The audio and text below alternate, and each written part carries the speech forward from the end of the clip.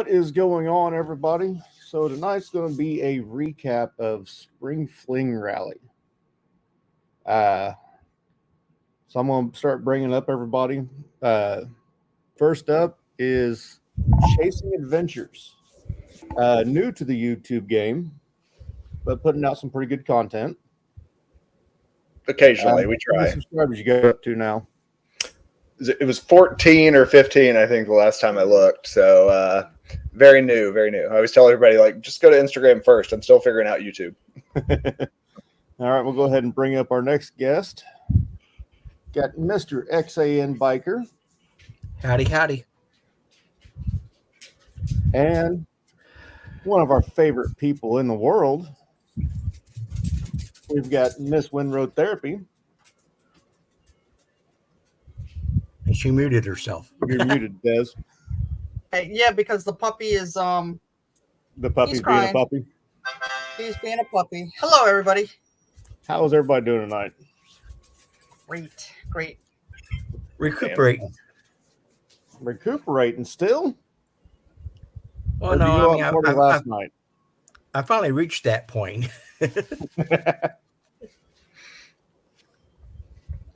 How long did it end up taking you to get home, XAN? About 7 hours. Oh, that ain't too bad. Oh. So, what did you all think of your first Spring Fling Rally? I know XAN and Des was your first.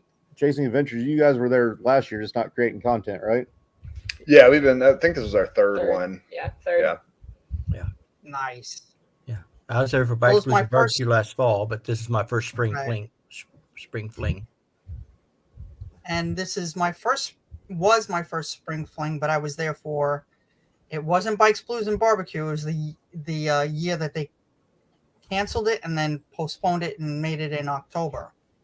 So that was in 2022. So September of when 2022.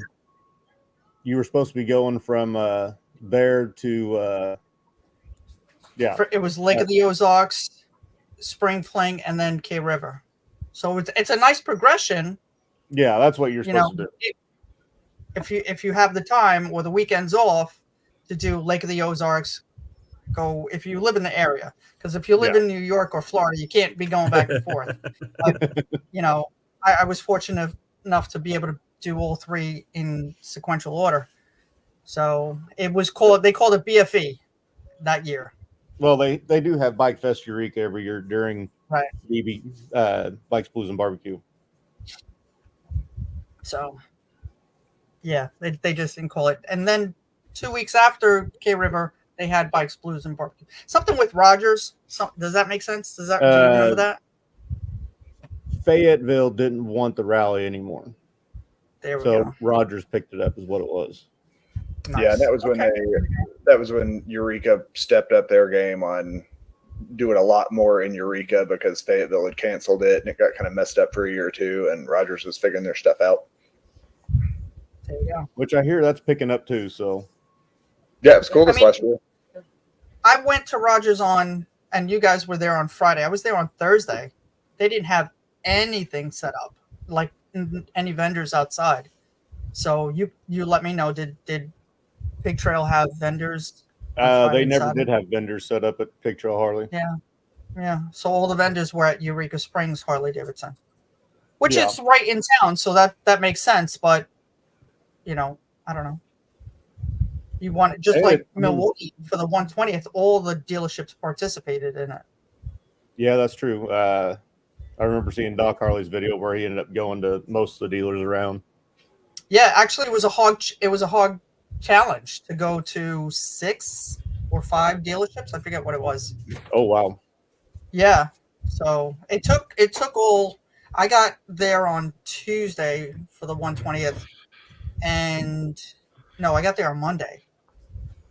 So Tuesday, Be the Rider PA was there, and he's like, I'm at Open Road Harley Davidson, which is right up the road from where I was camping. He's like, come on over. And I was like, well, I was going to chill by the pool. He's like, get on your bike and come over here and meet me. And I was like, okay. So I did. So I got an extra dealership out of 5 or 6, 7. I don't remember how many. But it's a pretty cool challenge to do. You get to see what every dealership is doing. Yeah, So- and they all had different vendors, so. Yep, they did. They did. But they really wasn't that many vendors set up at Eureka Springs, Harley. I didn't.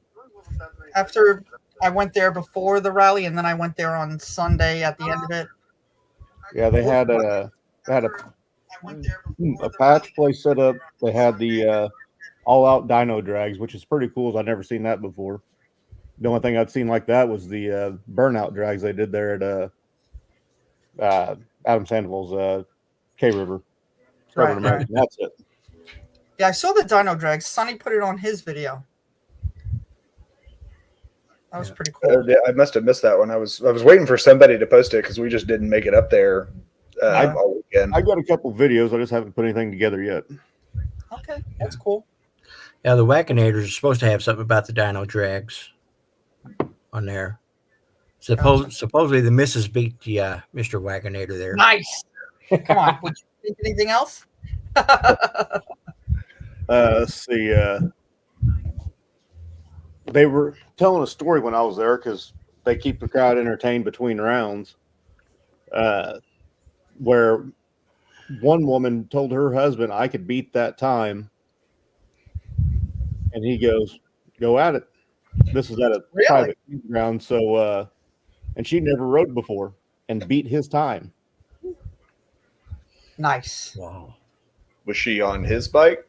Oh yeah, because she doesn't have her own, obviously. Whew, that's a brave man right there. Never ridden a motorcycle. Let me do a dyno drag on it. Yeah. I don't care if you're male or female or whatever. That's a brave thing to do. Yeah. Yeah, I'm kind of curious. Let Sarah do it on your bike. Love her, but I'm kind of curious about Pig Trail. I mean, obviously they did stuff at the Eureka location, but they definitely stepped it up for Bikes, Blues, and Barbecue when Fayetteville kind of kicked everybody out. So I'm a little bit curious as to why they aren't more involved in Spring Fling. You know, it's so far away. It's not like it really, they could plan it completely separately, seems like. And there's got to be people staying in Rogers because I guess there's quite a few choices for hotels there, ain't there? In Eureka. Yeah. Yeah. Well, and I don't know if anybody said how many people were there. It's so hard to tell because everything's so small section parking lots. You don't just get like an organic parking lot. And everybody's just crammed in. Find a parking lot. There's 7 bikes and right. Or then you get the guy on the slingshot that thinks he's a motorcycle and parks right in front of the cat house. Just talking about that this afternoon about slingshots trying to get a motorcycle parking. There was a slingshot parked in motorcycle parking there at Cat House on Saturday. Really? Yep. Oh man. I guess we we were there for a gone long for time too. Gone Which for it the was day. I think it was a Vietnam veteran that was parked there. So he may not have had the best knees, but I mean, parking around there is kind of a nightmare when there's an event going on, bike or not. You just never know. It's a challenge. Yeah, It's right. part of the fun. It's part of the fun. You get a story to tell. I had such a hard time getting a parking spot. You don't understand. It took somebody had to get on somebody else's bike. Shh, don't tell them. Move that bike so I could get my bike out. It's a story. Shh, don't tell the guy that we moved his bike. Or you just overheat while trying to find a spot. Yeah, that's what I had just gotten the newest BMW, the one I have now. But that was for Bikes, Blues, and Barbecue. But we were trying to find a parking spot for the last stop of the poker run. And I rode around in circles for 2 hours, overheated my bike, and just gave up. oh wow. Yeah, it was wild. Okay, Jay. I guess we'll allow that. Where is he? Baggerbaiter, you wasn't in here? Raiders in there.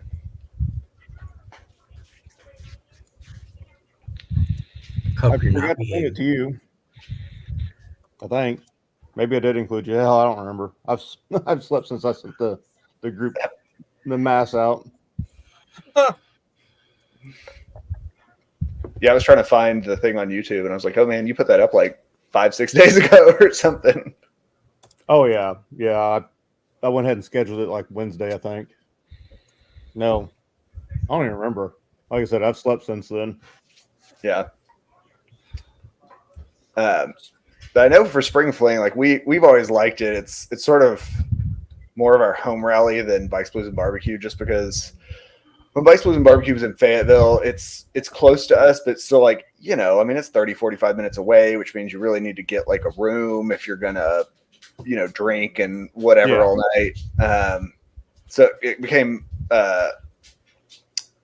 Spring Fling became sort of the smaller kind of riding rally versus Bikes, Blues, and Barbecue being kind of the walk around and look at vendor tents rally, Yeah. But I mean, it was cool that Switchback had vendors this year. I don't think they had vendors last year. And we had met Jax, the one that ran Persephone's Pleasures. We've met her a few times at other things before. Yeah, they had vendors last year. They had vendors. They had a tire shop and something else there. Yeah, I think they had the Casey Motor Babes last They had year. Motor Babes, and I think they had that accessory that was on the end of it. Oh yeah, the stuff that had like patches and leather stuff and whatever. Yeah. But no, it's just a good small like kickoff of the season kind of rally. I mean, I say it's small. I don't know. There could have been 5,000 bikes there. I just never saw them in one place. I don't know. That's the good thing about. That's the good thing about everywhere. So rallies that not everybody is congregated. It's like Sturgis. If you had several 100,000 people all in one spot, it would be chaos. But luckily, the greater Sturgis area is big enough with Devil's Tower all the way to Badlands, down to Custer, Needles Highway, Mount Rushmore, Iron Mountain Road, that everybody doesn't need to be in the same spot at the same time. Right. Yeah. So, Bagger, of all the people that would have clarified what Persephone's Pleasures is, I'm glad. I would expect no less. Yeah, I wouldn't expect anything less out of Bagger Bader. Just in case somebody didn't know. Sarah's enjoying some of the spoils of the rally right here. What do you got? What is that? Tell me. Show me. Tell me. Go for it. Apple pie moonshine. Where did you get that at? Made by our awesome friend Robert, or Moonshine Man, as Chase calls him. The road glide and the trailer. Yeah, with the dog. Yep. Yeah. Oh, okay. Yeah, we met him last year in Oklahoma, and this was his first time coming over to Arkansas, which I thought was wild because he rides like 100,000 miles a year. But what kind of dog is that he carries with him? I don't know what Maggie is. Yeah, I don't know what she is either. She's not small. Yeah, it kind of looks like a German Shepherdy mixy thing. I don't know. Yeah. But she goes everywhere with him. Every rally he's at, she's hanging out. He takes an umbrella with him, so when it's hot, he can pop it up over the trailer so she can hang out. Okay. I didn't see him set up, so I guess he was set up there at Switchback, wasn't it? Switchback. Yeah, him and Jax are good friends, so he pretty much parked next to her tent every day. Well, she calls him her rally brother. Yeah. There you go. That works. But you can't miss him out on the road because he has the music blaring. Oh, yeah. You can hear it over your own exhaust. Absolutely. I've been working on a short of that because he followed us the whole time for the poker run on Saturday. And I could tell when he was like within 100 yards of me because it was like the music got louder. And eventually, if he got beside me, she could hear his music through my Cardo. It's very serious. Yeah. For sure. So how many times did you end up having to climb that pole, Chase? I only climbed it once. I just had to stay up there for like 5 minutes. That's really what happened. That was impressive. Well, everybody was giving me shit about the about not getting the Badger sticker up there cleanly, and I was trying to yell at Sonny to give me a replacement.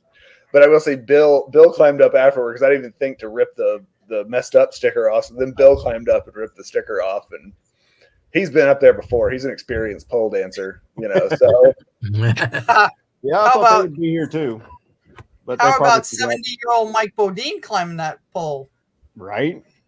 did someone else I do mean- it this weekend? I didn't. I wasn't over on that Yeah, side of the cat house much. Jay put my sticker up, but before Jay put my sticker up, Mike Bodine was like, I could do that.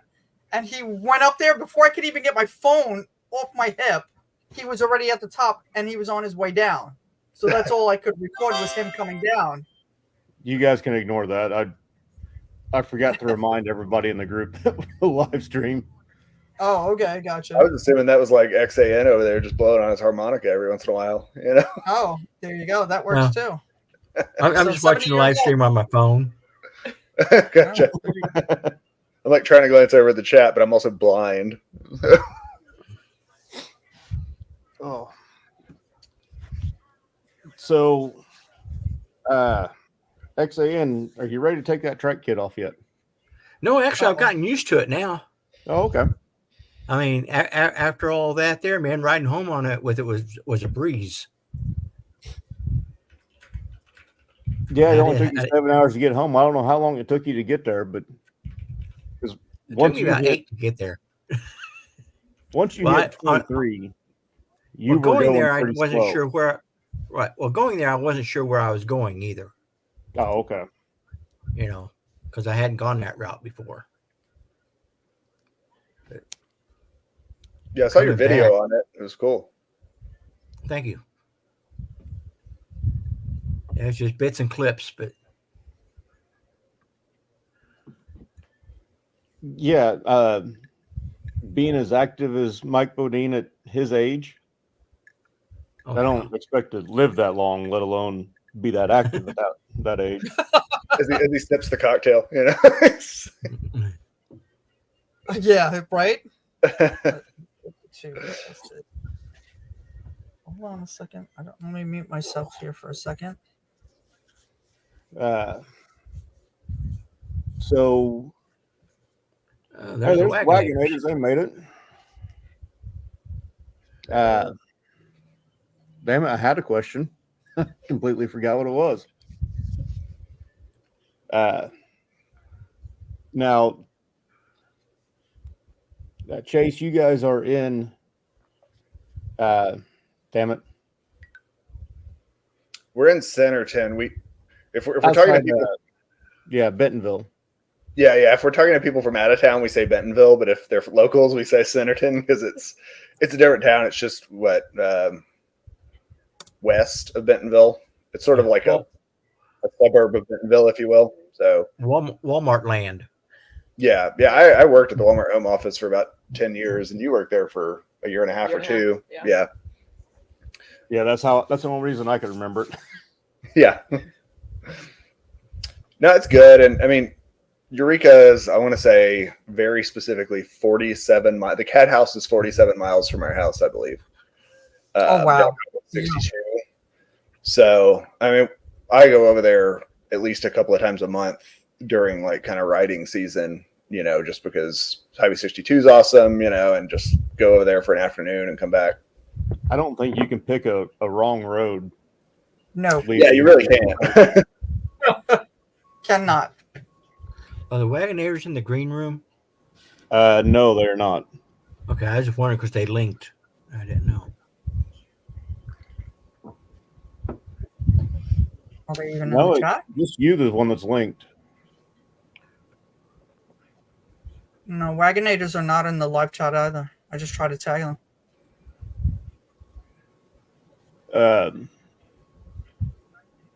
I think they're on XAN side of it because They might he's be. screen sharing. They might be. Oh, good job. Yeah, XAN did do right and kind of took it slow around trying to get used to his new track kit. Yeah. Or Yep. quad kit, really. I mean, you still got 4 tires Yeah. on the ground. Yeah, quad kit. Yeah. But I tell you what, I mean, if you're going to learn to ride it tight and everything, that's the place to do it. Yeah. Which So why I exactly think it would have taken did us you 4 go on times as long to get to OARC if you'd been with us, Mike. Oh, I'm sure. But we went to OARC on Friday for lunch, and that was a pretty good ride down Yeah. 215 Mm. or across 215 really. Till April off the broke big down. trail. Until we found April had a bad wheel bearing. Wow, that She was just the had to second go and one. break something. There was a gentleman on the Sunday Funday ride that had a wheel bearing go bad as well. Oh, really? Yep. So he was in front of me actually. He was just all over the road. Thank God we stopped when we did, and then they went and got a truck and left the bike at a gas station. I don't know where. Something Reed Springs, Spring Reed. I don't know, something like that. I'm not too. Did she- I did she know just- a little bit about the area, but it's just enough to be dangerous, I think. So Right. Did she just park at breakfast and say something didn't feel right, and that's what they came up with, or how'd that go down? we were on 215, and she was talking to Mike or writing the Ozarks on the comm system, and Jay, and she just goes, "Something's is this road rough, or is something wrong with my bike?" And we got to the end of 215 where you turn to go to OARC, and she goes, I think there's something wrong with my bike. So they were checking out the front wheel bearing. She thought it was in the front. But the thing is, I heard it a little bit before she said it, before I knew she was saying anything. And I pulled up there, got close to her, and something sounds off. And they said, "Oh, her trunk rattles." Oh, Ray Gregory. They rattled her trunk. I'm like, okay, but it didn't sound like a rattle to me. It sounded more like a grind. And then Jay grabbed a hold of her rear wheel and twisted it just a little bit, with all the weight still on the ground and everything. So if you have a bad wheel bearing, then if you do that. Jay saving the day, Yeah, we pulled the saddlebag off, and off the grass so that we could see that wheel real good. And you see 2 Desirees? Oh, okay. She's got a picture of herself behind her. Oh. Saddle Tramp seeing double, huh? How much you had Already? to drink It's today, bud? so soon. It's too early to see two. Yeah, it's early. It's early for double Desirees. You guys can only handle one, please. Desiree, I heard Jay say something about you guys making like an opposing video series sort of thing. Where are you from? Oh, I'm from New York City. But So that's where you like live right now? Pardon No, me? right now she's in Panama City Beach. Well, no, I That's mean, but your home is in New York City. My home is in Florida. Oh, okay. I didn't know if sold you were my like New going York back home. up to New York. Gotcha. Yeah, I did that. I did the commute for a while, and then I right before COVID hit is when I was ready to sell, and it was an experience to sell the house during COVID. So I'd imagine. yes. Who can't go in? They can't go in. This without you can't go in with the real estate. It was a mess, but it got done. So, but yes. So yes, I definitely would love to do that with Jay whenever he's ready. Because there's Arkansas speak and there's New York speak. And Jay you is guys, definitely king of Arkansas speak. That is for oh sure. my God. Yes. No, Yes, no, I Jay love is the king of trucker speak because he calls everybody driver. Like, I He don't calls remember your everybody- name. I'm going to call you driver. I love it. I love it. Hey, There's Road Road Rush Nation. Nation Here we go. chiming in. How you doing? Jay has been there, seen that. It's true. Eric Firecracker was yelling. I'm like, uh-oh. They win. I know we didn't get to talk. I know. It's true. But I'll be at K River. You guys coming to K River? Who's going to K River? I'm not going to make K River this year. Aw. I would like to, but it's right after my Hog Rock weekend. So I gotcha. Hog Rock is in your backyard. yeah, it's 2 hours down the road. Yeah, I get it. Hey, Jeremy, Yeah, you them changing the going weeks making it for, TMMR? Do what? Are you going to go to TMMR? I don't think so, because I think I'm going to try to do. This will make Jay happy. I'm going to go to Mid America Freedom Rally. Oh, Woo! they're back-to-back weekends, aren't they? Nice. We'll be You there. guys got to I think Yeah. two so. more years. Wow. And I've got something the weekend right before what would be TMMR. Oh yeah. You guys got to keep that Mid America rally going for 2 more years. Yeah, because Des ain't going to go till 2026. I know. I'm sorry. Plan that far ahead. Like, how do you know what? Because Des is a planner. Yes, I am. You got next year's rallies already planned out and knows she can't make it. You know. That's correct. That's exactly But I'll it. tell you what one she's going to every year, Sturgis. That's right. 2. Yeah. You can guarantee that I'll be at 2 every year, and that is Daytona and Sturgis. Daytona's in her backyard. Yeah. Say, how far are you from Daytona? 2.5 hours, Oh, gotcha. 3 hours, Yeah. give or take. So, Oh, by the way, Jeremy, the Blessing in the Bikes at Bald Knob Cross is on the 19th of May. Oh, it's not till the 19th. I thought it was No, this coming Sunday. Not tomorrow, obviously, but ooh, May, Saddle Tramp's thinking about May, K May River. 19th. New York, big city of dreams. it's a but good time, not Saddle everything in Tramp. New You York should go. I went in is- October when it was a little bit chilly, and it was still a good time. So What's that? K River. Yeah, it goes September into October. Mid America Freedom Rally. That's what it is. Well, Okay, no, K thank River this year is June. you. June. Right. No, I was just reading the acronym that Jay wrote there Oh, because I kept misspeaking it. This year's the 31st year. Really? You got to keep it going for 2 more years. Have I been to Leesburg? Yes, I have been to Leesburg. I live Leesburg's this an hour weekend, away. isn't it? Yeah, I live an hour away, so I don't stay there. I just ride back and forth.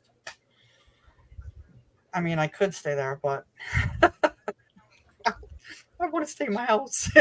And to be fair, we stayed in Eureka for 3 nights for Spring Fling just because heck no, we're not driving back or riding Right. back from It's there. true. every day. It's true. It's true. But it's not a bad ride. You know, it's a nice ride there and back. But whatever. Maybe someday I'll stay.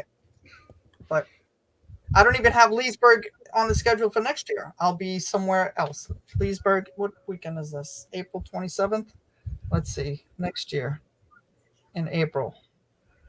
Come on, change the year. April 27th. I'll be in the Outer Banks next year. Oh, Outer Banks has a rally too. Yep. I would like to go out there for the. Well, I Yeah. want to go to the Outer Banks anyways, just because. True. It's been 30 more than 30 years since I've been 35 years. 36, something I like just that. love since I've North been Carolina in general because you have the mountains Correct. on one end of the state and you have ocean on the other end. Yep. And like Florida, So, where yes. it's ocean. Chase is like, he's looking like I can't think till 3 months from now. But when Yeah, you have I an mean, to RV, be fair, the schedule for this year is literally in front of me on a different screen. Like with every single date. Are we going? Are we not going? Are we tentatively going? And like how many miles and how many days until are on it. So we do I get planning. a calendar from work with the full 12-month calendar all on one big poster. Oh yeah. My wife had me put down all the rallies that I was going to, and I'm like, well, fuck, I might as well include the ones that I might go to in a different marker color, and then the ones that I'll go to if I win the lottery, I'll include those in a different marker color. Great. true. Yeah, Sarah printed one off at work and had me like, go over it and like scratch through the dates for everything. And Bill and Ray just said they're out of town. That's why they're not. oh yeah. Oh, okay. And so that everybody knows, because they're talking about K River in the side chat, the Stubborn American is June 19th, 20th, so whatever you get there, 20th, 21st, and 22nd. So Thursday, Friday, Saturday, 20th, 21st, 22nd. I like to get there a day or two early just to go ride. Just like Eureka, I got there a day or two early. Go ride. I didn't intend on it, but I went in all 4 directions from Eureka Springs. So just happened that way. K River surprised me, just kind of knowing Oklahoma, and a lot of Oklahoma is pretty straight, flat, whatever, nothing exciting. But when we went to K River and went riding around, I was pretty impressed by how, I mean, it's not like the pig trails, switchbacks, and crazy whatever, but it's really good riding around the campground, especially compared to the rest of Oklahoma. It's true. It's true. Yes, I was pleasantly surprised too because I was actually born in Oklahoma. I still have family there. After I left K River in 22, I went to visit family for a few days, and they live north central Oklahoma where it's just flat and straight. I wasn't expecting Talamina, or was it Talamina? Right. Talahina? Talamina Drive, yeah. Yeah. Talamina Talamina Scenic Scenic Byway. Yep. Mm-hmm. It's a good ride. There's one above it. I don't remember the name of it. I don't know if it has a scenic byway name, but I'm going to ride that one this year. There's another route that goes across from Oklahoma into Arkansas. Help me out, Chase. Wind River? Oh, The one that has the dam on it? there's the You dam ride run that that out. they did. I don't know. Dang it. But, now I got to look it up. Please Winding stand by. Enjoy Star- the... It's so funny you say that because, like, I'm like the millennial guy who's had GPS for basically all of my adult life, and so anytime somebody asks me like a road name or number or whatever, I'm like, I don't know what it's called. I just know like where it is, like whatever. Jack has no comment about Oklahoma. Yeah, I see that.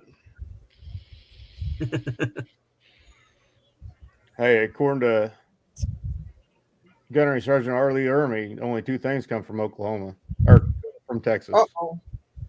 So, hang on, this one's from Oklahoma. She's there. What part of Oklahoma are you from? I'm from Miami. Northeast Okay. corner. Yeah, I go through there. I go into Enid. Yep. I don't really go through there. I go through the tollway. Yeah. There's not much there to be worth going through, so. Unless you want to go to her parents' house and maybe have some like smoked brisket or something, that's about the only thing worth going to there. Yeah. There's a restaurant where part of their dining area is in a old cattle car, and it's north of 412 somewhere. And I really want to stop there one day on the way. Oh, or on the way there. I can't remember the name of it. I've got it saved as a want to go place on my Google Maps. Yeah. I don't know about that, but if you want to ride some of the original blacktop of Route 66, you can go through Miami and ride that. Mm-hmm.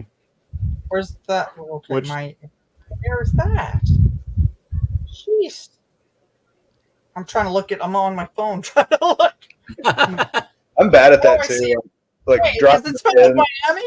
Yeah, it is. Come on. Say it again. Miami? Come on. Oh, here comes the drama. Watch out. Wait.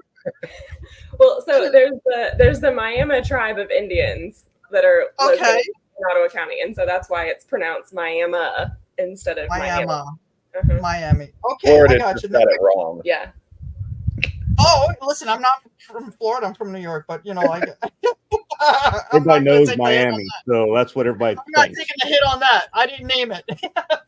Gosh, I see it we got now. together, and I would, be like, "Oh yeah, we're going to Miami this weekend," and would type it out, and be like, "Oh, you're going to Miami? Like just this weekend?" Like, no, I'm going an hour away in Oklahoma. It really is. I can't find. I guess that is the road. Maybe it's one lower than that. What is the name? 3. So the Talamina is Route 1, and we've taken 63 back. So when you go into Mena, Arkansas, then you just take 63 back. But then there's Route 3. It just looks like interesting. But then Christian Custom said something about Robbers Cave. Going up by Robbers Cave. Do you guys know about that place? Bagger Baiter? Maybe you do. No, I was gonna say Oh. I need to get better because I have pins and stuff for locations to hit when they're out on the road, and I'm like so terrible about that I probably pass like a million cool things and just no earthly idea. I stayed at the Porn Star Inn. I have never Way heard different than Robbers Cave. Robbers Cave. Bagger's got the good stops, you know. Let me see your Apparently, pins, man. I've never heard of it either. Isn't Robbers Cave like isn't that the cave in like Missouri? I mean, I see 3,000 billboards for caves, but I'm not sure if I saw a robber's cave. I don't remember Robbers Cave, but Robbers Cave there's State Merrimack. Park. Merrimack is highly advertised. It's Yeah, Wilburton- Merrimack is. It's like ridiculous. It's Wilburton, Oklahoma. Mm. It's an hour and 11 minutes north of K-Rib. Oh, okay. Yeah, that's K River's like way over there, though. Middle of nowhere. K River down the southeast corner. I tell you, but that Italian restaurant that's in town is really good. They give you a lot of food. Road Rush has got you covered. Thank you. Road Rush is the joint. They know what's up. I am not going to Bikes, Blues, and Barbecue. I will be in Texas at that time. Riding with the. That's the the Texas Lone Star Rally, right? I am going Lone Star Rally. So. That's the I'll be same in Texas. weekend, or are you just going to be in Texas? I'm going to be in Texas for about a month. Hmm. This year. Let's see. Where am I? Oh, boy. Go. I can't imagine why you would get shit for that Bagger Baiter. It was probably one of the ones that floods multiple times a year. Wait, what happened? Oh, the Bagger hotel. Baiter said the hotel he picked was a dump, and he gets shit still for picking that one. And I know he picked it off the name. He didn't give a crap what the review was. He was going to stay there. Yeah. Okay. Mr. Right. Bodine's in the house.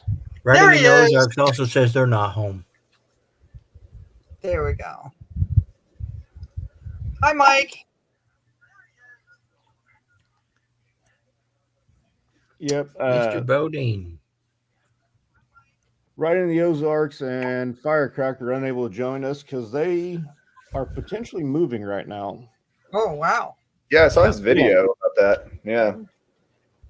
Oh, would you grab my Which is also So- what's keeping Mike off of a new bike right now, too. Yeah. Yeah, but I think he had said that before that, you know, they knew they were going to need to figure out the house situation. So Yeah. it is adulting, right? Like, yeah. Yeah, I went and looked at a new bike today, Uh-oh. and I've almost got the wife convinced. So Nice. Which, you What can year tell us yours? about. What year is yours, Busted Knuckles? 21. 21. Okay. Say it looked pretty new. And Yeah, I went up to went over to Garfield today and got Witchcraft's new patch put on my vest. So Oh, that's I was awesome. hoping they were going to be on here, but I guess not. What weekend is Bikes, Blues, and Barbecue? It In is September, October? September 18th. September 18th. and I agree, HD. I'm in Being an Arizona. adult sucks. XAN, are you going to make Bikes, Blues, and Barbecue this year?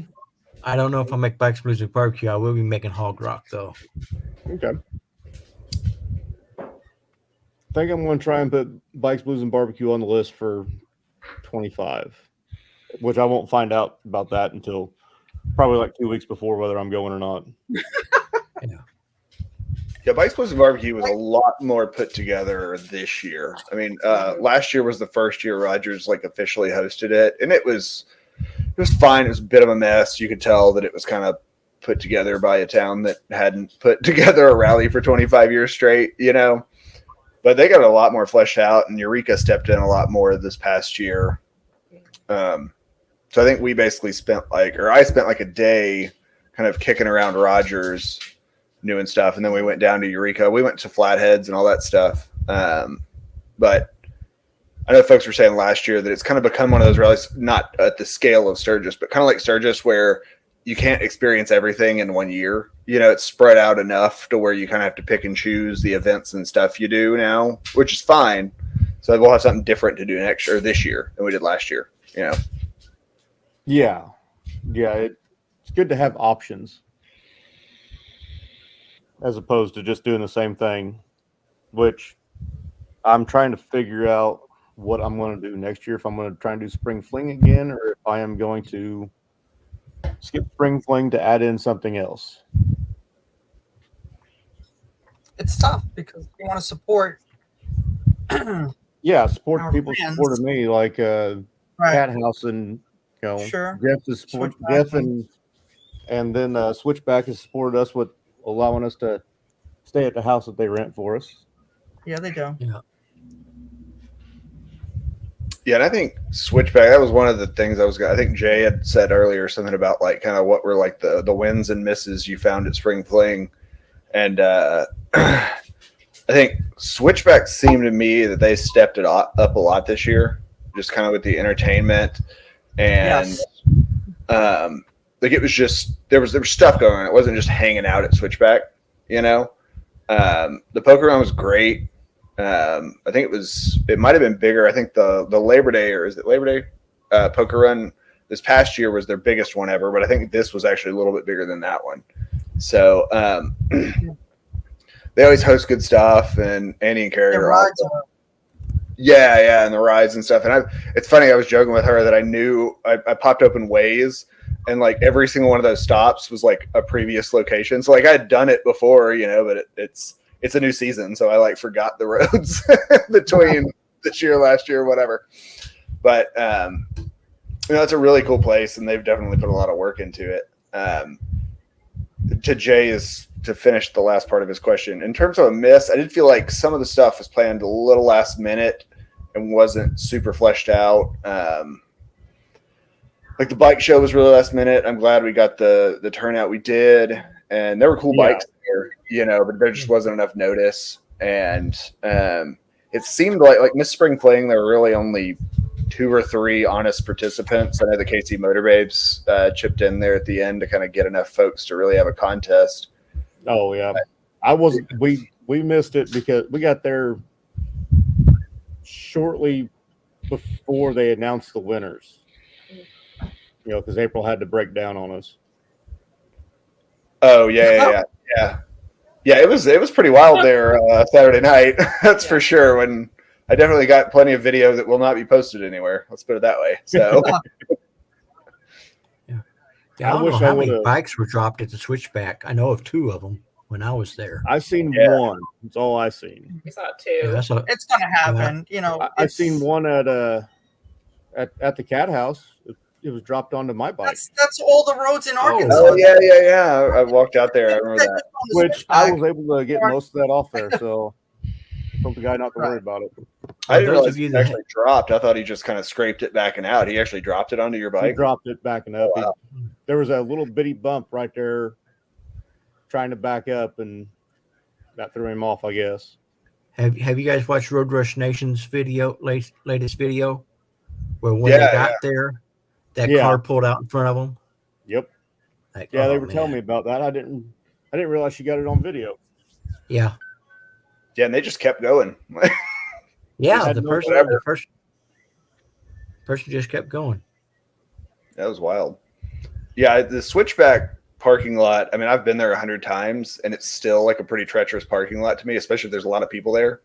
Oh, yeah, because it's all kinds of odd angles. Yeah, it's all bumpy and weird all and whatever. Uphill, and then sometimes there's a sideways lane to it, too. Correct. Yeah, it's fine if it's like wide open and you can just pull straight up to the front and park. You know, it's pretty clear there. But yeah, we were watching that the couple of days or whatever. Like, are they going to lose it? Are they going to lose it? You know, the whole time. So it's a test of parking skills for sure.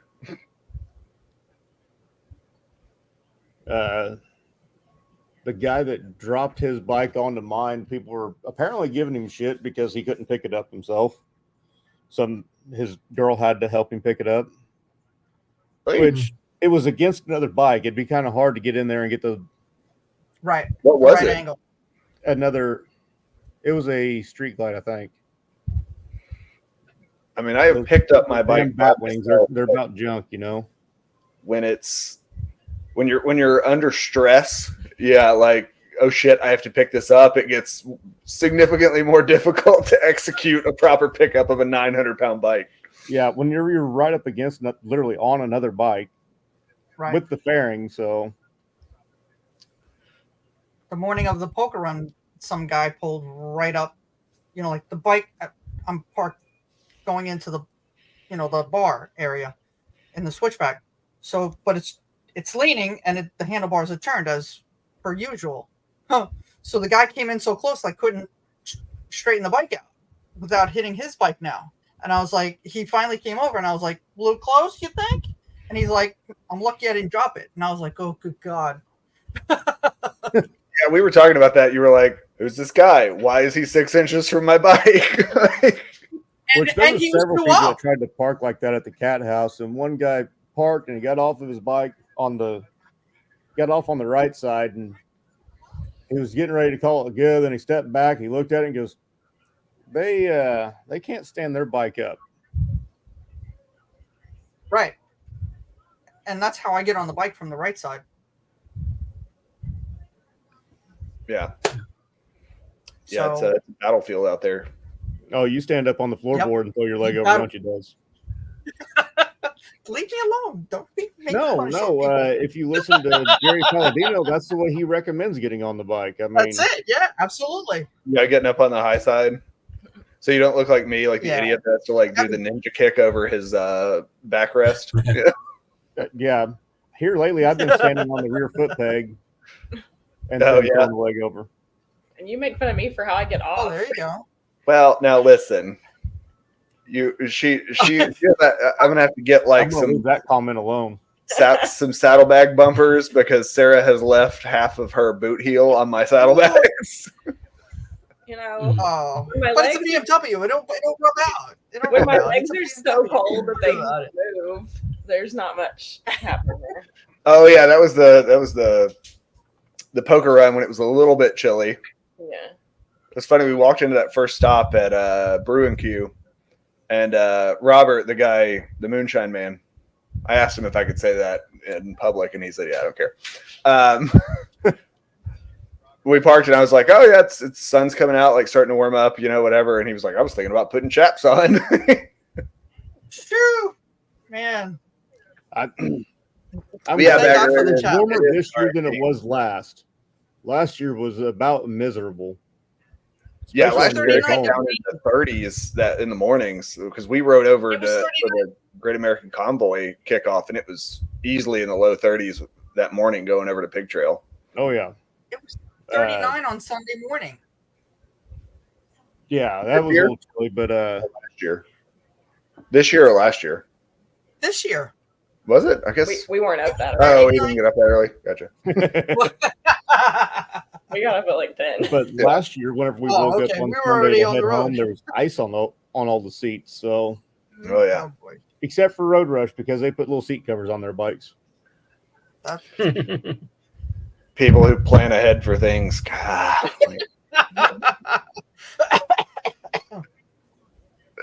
sorry. You know what?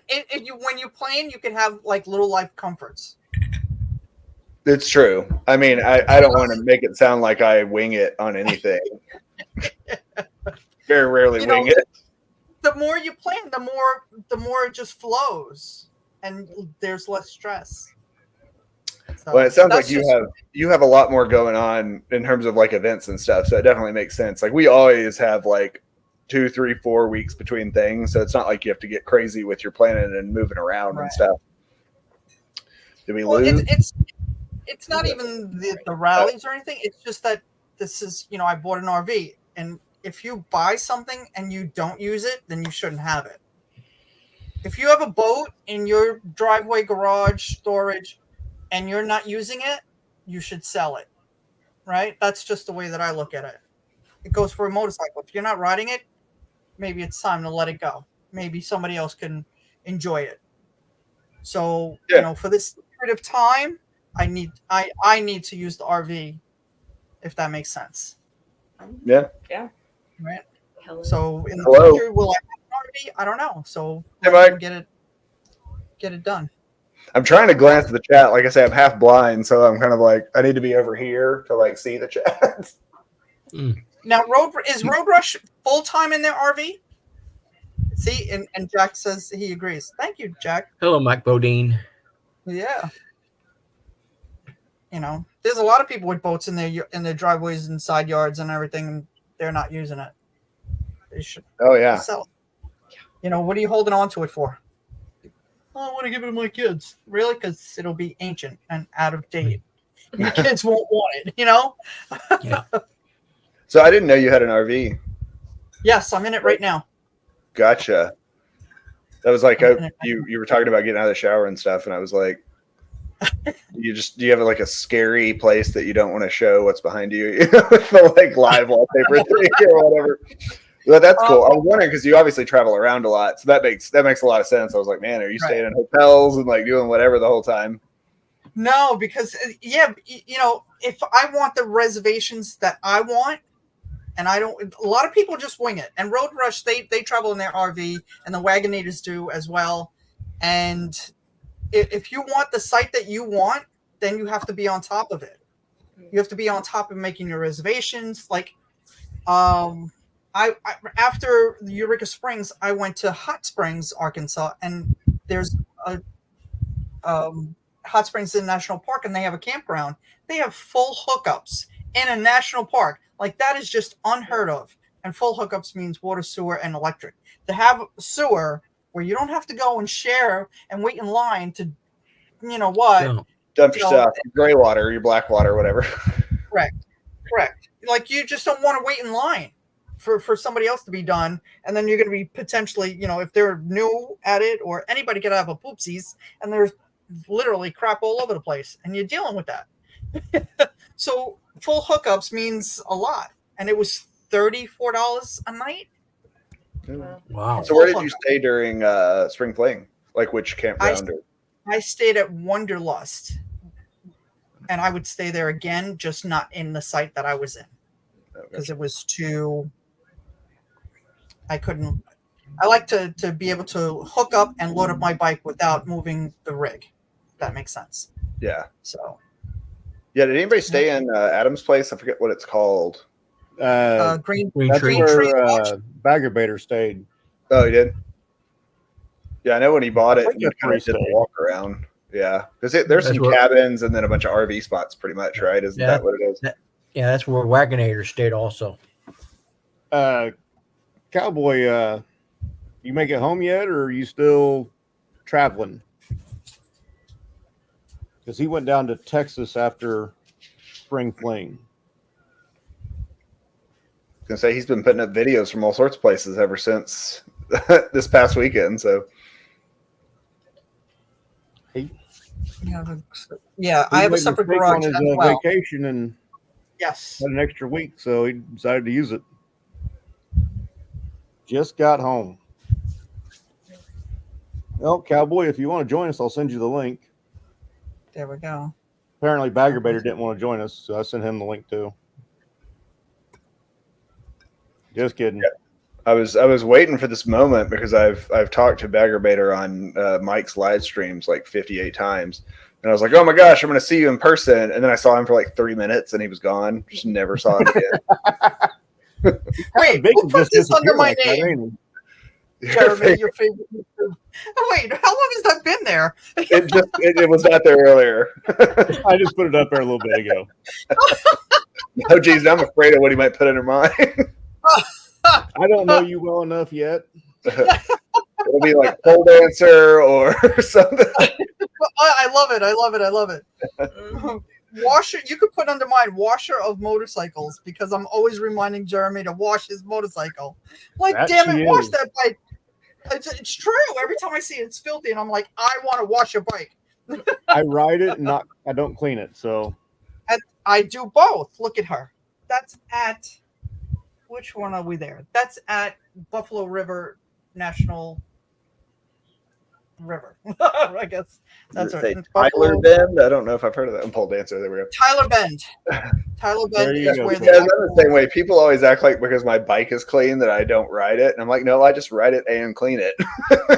You know. To me, if it's nice enough to clean it, it's nice enough to ride it, and I'd rather be riding than cleaning. Listen.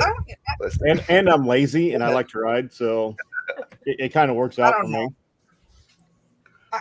It's, you know what? It's hot in Florida, and I feel like anything that's on your bike is just going to melt into your bike.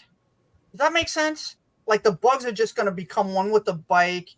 Like Bugs eat clear coat, you know. It happens. Handprints become part of the bike if you don't address it. You know, the oils from your palm. Oh, Everybody has oils. Everybody. So that just becomes ingrained. I don't, you know, I'm sure there's magical stuff out there to clean it with, but that would just drive me insane. The OCD would kick in. That's why you don't art. Pardon me? What'd you say? Oh, I said that's why you don't touch art as well, because the oil. Exactly. Yes, exactly. Right. So that's how we catch bad guys. The oils from the hand. Mm-hmm. Bagger's got stuff going on, which, based on his previous conversation, God only knows what that could be. Right? Oh, Lord. Oh, Lord. He's probably afraid that Bill would been in comment. Well, Mr. about J, something if that you're he said going to before. I clean my bike when I'm done riding, and sometimes I'm up till midnight cleaning the bike when I get back after riding. And I have witnesses. I usually do it every weekend, kind of like at the end of the weekend, like Sunday night. You know, you're just having beers in the driveway, hanging out. That's when I clean the bike. Every night. She's Every like, night. you know, kind of like softly caressing it. I'm not gonna highlight that one, Bagger Bader, but that's on par for you. That's on par. Oh, good Lord. He's multitasking. Oh. But now I feel like you do need to be on the screen. Let's see what's happening here, Vader. Jay, that's about how often my bike gets washed is twice a year. Once at the beginning of season, once at the end of season. Twice But a year. again, it's been washed twice this year. So I bought a pressure washer. So I bought it to, you know, clean off the outside of the house a couple times a year, or at least every year once. And I might as well use it to wash my bike from time to time. There you go. Now, if the wife asks me to wash her car, I'm going to say, well, there it is. There's the hose. Go for it. Sarah just waits on her until I can't stand it enough to wash it myself. That's how it does say full dancer.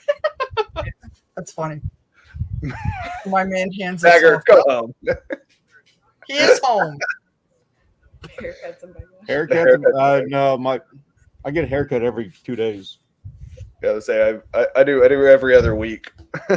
It's true. Michael doesn't wash his bike, and he knows. I look at his bike, and I totally judge him, like Mike. And then he stops by and Next has time the I pretty see you lady. guys, I'm going to come with a rag and some quick detailer and just hand it to you. I'll do it. I'll do it. I don't know how to take I recently tried that S100 stuff that I think Pro Monkey like swears by it or whatever. I was like, oh, let's give it a shot. And I read the can and it was like, don't leave this on for more than 5 minutes or else you won't have paint left or whatever. And I was like, wow, okay, never mind. Oh, wow. Yeah, it's apparently a little caustic. Oh, jeez. Eats bugs and $5,000 paint jobs, you know? Well. And now we have Lone Cowboy Adventures. Woo! Well, we have in Florida, we have the love bugs, and they will just, when you smash into them, whatever they have will just tear your paint apart. Yeah, they have a type of acid in their body, basically. Yes. You got that new hat on there, Cowboy? Can you hear me? Yep. Yeah. Hear you. Yeah, I just want a few minutes. We got thunderstorms rolling through. And really? Yeah. Had tornado warnings up northern Missouri and all that stuff. But it was a pleasure seeing all you guys, meeting you guys down there. It was I had a good time, you know. Good deal. Was that your first Spring Fling? The Spring Fling, yeah. We've been down there.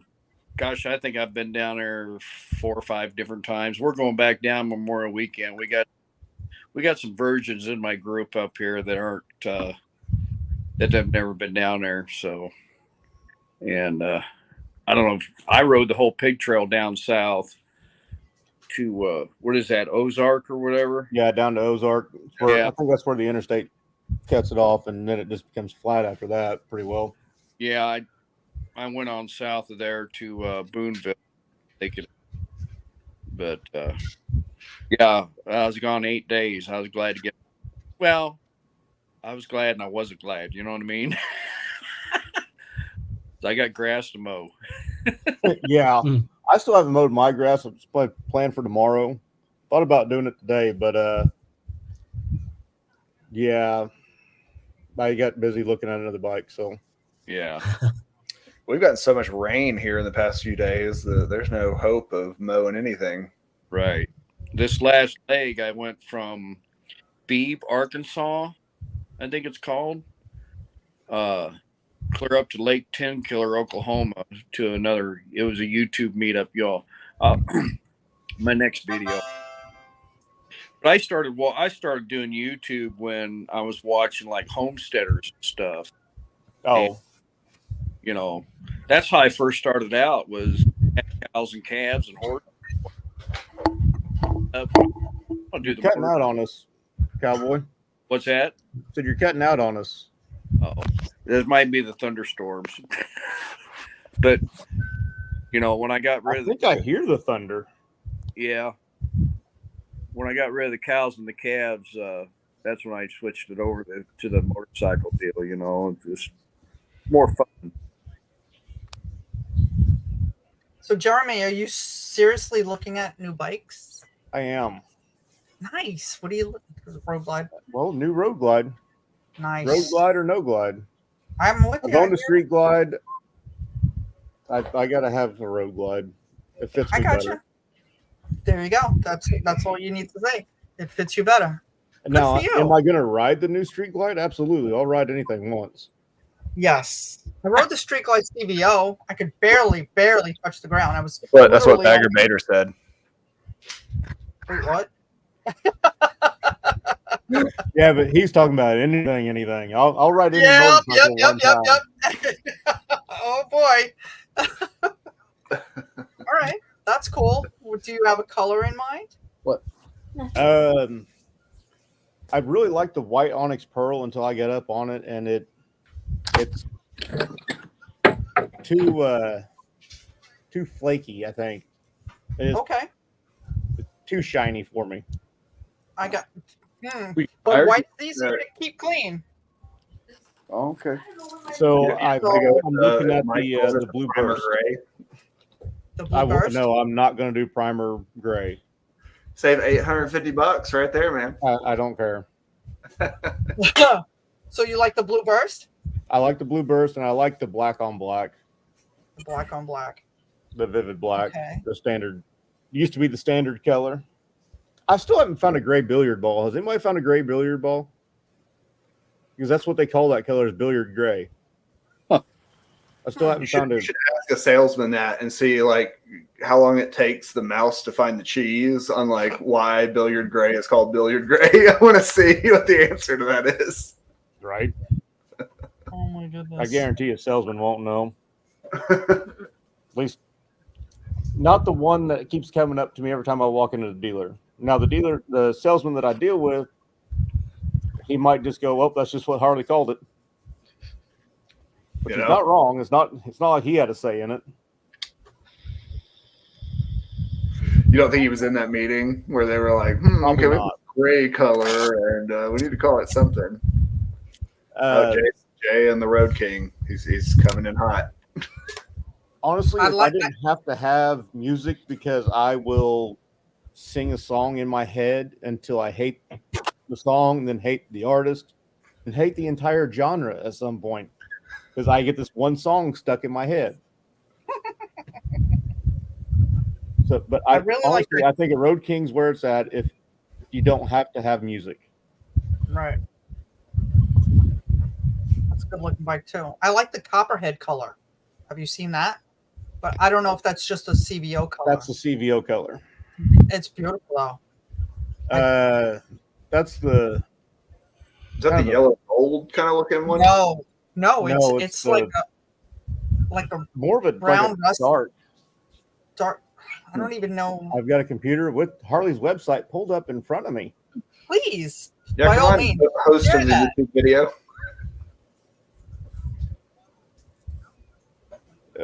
CVO. Yeah, Bagger, that's what I've been calling his primer gray, just because he always says it every video. That's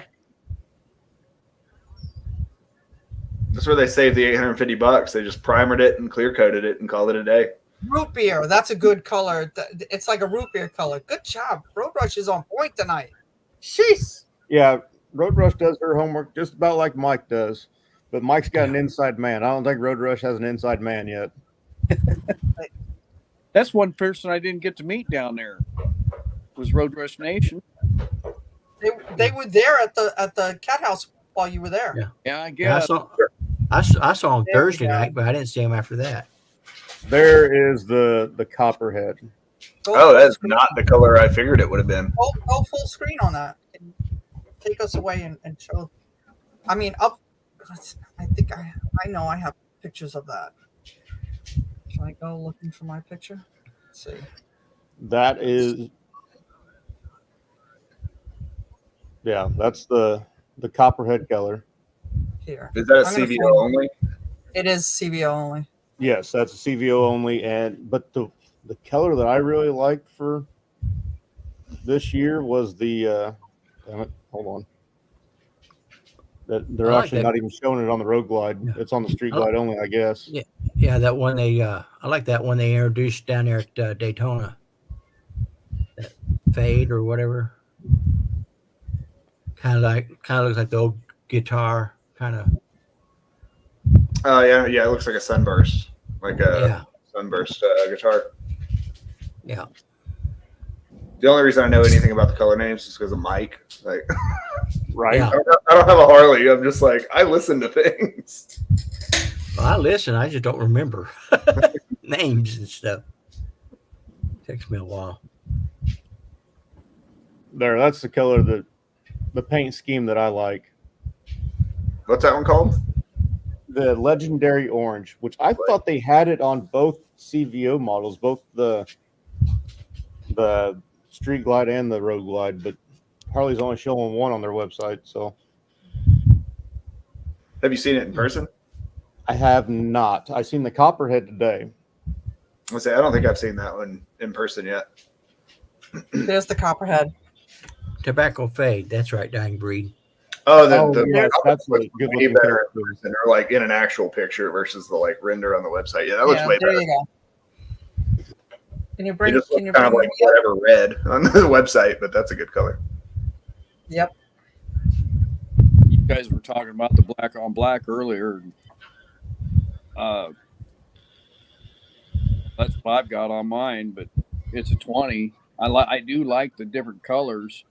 I mean, if I were to buy another one and keep this one, I would ride the same one I've got now and just ride, the CVO, for maybe around town once in a while, keep the mileage down on it.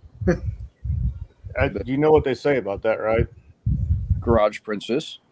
No. No, that's what Bagger Vader calls Like it. keep the mileage down is not like riding your girlfriend to keep it tight for the next guy. Oh, I know. Oh my God. This one that one I've got now, we just turned 51,000 on it. I don't have any complaints. I don't need all the fancy electronics and all that stuff. What I've got on it is just fine for me. I tell you what, guys, I was running 90 mile an hour up the interstate trying to beat these storms in here. And, Yeah, that lightning on your house, I see. Yeah. Yep. Yeah, Yeah, it's flashing out to the west a little bit. I think we were supposed to get it later. Yeah. But You're Kansas City, right, Cowboy? yeah, I'm on the north side of Kansas City. Oh wow, yeah, that's a serious band coming across there, Missouri and everything. Oh yeah. I'm just Which we're not supposed to get any of that here where I'm at, which I am pretty well just straight east of Kansas City. So Yeah, I love the idea of colors, and then I'm afraid I'm going to get sick of it in 6 months. And so all my vehicles end up being black on black on black. I don't think I'll ever have a red bike again. I love red. Red's one of my favorite colors, but every red bike I've ever had, I've dropped. Yes. You've dropped? Is that what you said? Dropped, yeah. Oh, so it's like a And I was superstition trying to against back red. up next to my tent at Hog Rock, and my right knee said, "No, we're done," and it hit the ground. Yeah. I left it down there for a minute, drank a beer, picked it up, and went on.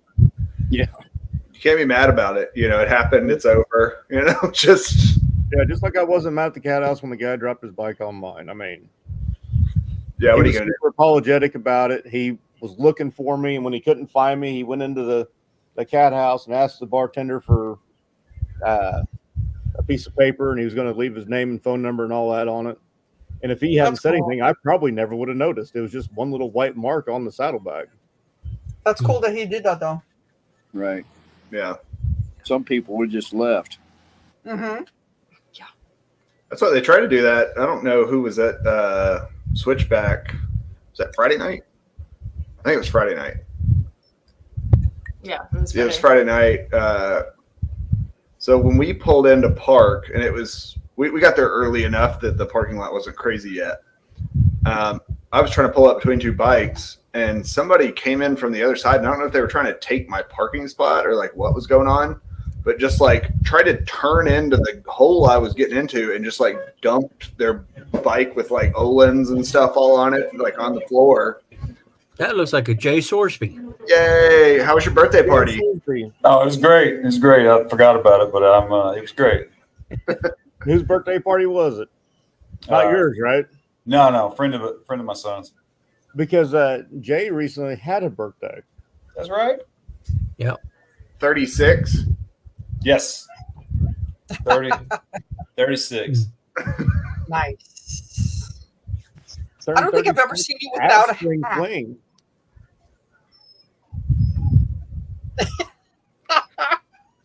What? Wow. Is that better? Oh my god. Oh my word. It was a compliment. Oh, well, thank you, ma'am. Look at that. Now I believe the twice a year haircut thing. Yeah. Right? So we should go check his bike and see if it got washed. Hey, Mo. Right before Spring Fling, I washed it the night before. Oh my word. Which I washed mine the week before, but by the time I got there, you couldn't tell it. I mean, there's several thousand dead bugs between here and Eureka Springs. So, Oh yeah, it's the season. Like you can't. there's actually a reason why I hate washing my bike. I find a new damn paint chip every fucking time I do it. So, which is one of the reasons I thought about going with the black on black, because the fairing is black plastic underneath, so it's not going to show the chip as much. Yeah, I've got several scratches on mine, especially on the back fender from hooking my trailer up one time. And I have paint pens, and they're black for when we used to write the tag, for cow tags. And I just took it and covered it up, with a ear tag pen. Yeah. No, I think all my Where is that scratches picture are at? just from Sarah kicking my saddlebags.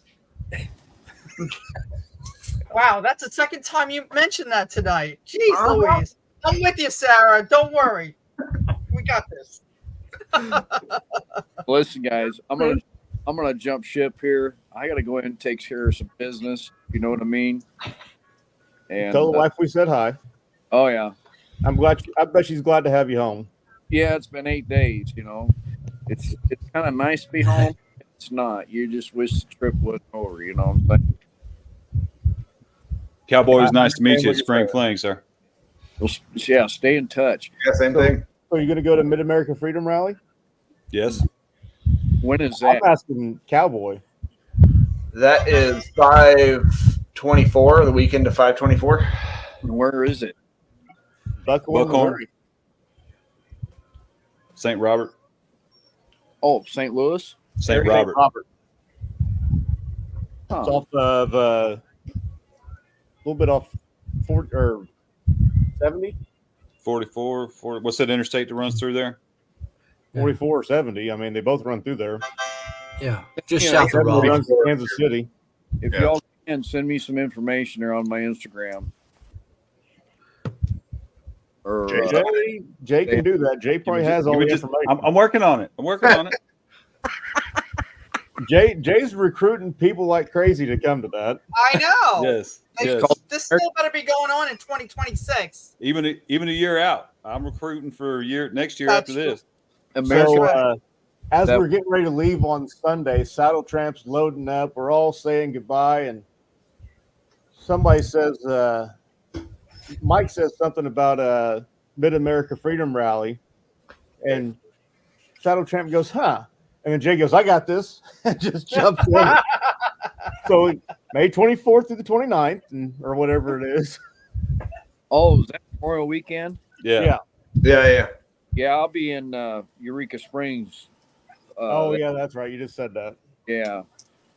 I got a couple of guys. One guy is really green, and the other guy's got some pretty good riding experience. But yeah, I need to get them down there and see that. We used to go down there every Memorial Weekend. Mr. Bodine is going to be at Mid America Freedom Rally. Woohoo! All right, Jay, I just got that. I'll approve it here in a minute. So Okay, cool. After you do, I can send the photo. yeah. Okie on Two Wheels. Is that the channel that I talked to him? Okimoto was in the side chat earlier, but I haven't seen anything out of him for a little bit. He Okie He on was Two in Wheels Spring doesn't have a Fling. channel, Okay, yeah.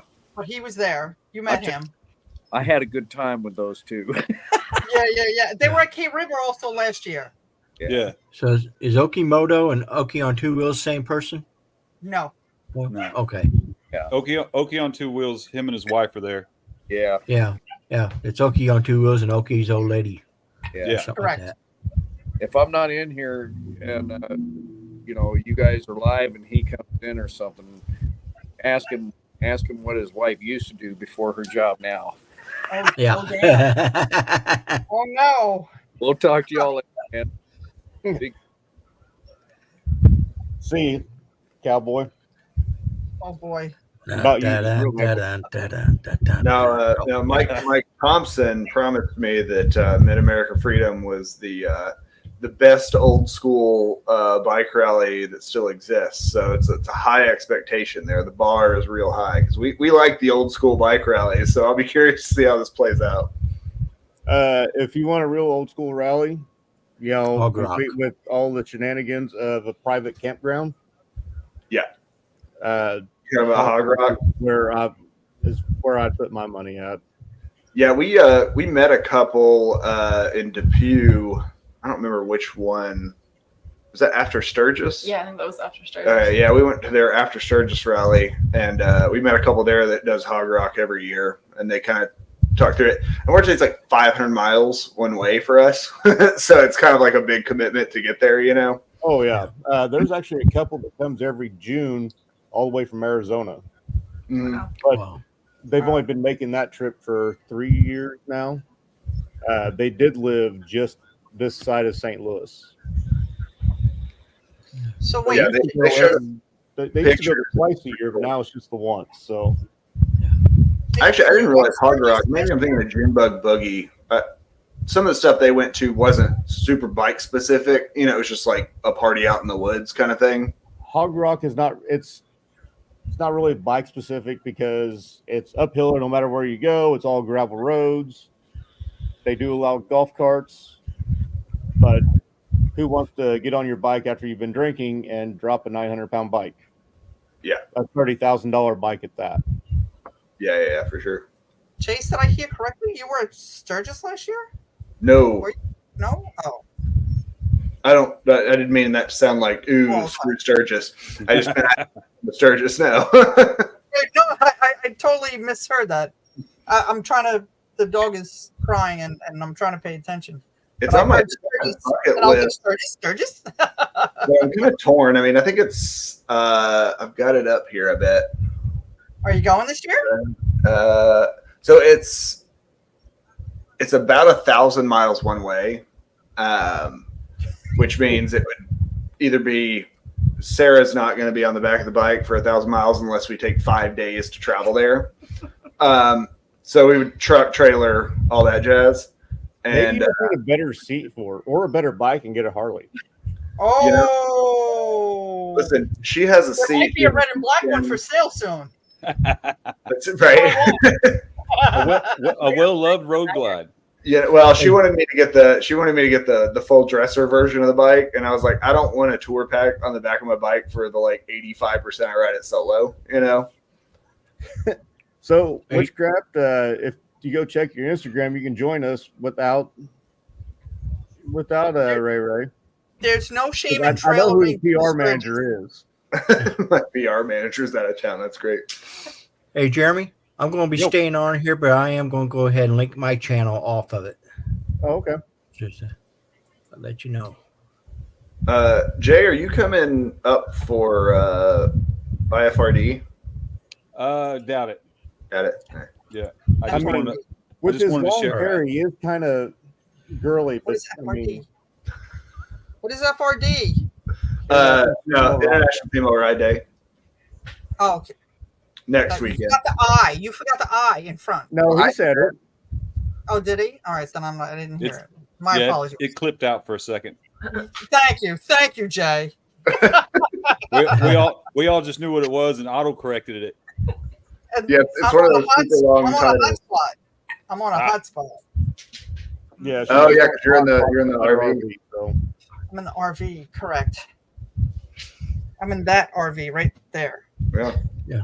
That's a Florida thing. We call it campers around here. An RV is like a driving camper. No. yeah, yeah. To me, No. yeah, It's- I'm the same, but It's that I've learned to Arkansas speak thing. Des, so Yeah. No. He's like, I'm just not going to bring it Well, Those are called motor coaches. so that's Motor a quick one. that's Des fair. has You're this monocle for that one. the one Yeah, that hooks onto exactly. the bumper, people call a travel trailer, and then RVs Right. is a recreational vehicle, as in you drive it. Negative K. Yeah. What do they call them in sunny old Britain? What do they call campers in Britain? Oh, fuck, I've watched that damn episode of Well, there's Top Gear and then Top Gear. Snatch too. They Top a Gear. caravan. A caravan. That's what it's Right. called. What do they call a And they camper in call England? What do what? A caravan. Caravan. That's it. Yep. I've watched that episode of Top Gear a few times.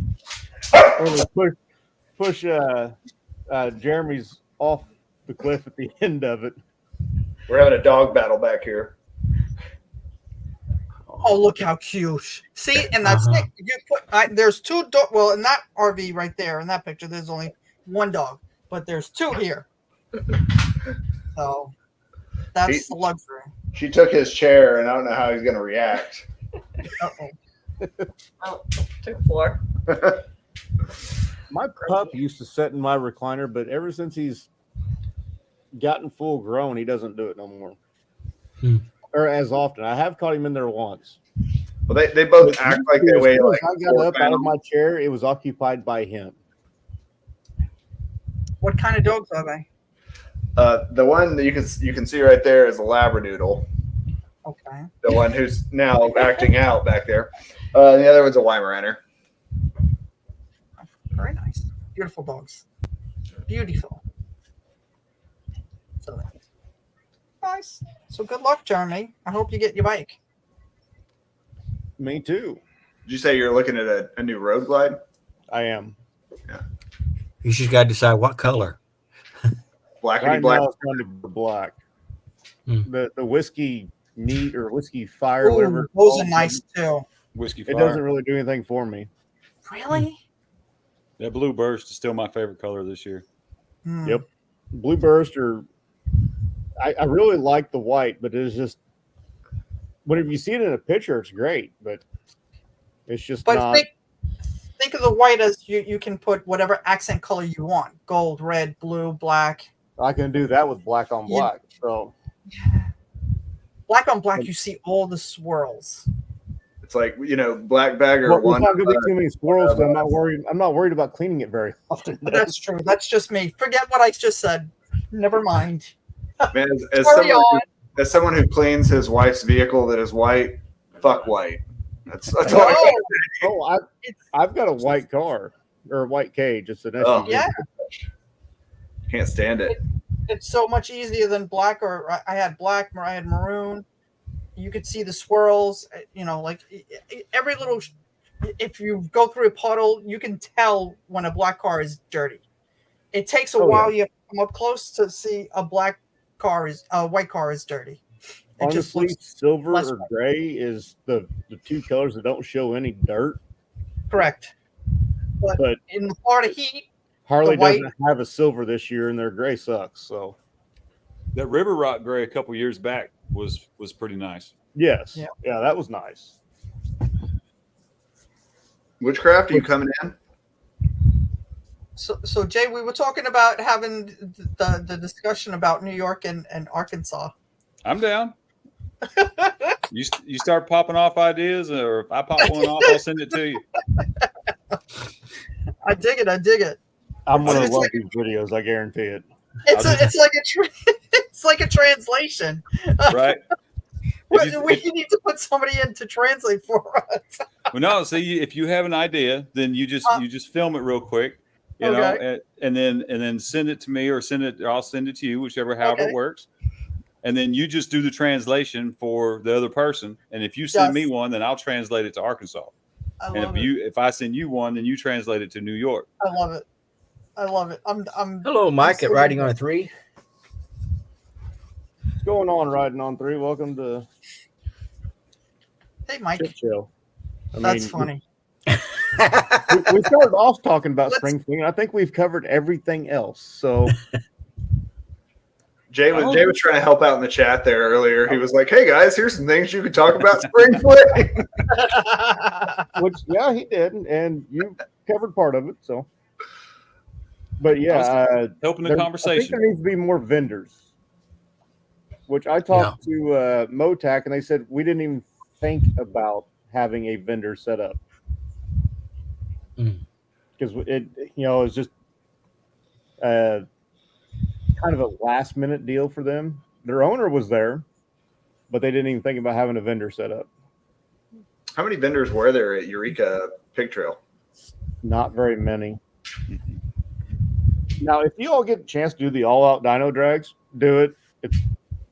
It's going to be fun. I didn't have the chance. I had to get somewhere. Well, But, we were kind of held up. oh no, I went on Saturday. Oh, okay. No, I wasn't held up by Trying to stay. April breaking her bike. Stop the gross licking noise, not you, mouth ear. It's no problem, Bill.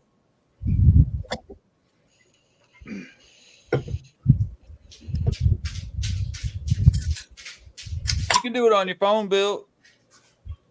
Like he has Instagram on his phone. He probably does, right? I don't know.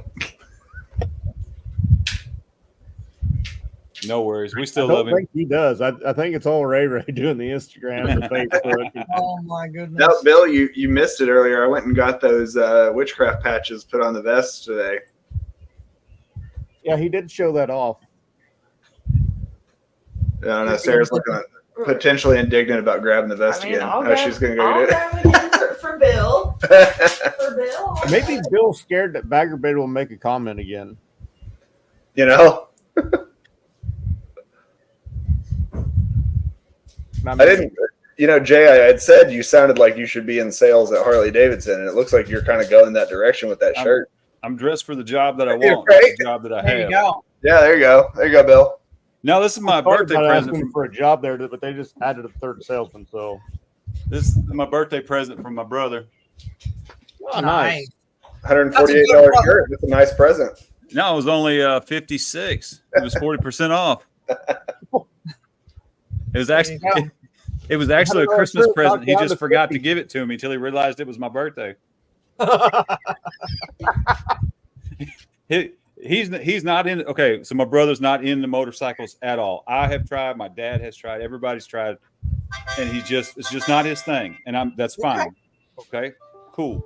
Well, he went with his girlfriend to the museum the week before homecoming last year, and bought me this shirt for Christmas. And like I said, he didn't give it to me till April. So that outlet store is awesome. Yeah, that's right across from the museum. Yeah, he told me he was up there, and I was like, bro, you need to get out of Milwaukee as soon as possible. Unless you really like motorcycles, you need to leave. Why? What's going on? Yeah. And they were just there. They were trying to hit as many Major League Baseball games as they could in that area. So they were trying to go to all the stadiums. He wants to go to all the MLB stadiums and watch a game at every one. Me too. That would be cool. And he's got a bunch of them. So yeah. I think I have around 10. I've only got one. He just finished his job in New Jersey, so he's been up there about a year. And he's that a 3 or a 0 there chasing? Zero. Zero? When you did it, you kind of had 3 fingers up the same. Yeah, right. Yeah, listen, all right. No baseball games ever? Well, okay. I live in Northwest Arkansas, which is, I don't know if you've ever seen a Brother Where Art Thou, but it's 2 weeks from everywhere. Yeah. So you've never been to St. Louis or Kansas City? Well, first of all, I was a Cubs fan growing up, so I would never go to St. Louis. Okay. Yeah, but you're a Cardinals fan now. Totally. Yeah, actually, it's funny. We did get that Cardinals shirt in the gift bag from the poker run, and it was like ironic that we would get a Cardinals shirt in the Cubs house, whatever.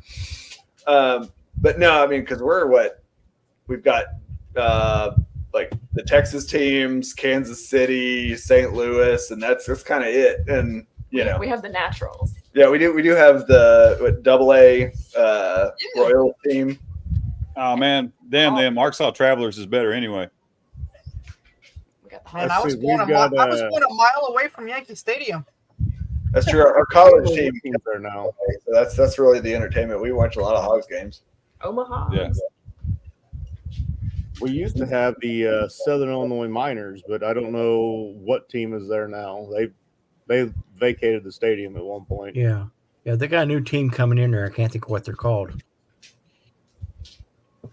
Yeah, they went without a team in that very nice stadium for a AA or AAA team. We lived in Seattle for a little while. I got to go to a couple of Mariners games back when the Mariners were cool. King Griffey Jr. and Johnson and Jay Buhner and the whole nine when they were really hot. And that was pretty fun. So I'm going to quote somebody in the side chat from last 2 weeks ago. So motorcycles, huh? Yeah. Yeah. So Jay, I know we talked about it a little bit because I was saying that you had like the best Arkansas accent, and what? you were like it's funny because I've been like everywhere. Where are you actually from? You want the short version or the long version? Just whatever. I don't want to limp away from this. Right, I heard that. Now, my dad was in the military, so I was born here in Little Rock. And then first grade, we moved to Fort Lewis, Washington, which is Seattle, and then all over the states. And then after Dad got out, we moved to Rhode Island for a little while. And Westerly, Rhode Island was pretty dope, but we wasn't there long. I got in a little trouble. I come afoul of the law, as it were, and had to get my butt back to Arkansas. And then it's back and forth here, there, and yonder. Afoul of the law. Yes, ma'am. Afoul of the law. I'm just going to have to translate that into New York. Right. I caught it. So are your parents from Arkansas originally? Yeah. The whole family. So that's where the accent comes from then. You're Arkansan regardless of where you live. Yes. Yeah. It's the majority of my life's been in the 501 or the 870. Gotcha. No 479, eh? Not yet, but there's still time. Right? I always joke with Sarah about like retiring and just moving to Eureka, but then I'm like, yeah, no, those hills and roads and stuff would be miserable when I'm like 70. There's no way I could handle. Hey, you keep you Or if spry, you're- brother. Yeah, right. Or if you have somewhere really to go, like you gotta get there, Yeah. but you have to do all of this first. Yeah. I will say it's much better with hill assist now. My new bike, having hill assist because I can just like squeeze that brake and it sticks in place. It's great. Yeah, Mike tried his out on that Road Glide that he was borrowing this back to Spring Fling, and he's like, "How do I set this?" I'm like, "Just you put it in first gear, you hold the clutch and squeeze the front brake, and then squeeze it again and ease off of it, and it'll lock in." He's like, "Oh, dude, that's great." Yeah, it's awesome. Like it's like heated grips. You don't realize how much you want it till after you don't. Yeah, I didn't think I'd use reverse at all when I first got the bike, and then I realized it just meant that I could like park wherever the hell I wanted to and not ever worry about it. Yeah, it's like cool. Also, all the Harley guys are like, they act like I just cast a spell whenever I like, flip that reverse switch and just goes, wee. So if you could have hill assist or reverse, I think Reverse. I'd pick reverse. Yeah, I use reverse more than hill assist. reverse, right? Yeah. I'm down with that. They should have reverse on Harleys. What do you think? I mean, they do on the big touring models, right? Like the full dresser stuff. They do have reverse on some of them. Trikes. Yeah, Trike, Trike. reverse. you can get it aftermarket both Yes. ways, but it's based off the starter. And But it's you on don't- the trikes, though. Yes, Yeah, ma'am. mine's starter. Yeah, it's all electric, so it's not like an actual gear. It's just their starter pushing the bike back. I would love reverse. This way, Mike Bodine he doesn't have to push me out of parking spot. No, you get It's so lazy about with parking when you can just, I don't care. I can back up, move around, do whatever. It's great. Yeah, up at the switchback, right before that last time we were there when we were leaving, somebody he'd got it stuck in reverse, and every time he'd go to let out on it, you'd hear it whining real bad, and he couldn't get it out of the reverse, whatever he was Oh, doing. no. Yeah, I think it was an aftermarket one, and then finally he got it. Yeah, mine's a little finicky too. Sometimes it doesn't like it if you touch the brake, and if you kind of jimmy it forward a bit while you're in reverse, you have to like kill the bike and start over. It's just like, nope, we're not going to play it now, whatever. So wrong combination. Yeah, exactly. But no, it's nice. And that's that was speaking of not getting back to Spring Fling. Like talking about the Harley stuff, it's just kind of like, well, there's certain things like I know hill start assist and like reverse and stuff on a 900-pound bike, man, that stuff's real convenient, and I would believe it. like I have rode a tri-glide for shits and giggles on demo day one time, but I've never owned a bike with reverse, obviously. I had a Goldwing with even- reverse. Even on a new car, it'd be nice to have reverse on a damn soft tail, trying to back those things up. Thank you. I mean, especially gravel. Oh yeah. Yeah, it's My bike sees gravel at Hogger Rock every year, but like I said, it's not paved there. So but I know Mike in his video today was talking about sort of the finances around getting a new street glide, like a 2024 street glide. And he was talking about, like base model 26 grand. If he wants it in the color he wants, basically once he kind of got what he's used to having, like heated grips and everything, it was up to like $29,000. that's on the gray.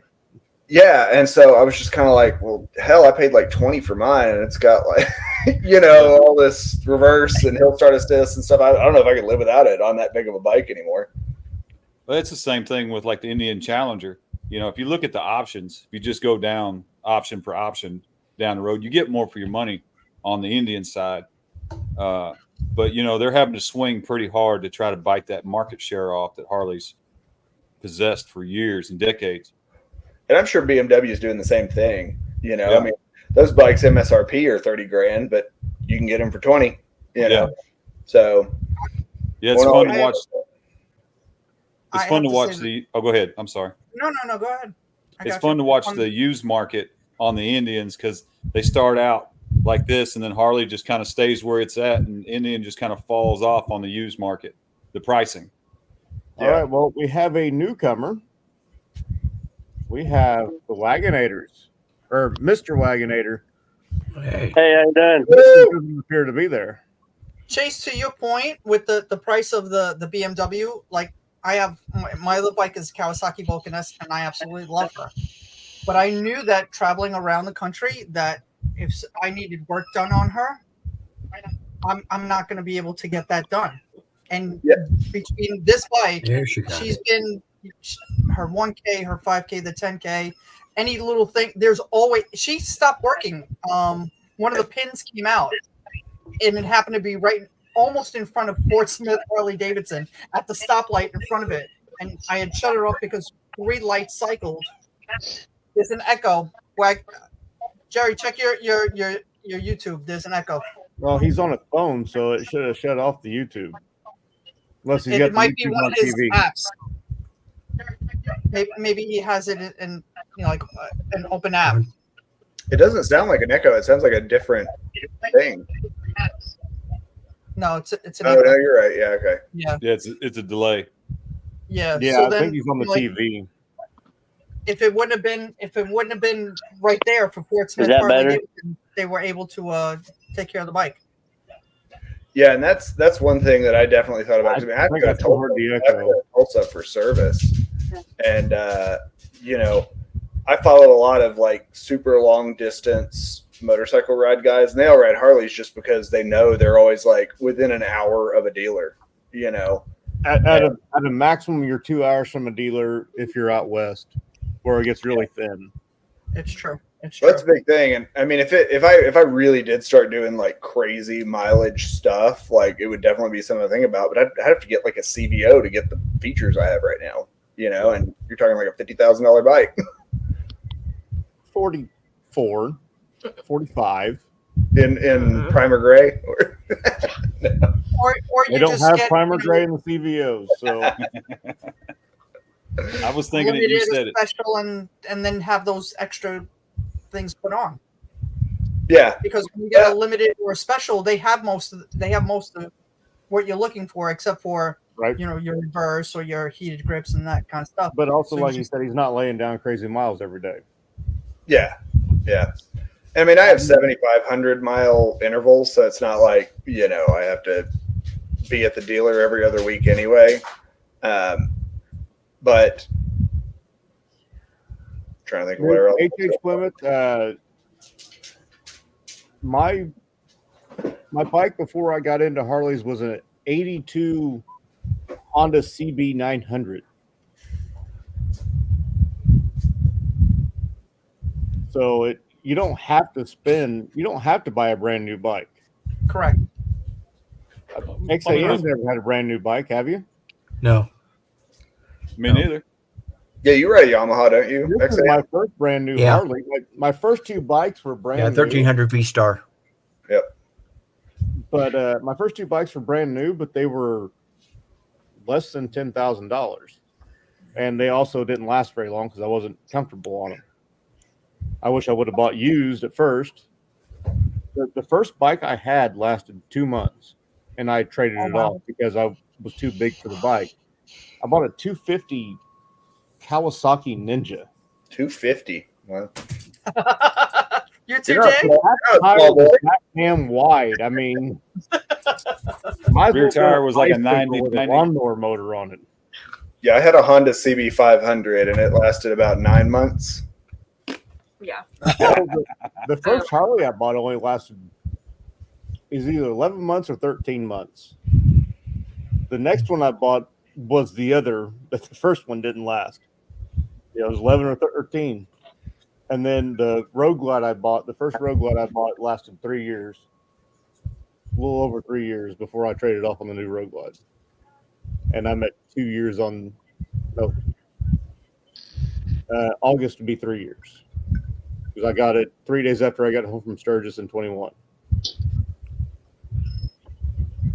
Hey, Mike Hey, XAN. Yeah, Riding on Mike. 3 has a question for you. Yeah, I saw that. Yeah, I got to keep the center wheel. Yeah, the two outriggers are not drive wheels. Riding on 3, you asked if I was going to Hog Rock this year. Yes, I am. I plan on both. I think it looks like Witchcraft said we're here!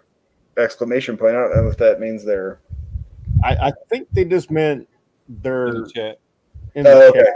I didn't know if they were like in the waiting room or whatever. They're not in the green room, no. Yeah.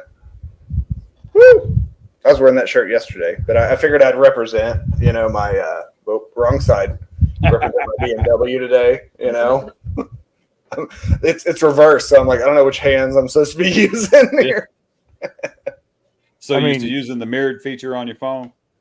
No, I've got like an actual webcam up there on the screen. Yeah, but when you use your phone, it's mirrored, so you're used to brushing your teeth in the mirror. But then on the screen, it's reversed. It's right. I don't even know where I am anymore. Witchcraft, you are not in the green room. You got to click enter studio from there, and then I can let you in. Well, here I'm gonna give you a pro tip. If you're in the market for a used bike, get on Chopper Exchange. Get on chopperexchange.com and look in Florida and look in Texas. Those are where you're going to find all your deals at. Dallas area and Florida, for whatever reason, always have the best prices and the lowest mileage bikes for whatever reason. I don't know why. Well, they're 2 of the 3 biggest motorcycle states next to California. So, I mean, there's just so much more. Yeah, but California prices are high as your ass booty. Well, that's because the taxes are so fucking high in California. Yeah, copy. I occasionally, Illinois, honestly. Illinois is the highest tax state. Is it?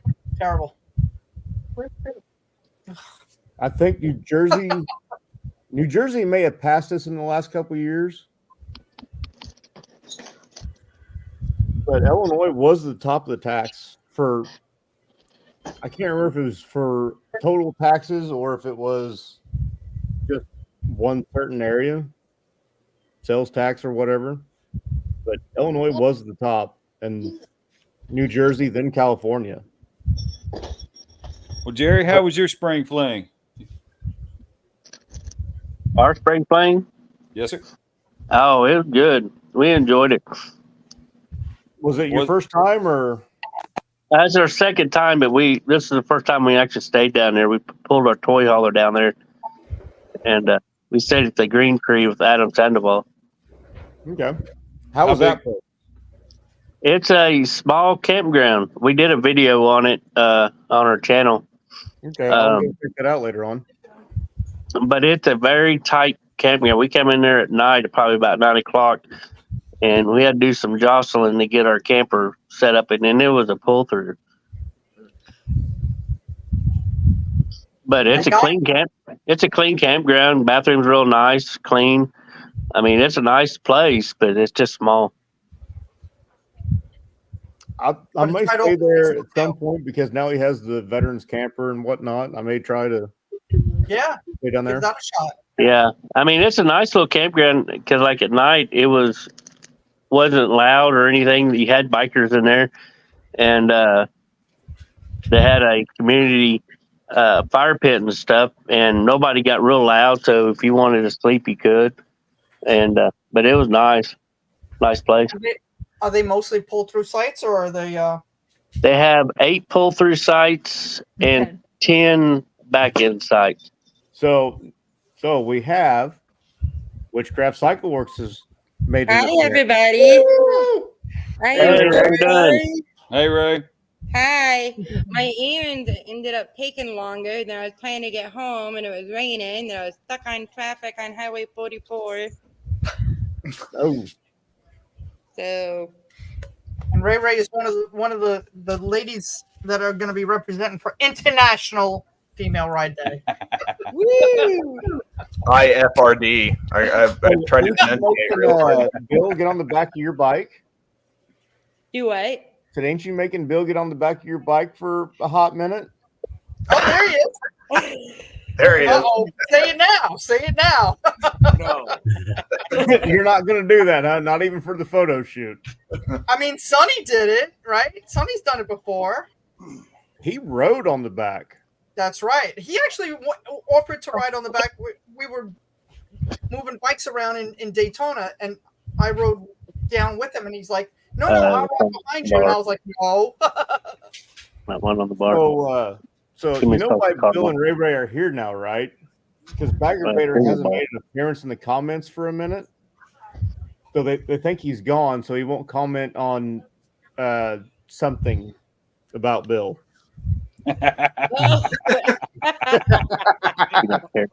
I wasn't going to say it, Bill. Yeah. So, how are you guys all doing? Doing good, Ray. How did you enjoy your spring fling? We really enjoyed it. We were very busy with the motorcycle show. So we got all that done, and then we were able to enjoy ourselves a little bit and hang out with everybody. A lot less stress, huh? Yeah.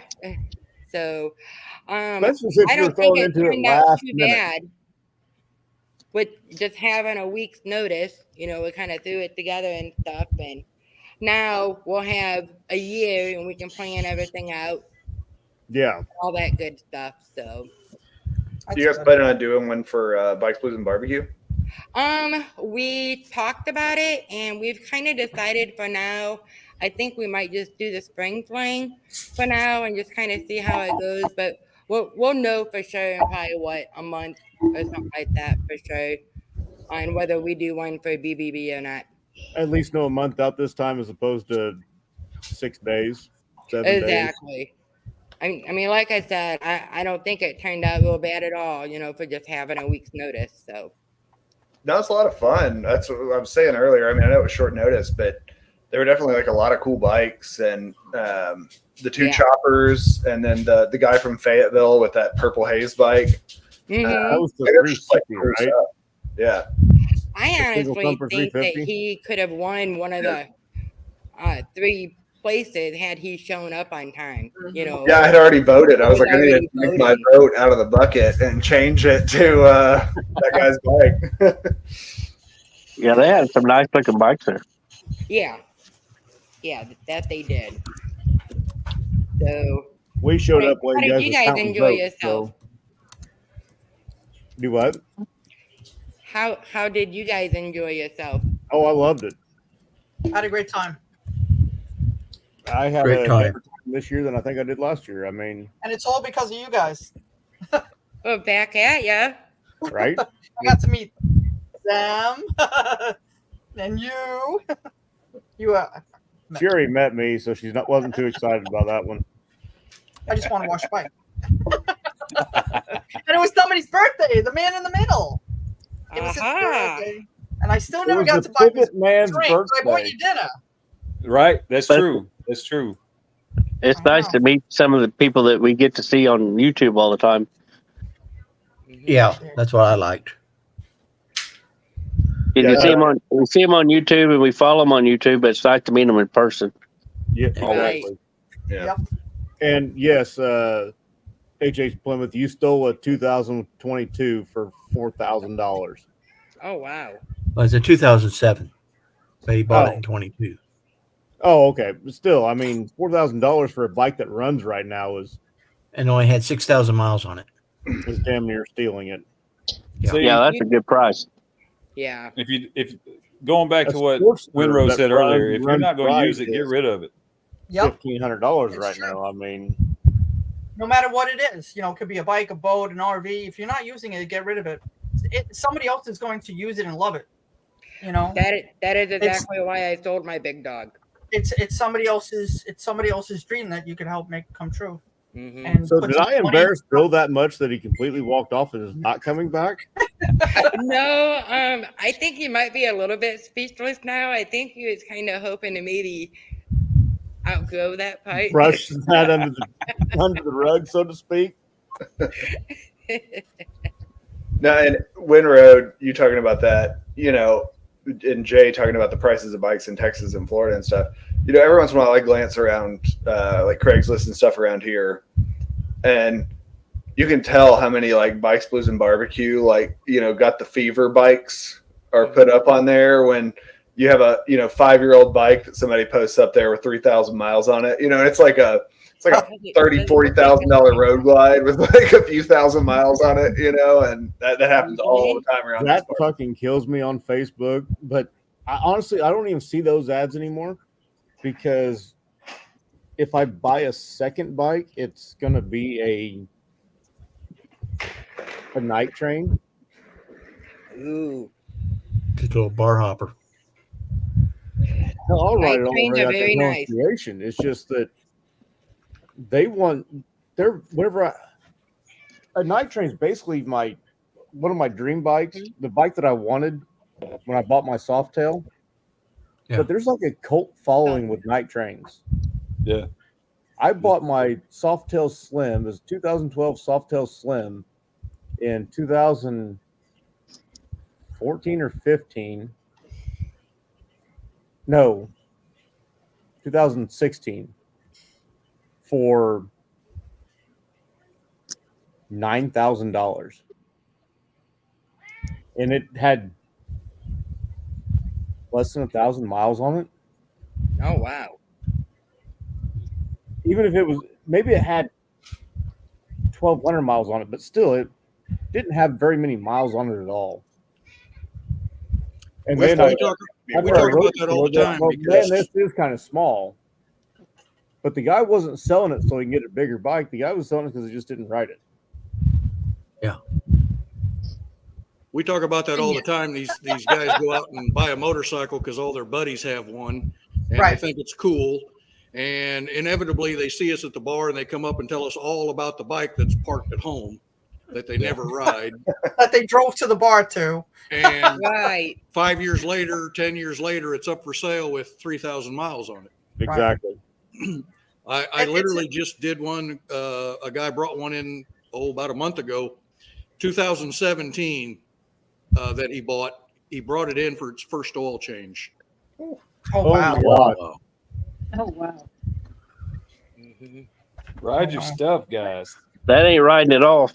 No. No, Hey, Jack, that's 1,000 remember talking miles. about the guy that had the brand new 120th anniversary with Olens and Brembos and stuff on it and couldn't park that thing? Couldn't park it, couldn't ride it. Almost got demolished by a car on the way out of the switchback. And then Oh we my go, God. yeah, and then we go over to I heard to you guys Rogers. talking about it, but I didn't know why it was, you know. I heard you, oh no, that's not the same bike. And you said, oh no, it's not the same bike. It has Brembro. The other bike had Brembros and shit like that. I'm like, that Yeah, one well, had there were two Brembros, 120 on road the glides back, there, and but has yeah, the other both. one wasn't there. Yeah. Yeah.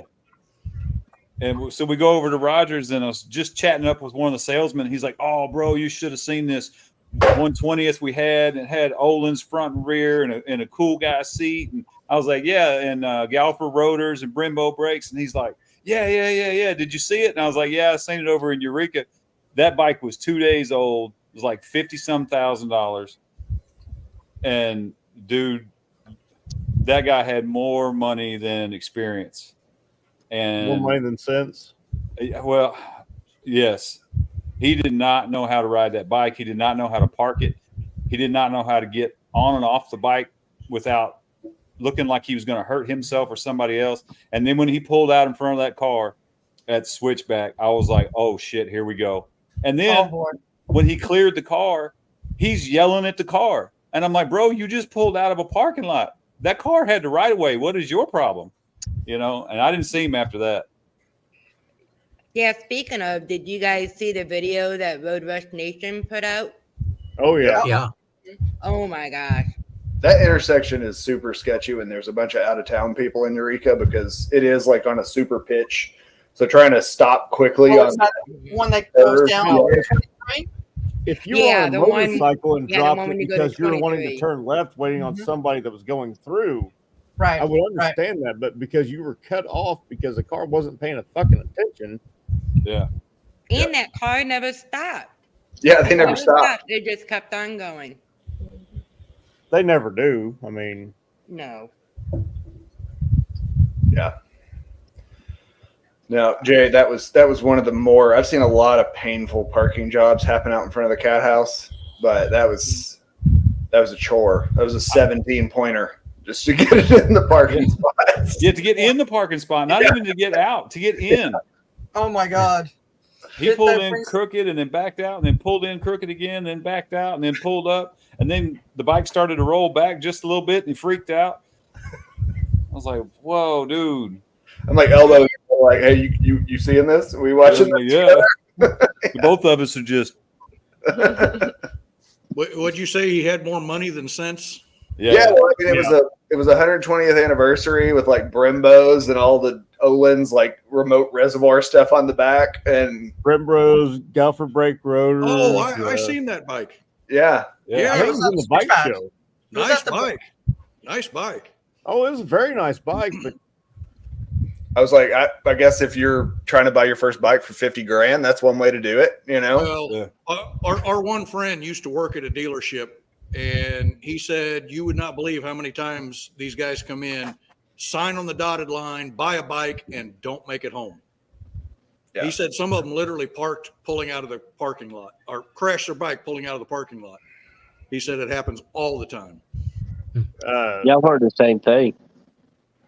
See, I was in Robbinsville, in North Carolina. And he said that Monkey said he talked to the cops, the cops at Sturgis there a few years back. How's it been this year? He goes, well,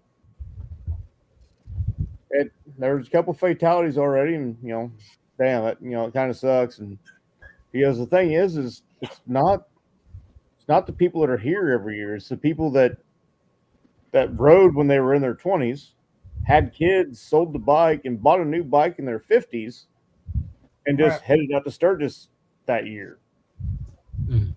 So they forgot how to ride.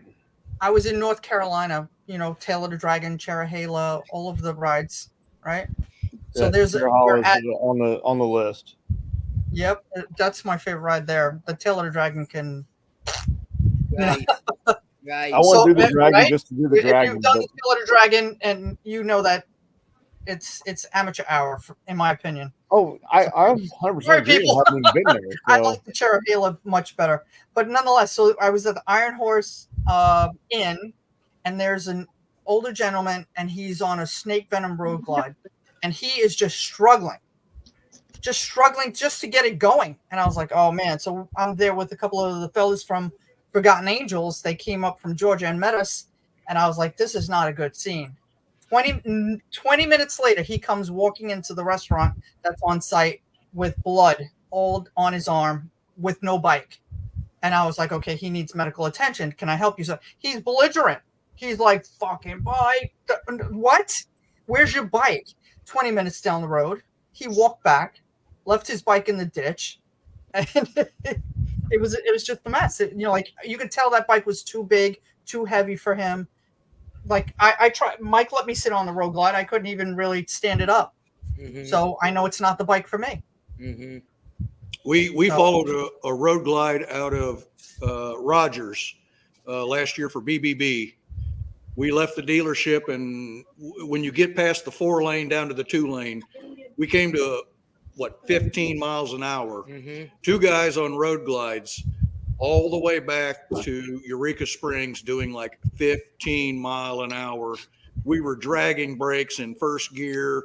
It was yeah, we had like 15 cars behind us. Oh my God. Hold on, let me fix this for a second. They were scared to death. Okay, I was like, wait a minute. I do that with my eyes closed at this point. I know. All right, we're back. All right, Mike.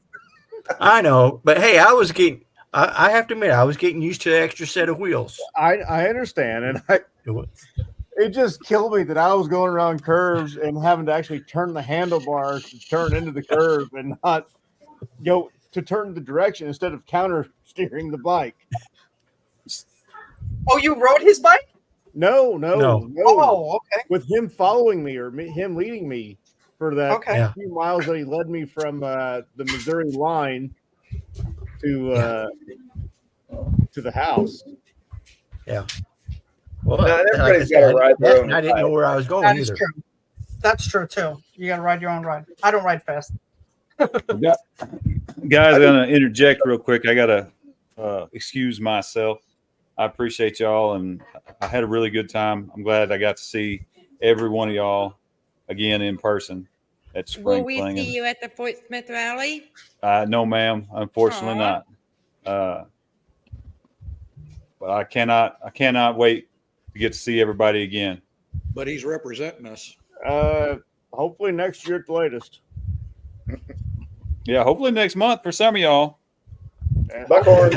Buckhorn, Missouri. Yes.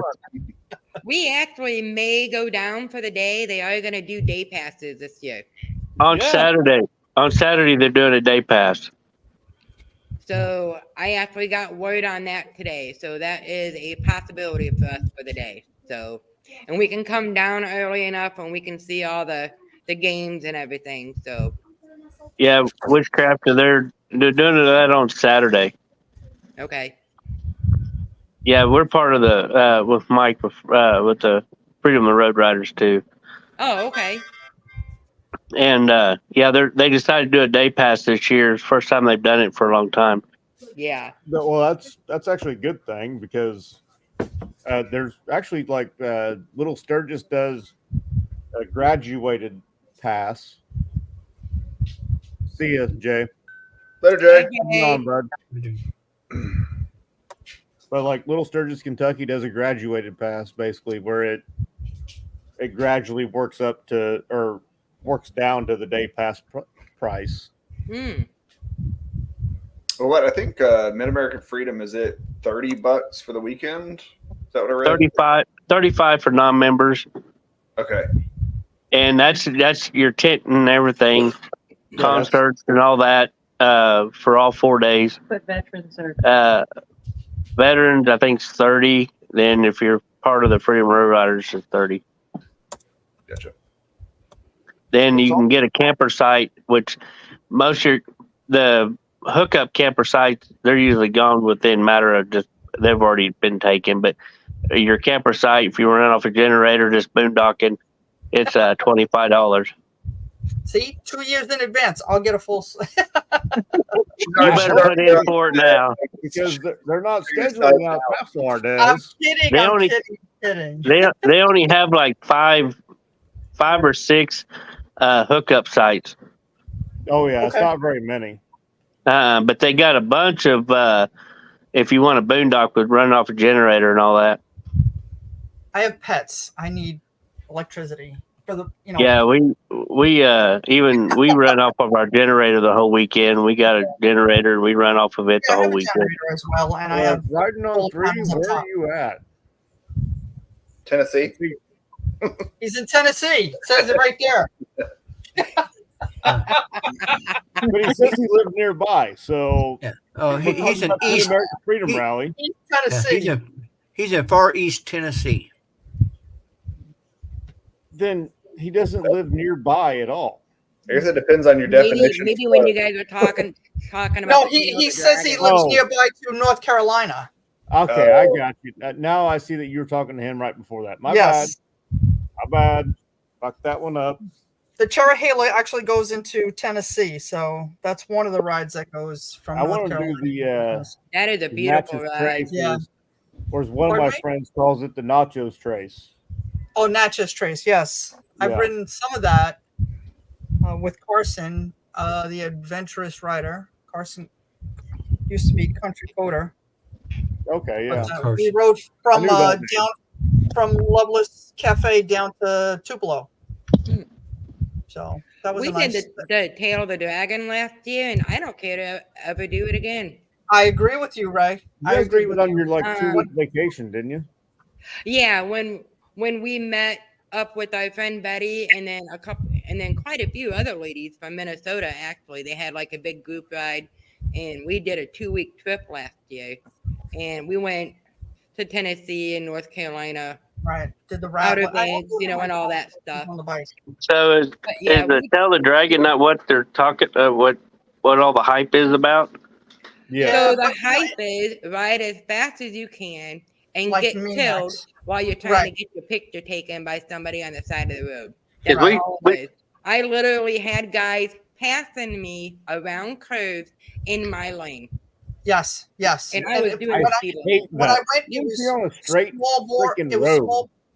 It was small bore weekend, so it was all gromalicious, and like the little scooter that looks like a jet ski, and they were just and they were that kind of exhaust. It was just so annoying. Like it's enough that you have to concentrate on what you're doing, and then you have these maniacs running Then you have all over. bumblebees passing you. Yeah, exactly. There's a mosquito. Like Sarah has finished an entire jar of moonshine. Just FYI, if you want to get a one-on-one interview with her right now, that's the time. So, Sarah, am I going Well, to see you at the we end? thought about going down to the, we thought about going down to Tail of the Dragon. The wife really wants to ride that, but we're trying to figure out if it's worth going down or not. So what I would personally do, I would do it in the middle of the week, like on a weekday, early morning, before anybody else gets out.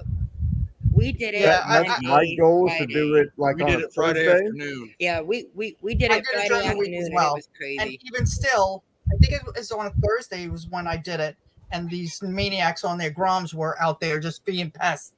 It's like being invaded by a whole flock of mosquitoes.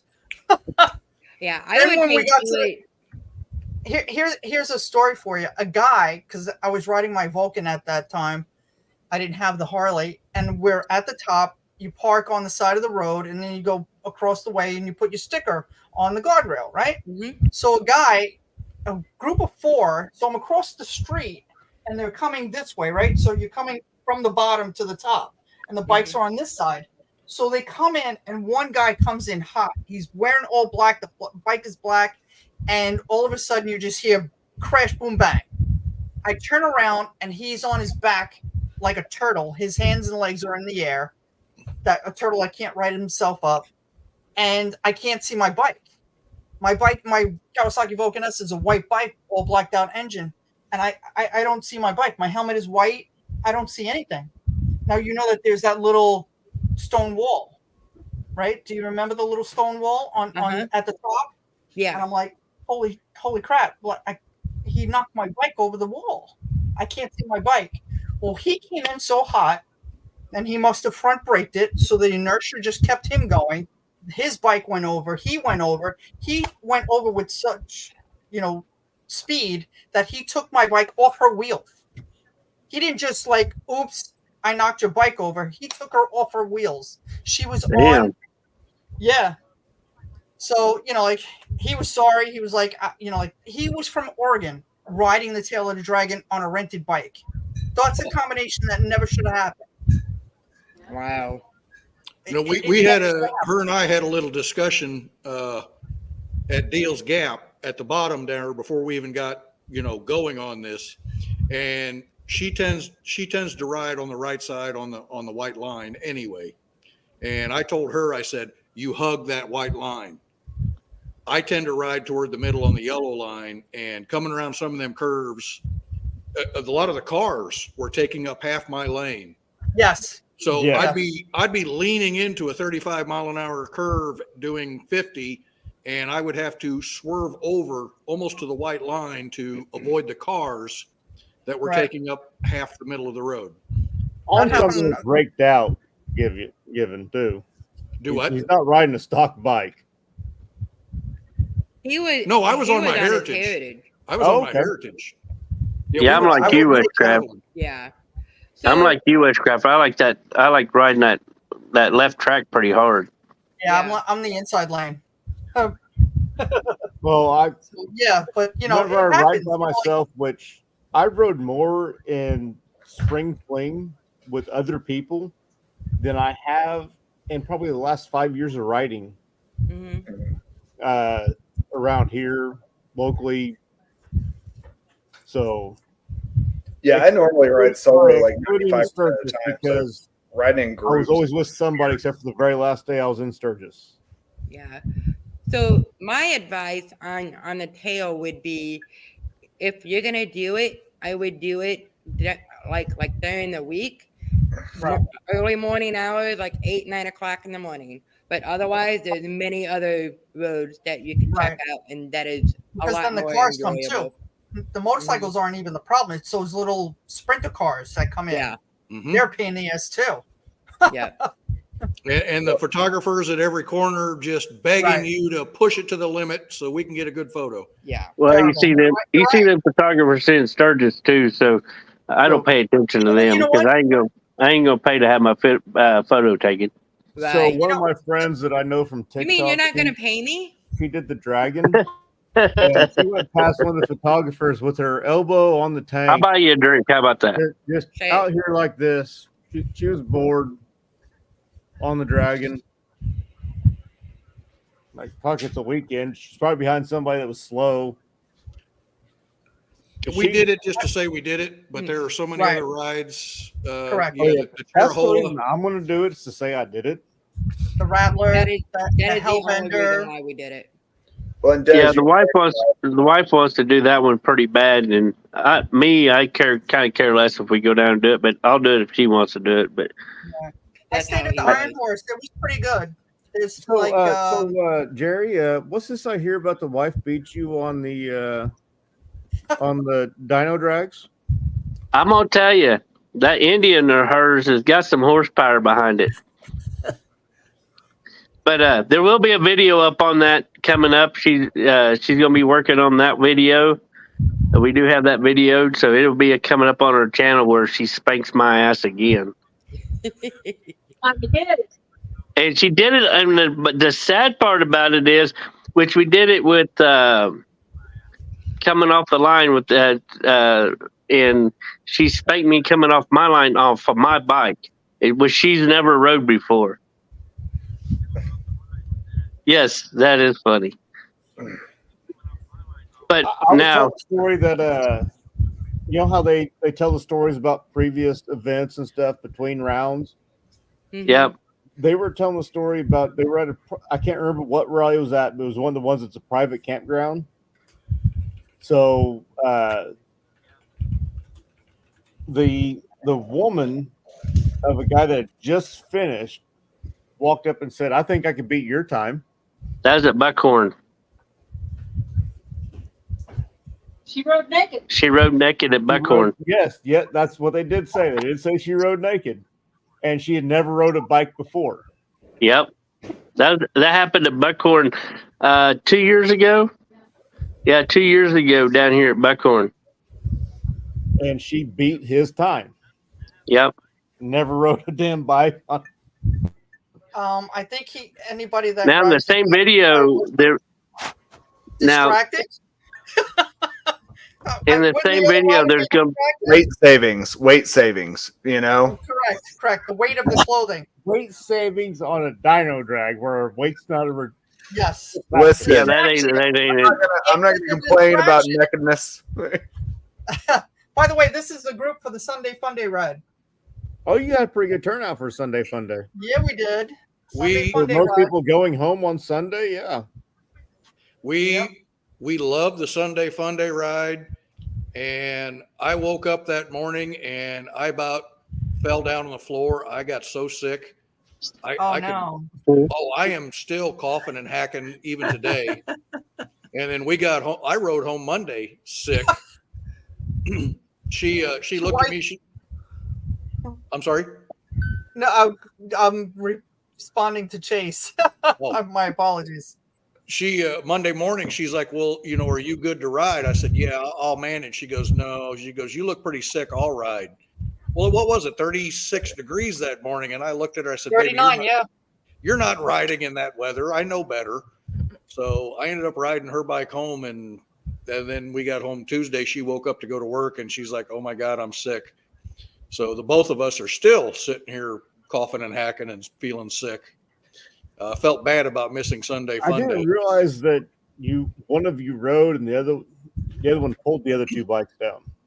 Well, if we bring the choppers to show off and whatnot, they're solo seats, no sissy bars.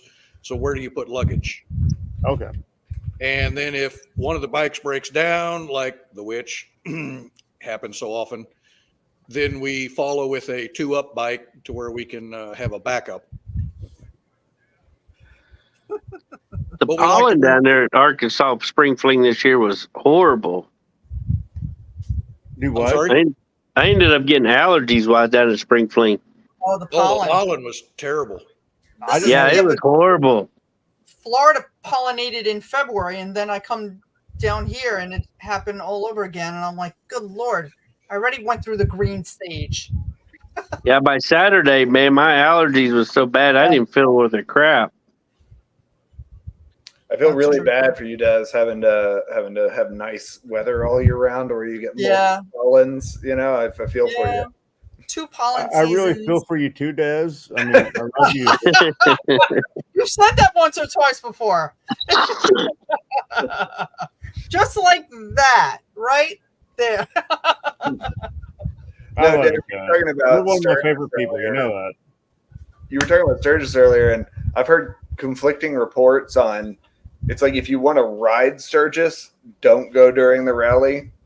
You know, I mean, Yes. it's the same thing around here. Like during Bikes, Blues, and Barbecue, like I ride the Pig Trail several times a year, and I've been on the Pig Trail totally alone before, you know, in the fall or whatever, and it's Right. awesome. But then when there's a bunch of out of towners here and everybody's going 20 miles per hour, it's not fun, you know. So it's like I don't know if I want to go actually during the Sturgis rally or just go up there and experience the roads and stay in a hotel or an Airbnb and whatever.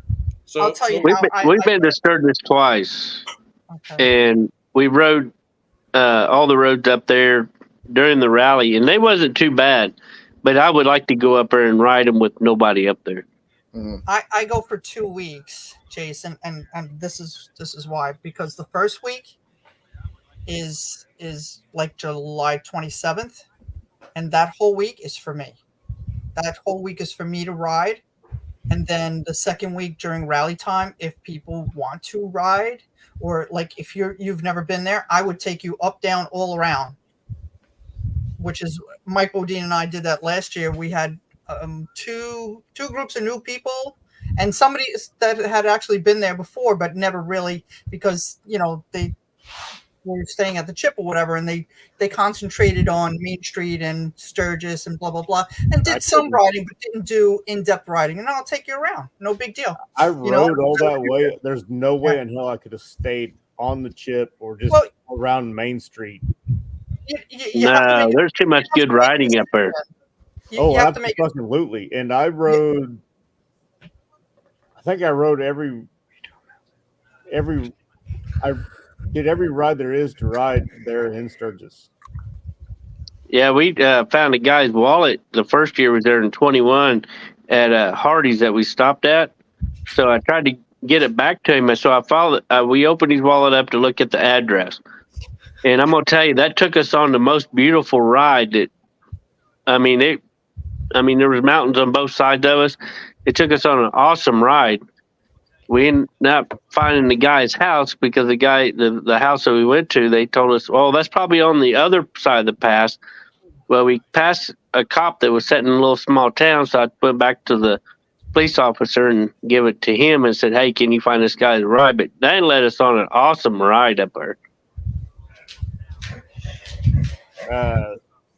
Let's see. The first day that I got to Sturgis, I got there at 9:00 at night, so I couldn't even check into the Buffalo Chip until the next morning because I showed up pre-rally. Pre-rally, they have nobody there past 8,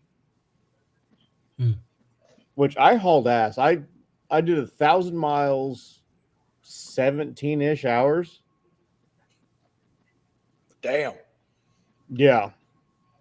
Which I was on a touring bike. I wasn't on a damn chopper like you guys, or even a Heritage.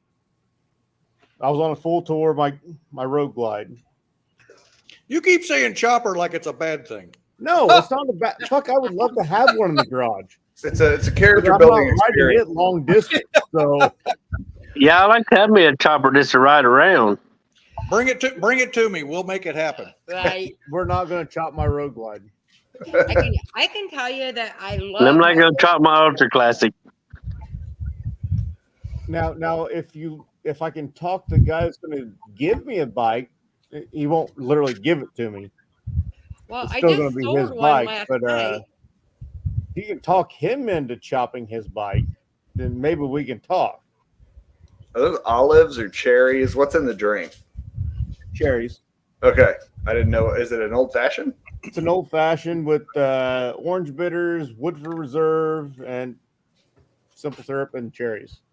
Gotcha. All right. You know, Chase, you were talking about doing pig trail, and guys doing 20 mile an hour.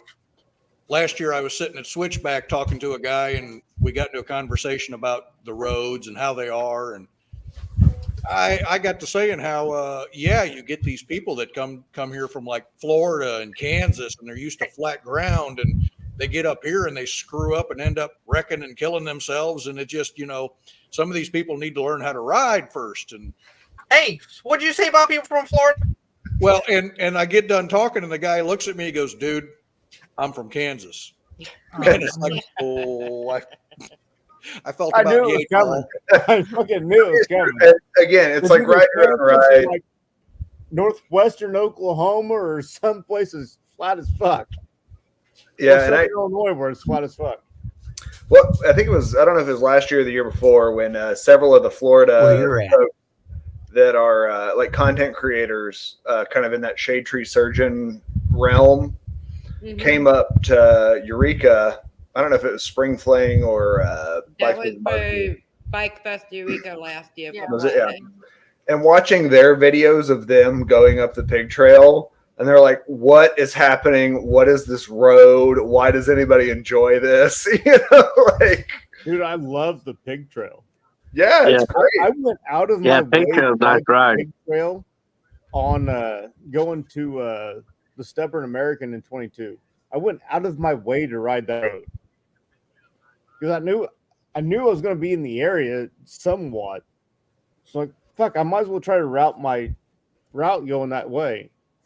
And then I was lucky enough last year to be invited on the to the content creators house because I can't just while I can afford a campground, I'm not going to camp in fucking April.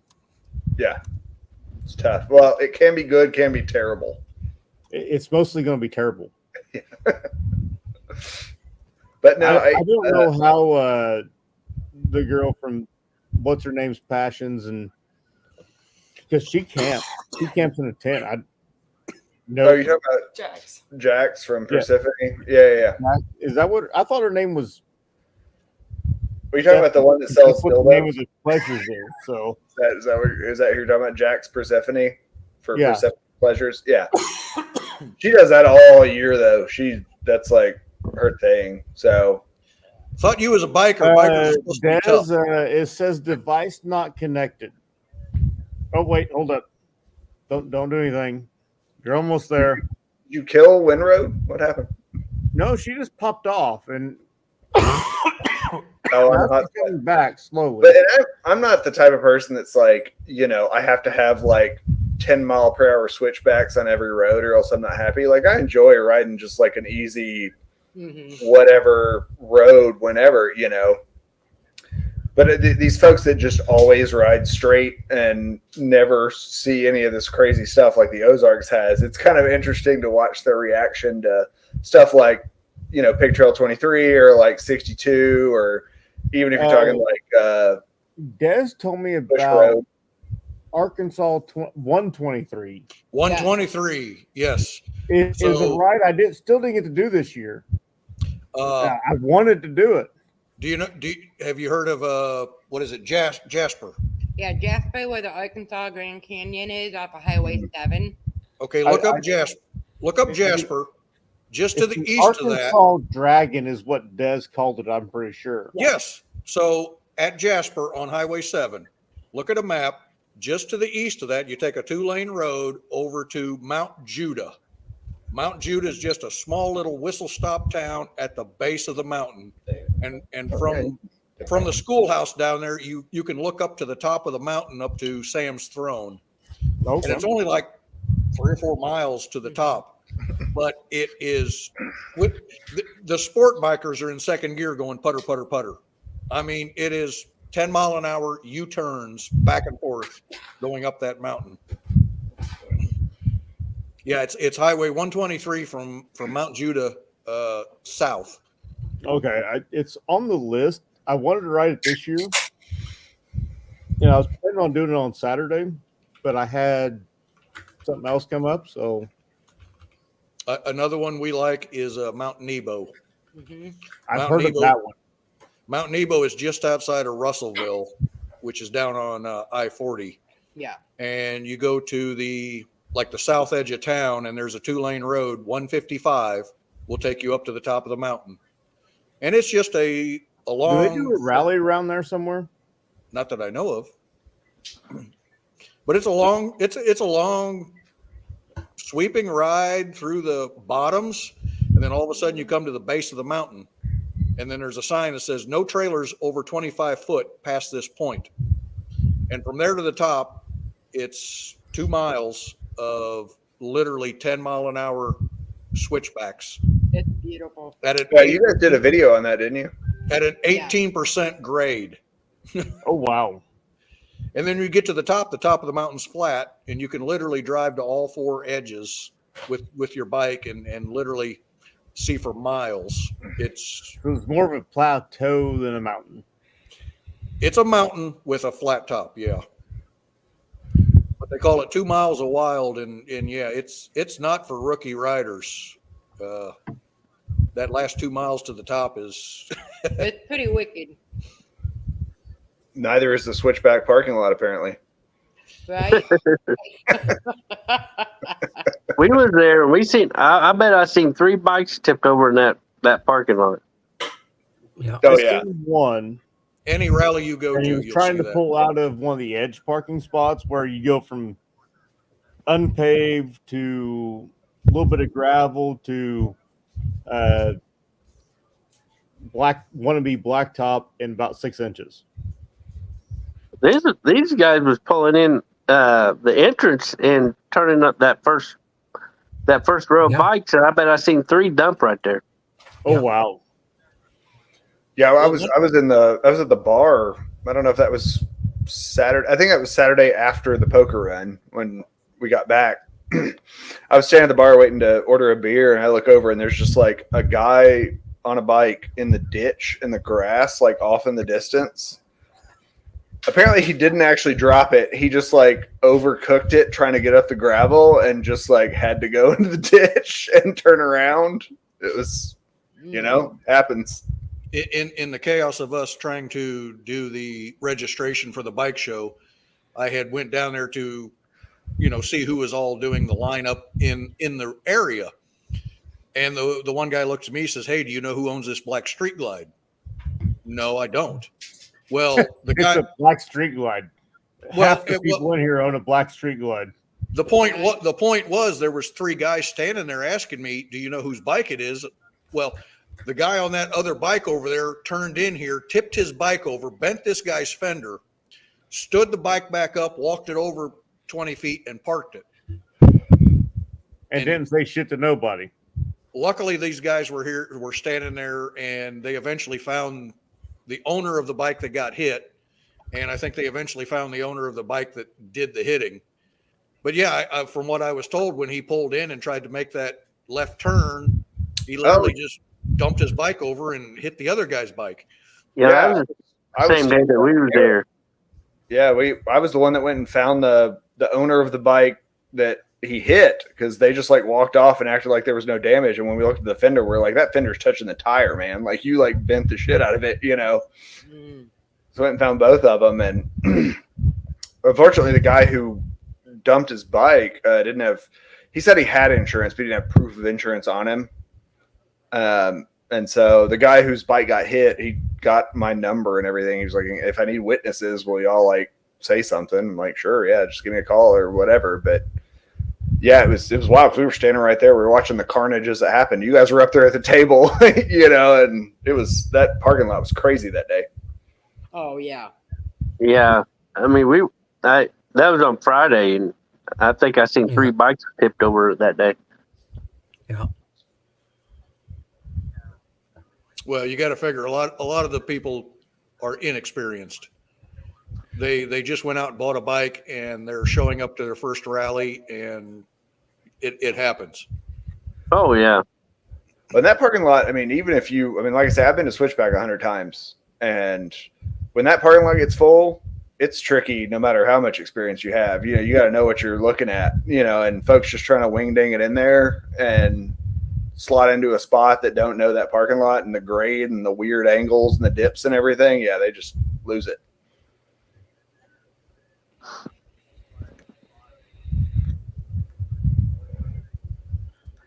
But that's the first time we was up there. That's a nice little bar. We really enjoyed it up there. Mm-hmm. Yeah.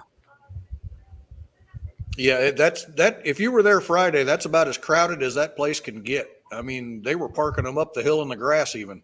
Oh Yeah. Yeah, we was up there Friday and we actually left for a little bit and then came back for the parade and rode down to the cat house. Yeah, Andy and Curry are great. Like, they host a ton of poker runs and dice runs and everything all year. They're really into the whole thing, and they're great people. And I know I always love hanging out with them. And it's funny. I feel like this year they finally like remember my face, you know, after all this stuff. And Yeah, actually, son of a bitch, right? Yeah, right. No, I won the low on a dice run on the, I think it was Labor Day thing last year. And yeah, I mean, they just, you know, it's all bike stuff all the time, and people do burnouts in the bar and everything. And I watched a guy propose to his girlfriend via burnout. I think that was the Labor Day dice run this past year. Actually, they wrote like, "Will you marry me?" Yes, and then yes. she started the burnout, and then as the smoke cleared, it Yeah, showed last the fall. way- That was last fall. yeah. And so, I mean, it's just a super cool place. They are bikers, and they wanted to build something for bikers. You know. Yeah, that seemed like a nice hangout. I really liked it. I don't get the whole burnout thing. The mechanic in me cringes every time I see somebody do that. It's Too like, much mechanical sympathy. Do you know what you're doing to your poor motorcycle? Yeah, I'm not going to do it. Tires are expensive too. It ain't, you know, and I hear It that. ain't cheap. I hear that all the time. They're like, "Oh, you know, it's only a $200 tire, and I'm due for a new one, so I'm going to burn it off." You have an air-cooled motor. You're revving it with no airflow for what, 2 minutes or better, and then what do? They shut them off, and that poor motor sits there and ping, ping, ping. I have one here behind me that I bought from a guy. He liked to do burnouts, and the rings came out in like confetti, just little bitty chunks. Tires ain't expensive. It's the transmission, the clutch, the motor. Yeah. It's all the other stuff that comes with doing burnouts. Burnouts are a bad, terrible thing to do on your motorcycle. And come on, what motorcycle won't do a burnout? You know, it's well, especially when you've got the front tire stuck to something solid. That's what Adam Sandoval tried to get me to do, the burnout drags at Stubborn American, and I was like, I can't turn my traction control off on this bike, so I can't do a burnout. I'm sorry. So but the way he does it though, it's raced to your top gear, and I'm afraid you're gonna shell out a transmission doing that. Oh yeah, I judged it at the last one, and talk about eating rubber. Whew, I was blowing black boogers for a week. Yeah, we did some videoing on that, and man, it was bad. But I could have done a burnout down there with mine because my rear tire was shot anyway. I had to put a new rear tire on mine, or I put actually 2 new tires on mine. But I'm just afraid you shell out your transmission trying to do a burnout race to 6. Yeah. So Des says she lost her internet connection, and she says goodbye to everybody. She's tried to reconnect several times, just can't get it done. So yeah, I understand. Murphy says goodbye to everybody. Ain't the first person I've had leave me. Womp womp. So Mike, Bill, we'll see you next weekend. Or April will be there, Mike will be there too, right? Yes, should be. Yep, and then we'll have the Badgers. And the Badgers. I mean, you guys, Busted Knuckles and XAN, you guys are way far away, so I doubt that's happening. 6 hours. Yeah.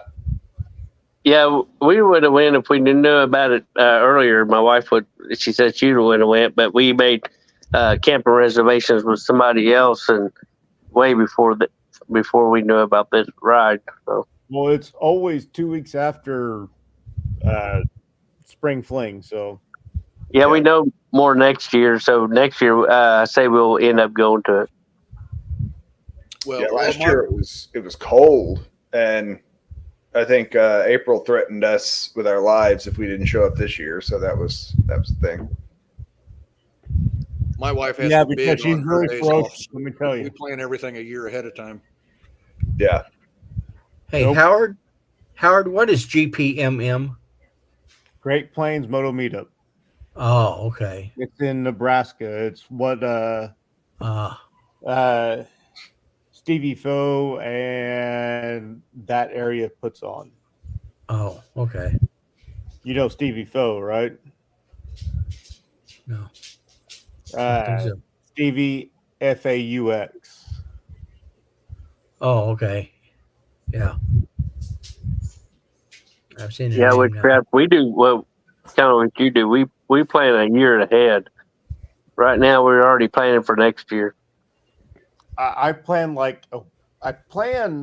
a whole year ahead. Like I start in January. I plan that year out. But beyond that, hey, that's the plan. We'll revisit that plan come the week before that plan. Yeah, we're planning on next year. We're planning on going all the way to California, where the Red Cedars are.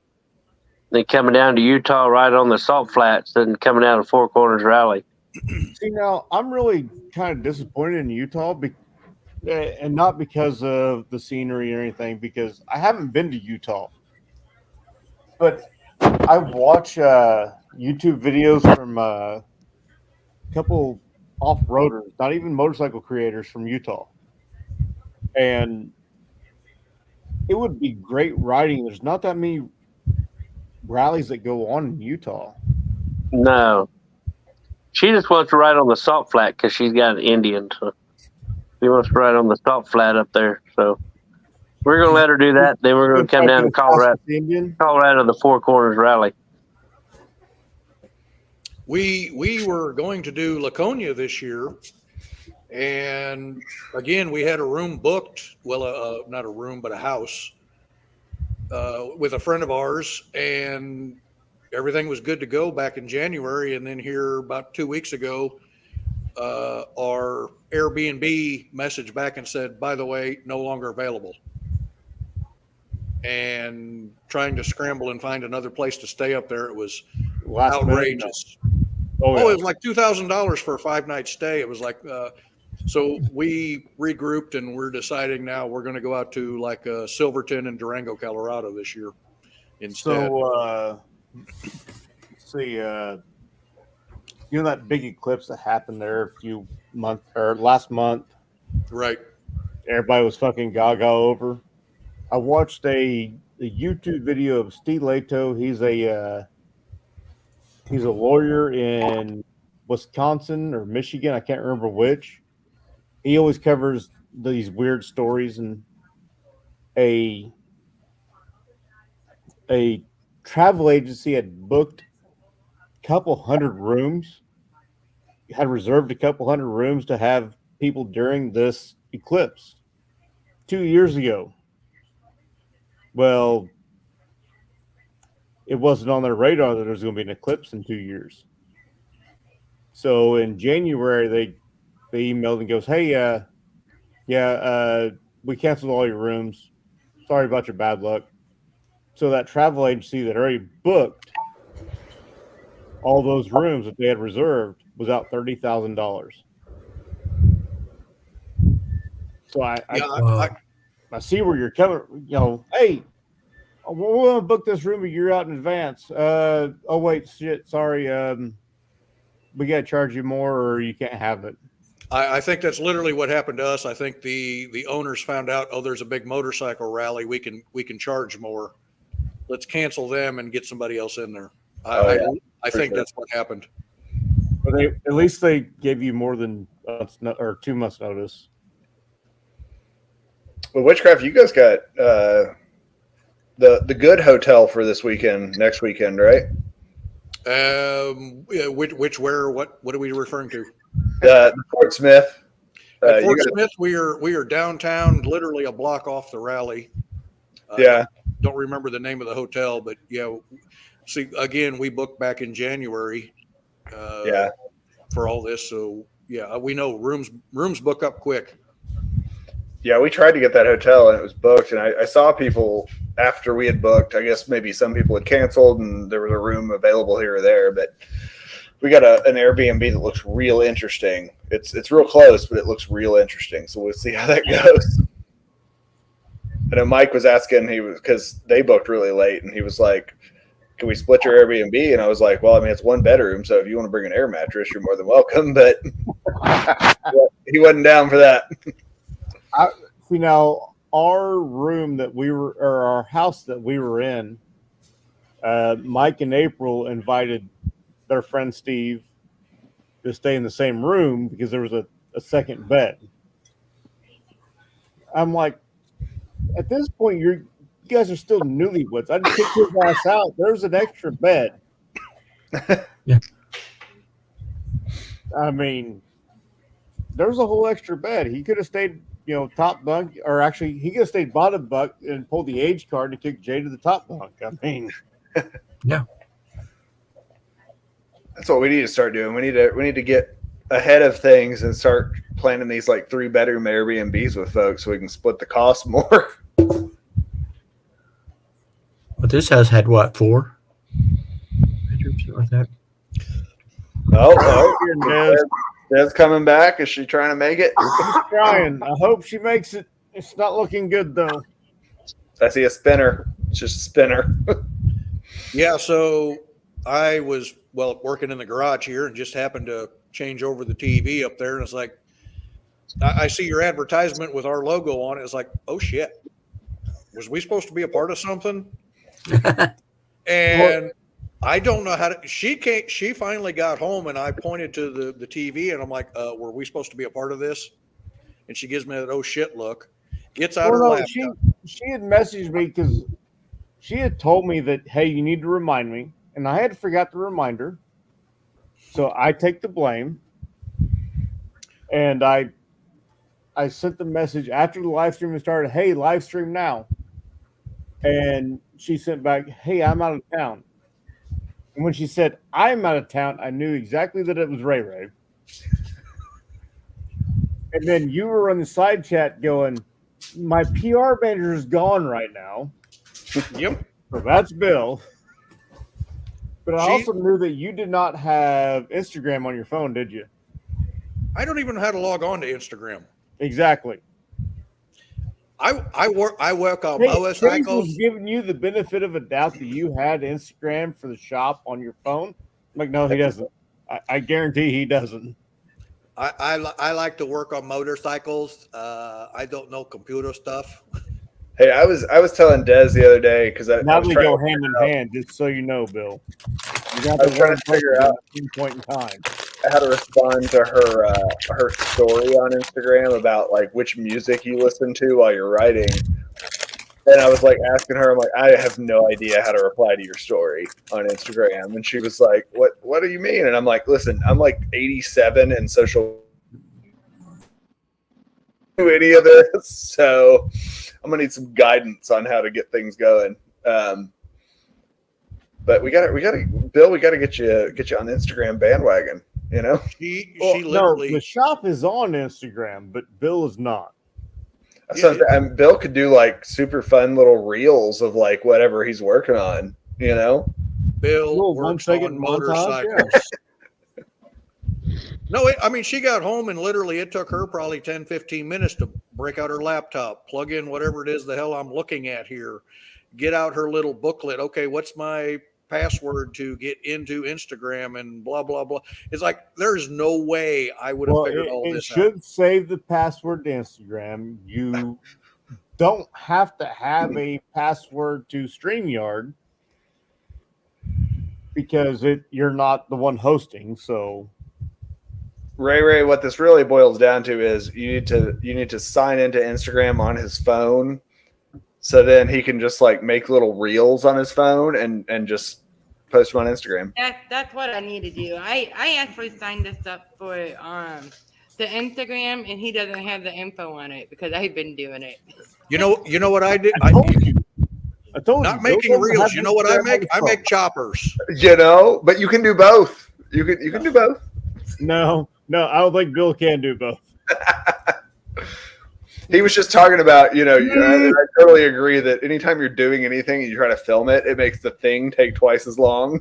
Yes, It does. Easily. yes, it fucking does. Yes. Which is also the reason I hate getting a new bike, because I gotta take twice as long to do the fucking shit. But it's new content, man. New content, Yeah, that's what I'm thinking.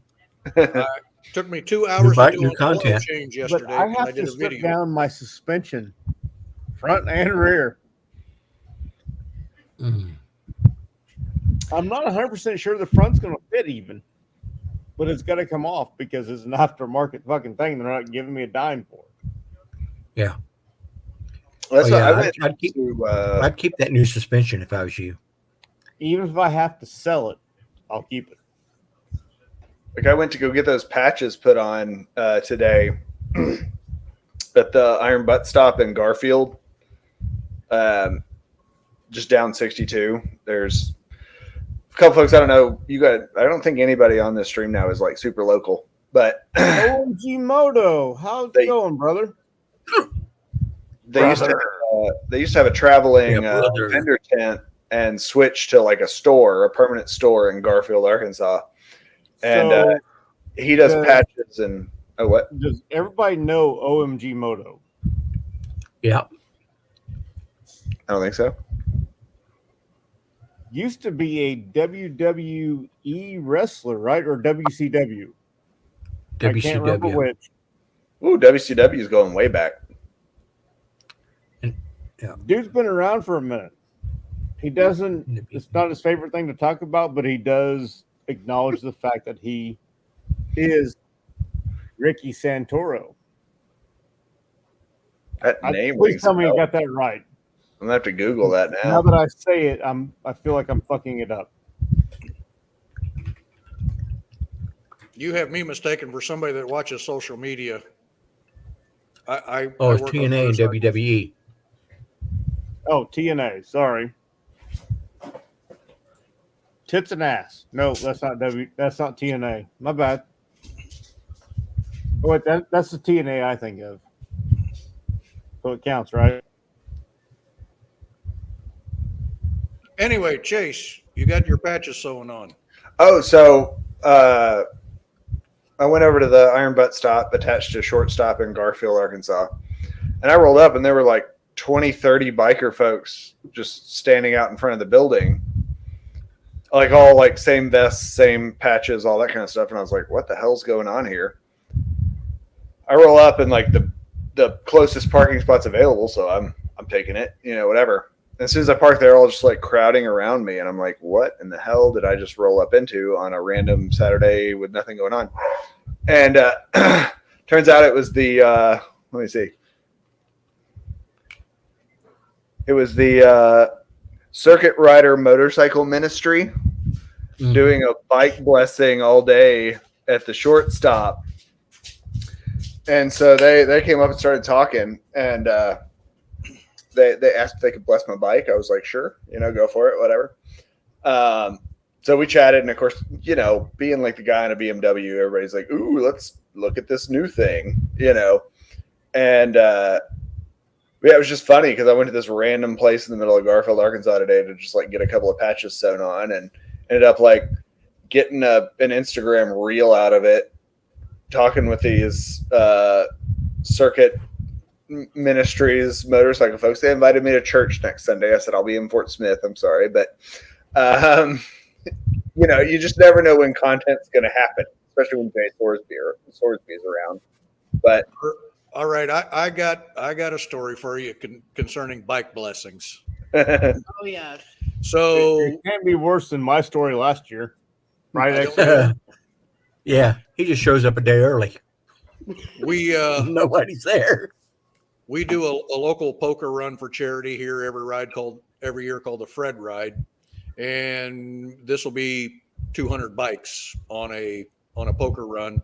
And a good friend of ours named Indian, as everybody is sitting at the start milling around, he goes out and blesses all the bikes on his own. Has a sage rolled up that is smoldering, and he takes his feather and he goes around, makes a circle around every bike and blesses each bike.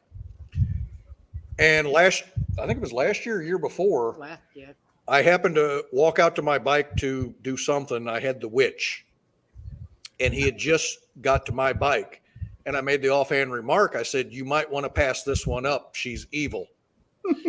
And he gave me a ha-ha, and he gave me the finger, and he goes, "I bless all the bikes." I turned to walk away, and as he went around the witch, I heard him scream and yell. And I turned around. The sage in his hand went from smoldering to full fire and burnt his fingers, and he dropped it, yelling. And I looked at him. I said, "I told you, she's cursed. She's evil." We laugh about that to this day. I mean, literally, he got about halfway around the witch, and the sage burst into flames in his hands. Yeah, Ray, I sent Sarah a screenshot of that International Female Ride Day chat where somebody said something that was just like, "Witchcraft?" ? And you were like, "Listen, we don't practice witchcraft. It's just the name of the thing." I just thought it was so hilarious that somebody was like, "Wait, is this motorcycle witches? What do you do?" I know. Yeah. So on the female chat, they have this chat going about the female riding at Saturday, and I had said who I was and that I was with Witchcraft Cycleworks, and this lady's like, "Witchcraft?" with the question mark. I'm like, "We do not practice witchcraft." But when I started this business several years ago, it was a play on words, and it was just a Facebook, page. I did not think we'd ever get any sort of popularity. I didn't think about this. And it never occurred to me people look down their nose on us like, "Oh, you're pagan. You practice witchcraft." It's like, come on.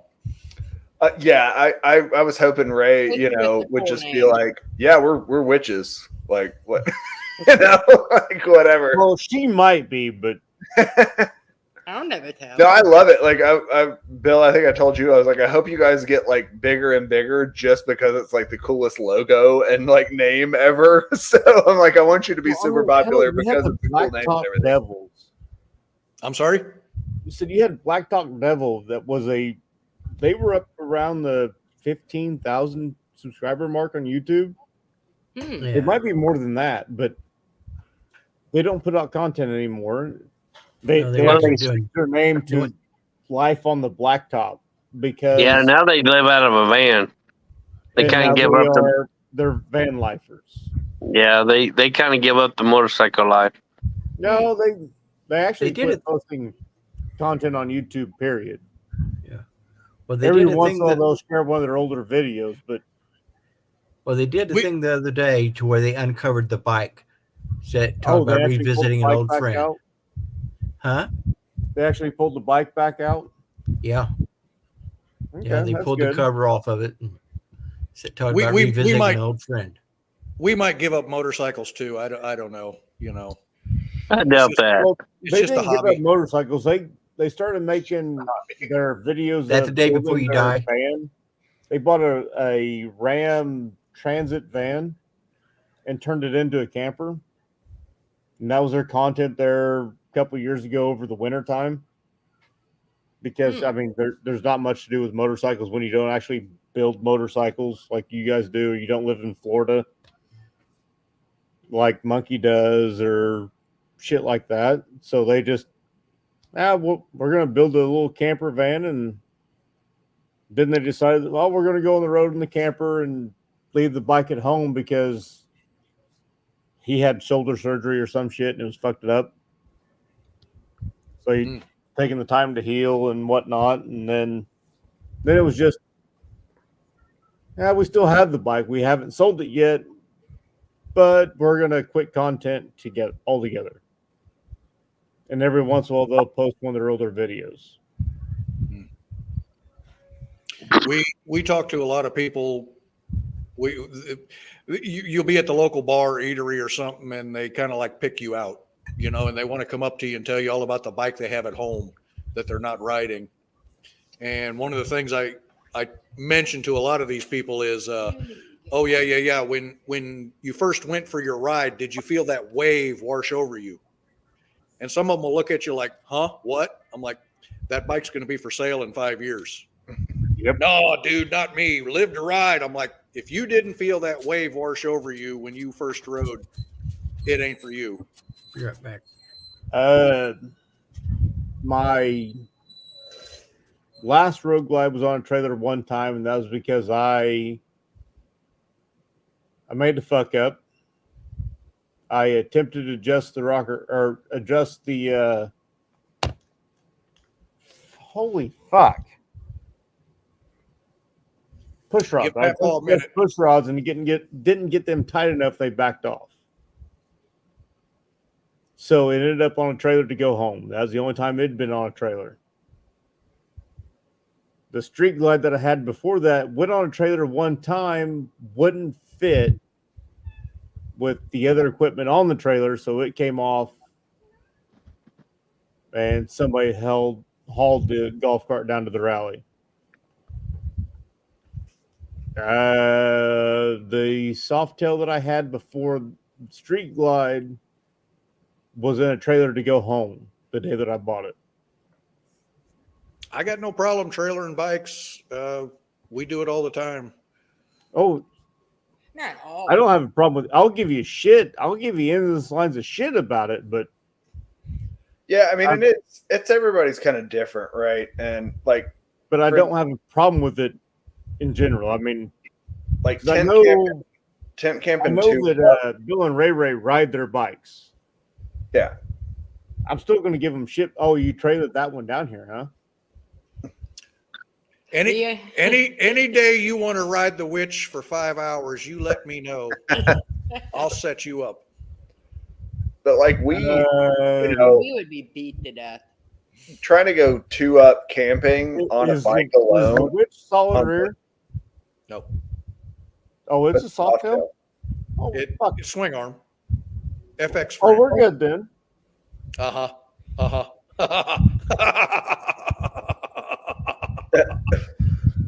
know it's not going to be an easy ride, but by God, I want to fucking do it. We like riding our bikes too. I mean, I got a Ultra Classic. My wife's got that Indian Vintage, but we rode we've been all over the country on them, but we finally bought us a toy hauler. We do toy haul ours down because we like the comforts of having our camper, and we have tent camped. I mean, we tent camped in Sturgis, and we've camped up all over, but we finally got where we like to have our camper with us. It's not a contest, you know, like I say, we every once in a while we'll 2-up tent camp. Like we're going to do 2-up bike tent camp for Mid-American Freedom. Mm-hmm. But I tent camped there for years. Yeah, but we know kind of what we're expecting. If we're going to like a newer place or we don't know, like it's tough to carry enough stuff. Like you're going to eat for yourself and drink for yourself. Yeah, you can't do that 2-up on a bike. Vendors, which is you can. It's just it's an inconvenience to do it. Yeah, well, and like we go to a couple of places where there's not like a Dollar General or Walmart or whatever, you know, 50 miles down the road. And so if you got to buy all your food and buy all your drinks and everything there, and you know, $100 in a weekend just on food and drink. So it's like it's much easier to just trailer the bike, bring all that food and drink and shit with you. Can I give a suggestion? Yeah. Let her get her own bike and haul her own stuff. You're preaching the choir, man. Preaching the choir. I mean, I've been beating on that horse for 5 Well, years. you could get a divorce, not have a wife that rides, and you can just ride by yourself. Whoa. It's not advised because it's actually more expensive, I think. And I mean, Yeah. listen, Sarah is the only kind of weird that matches my weird. That's. Yeah, my wife. I was just thinking about this. Bill, you guys owe me the story of you two. I need to hear the story of Ray and Bill. Like eventually. I'll let her tell it. I got to get some more cough medicine. No, not tonight. I just mean I want to eventually hear the story because you guys are you said you've been married for 3 years now. Yeah. So I need to know like how all this happened eventually. So we was on a ride with the mutual friend, you know. I'm gonna AJ. go full screen for this story, just so you know. Mm-hmm. So you know my friend AJ. Mm-hmm. Hey, no, turn it off. This is weird. I It's feel all like you, I'm Ray. talking It's all to you. myself. I warned you, but we'll go with I this know, way. but Nope. so anyway, we were on a ride with the mutual friend. He had his friend, I had my friend. We didn't talk all day long or anything like that. Anyways, my group was leaving to go to another bar, and he was gonna stay where he was at and then go on home. And I thought, well, you know, I either say something now or I don't. So I asked him to go to the next stop with us, and he's like, no, I'm gonna finish my drink here, and then my house is on the way, so I'm just gonna go home and I am done for the night. I literally got on my knees on the patio in Whoa, the this is middle of getting. all these people that I did not know, Begging me. and I begged him to go to the next bar with us. And he's like, look, you crazy lady, get up. I'm not going. He goes, I'm going home. Blah, blah, blah. So, needless to say, somebody got her way, and he went to the next bar with us. And we closed that bar down, went to the next town, went to Steak and Shake and ate, and the rest is history. So, yep, I The got next on my knees. the next morning, I thought, this one seemed different. Let's go for a ride. So wait, how long were you guys like after you met? How long did you get, or how long was it until you got engaged or married or whatever? 3 years. 3 years, yeah. Oh, so you guys dated for quite a while before you got married. Yeah, we got together in May of 2018. I kept waiting for her to get tired of my ass and leave, and she just wouldn't do it. You know, you always say that to me too, and I'm like, listen, Bill, you're actually like an enjoyable guy. You act like you're not, but you're like you're a fun guy to hang out with. He That's really a mental is, case. whether he thinks about it or not. I mean, He is a very laid back, honest person. You know, I mean, he doesn't play games. He doesn't do drama. You know, He has lots of cool all that. stories too. I'm sorry? I said you have lots of cool stories too. I have always said for years and years now, if you manage to live to be an old age, at least have good stories to tell. Yeah. Live a life worth talking about. Mm-hmm. There you go. That's what I'm fucking up. I have done a lot of crazy, wild, stupid things that even I shake my head at and think, "Wow, I can't believe I've done that." But, here I am yet. No, I was just always curious because when we first met you guys, it was like you kind of seemed whatever, you know, and you guys kind of joked about getting together, and I was like, I kind of wonder what the story is behind all that. And then at Spring Fling, when we were talking about how long folks have been married, which I think Busted Knuckles, I think you said 13 years. Yep. And we were 11, and you were like 3, and I was like, oh, well, I don't even know the story because that's recent enough that I want to know how this happened, you know. I knew they were What are you young calling into old marriage. I age? didn't realize they had Mr. dated for 3 Bodine. years before they got married. Yeah, I know. Like Mike and April were together 8 years. They were. The bike has been around longer than April has. No, No. no. No, the bike has No. been around longer than April. His street glide? Yes. Yeah. It's only The like street glide 6, was 8 longer in months. April. You got it right before. or Because right, Mike was telling a story this year that he's thinking about selling the bike so he can get a newer bike. That his daughter goes, I've known that bike longer than I've known my stepmom. Yeah. Well, it's close.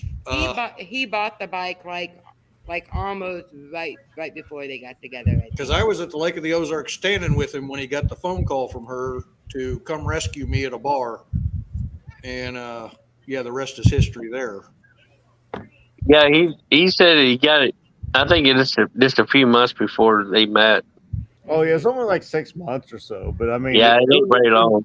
Within Yeah, 12 months. yeah. But either way, the bike has been around longer than April has. Mm-hmm. But it sounds to me like the sort of recipe for success in all these stories is bars, because Sarah and I met in a bar on a Wednesday night. So I didn't meet my wife in a bar. I met my wife in a grocery store. Really? Me and my wife met in the gym. How long have you been married? Since 2017.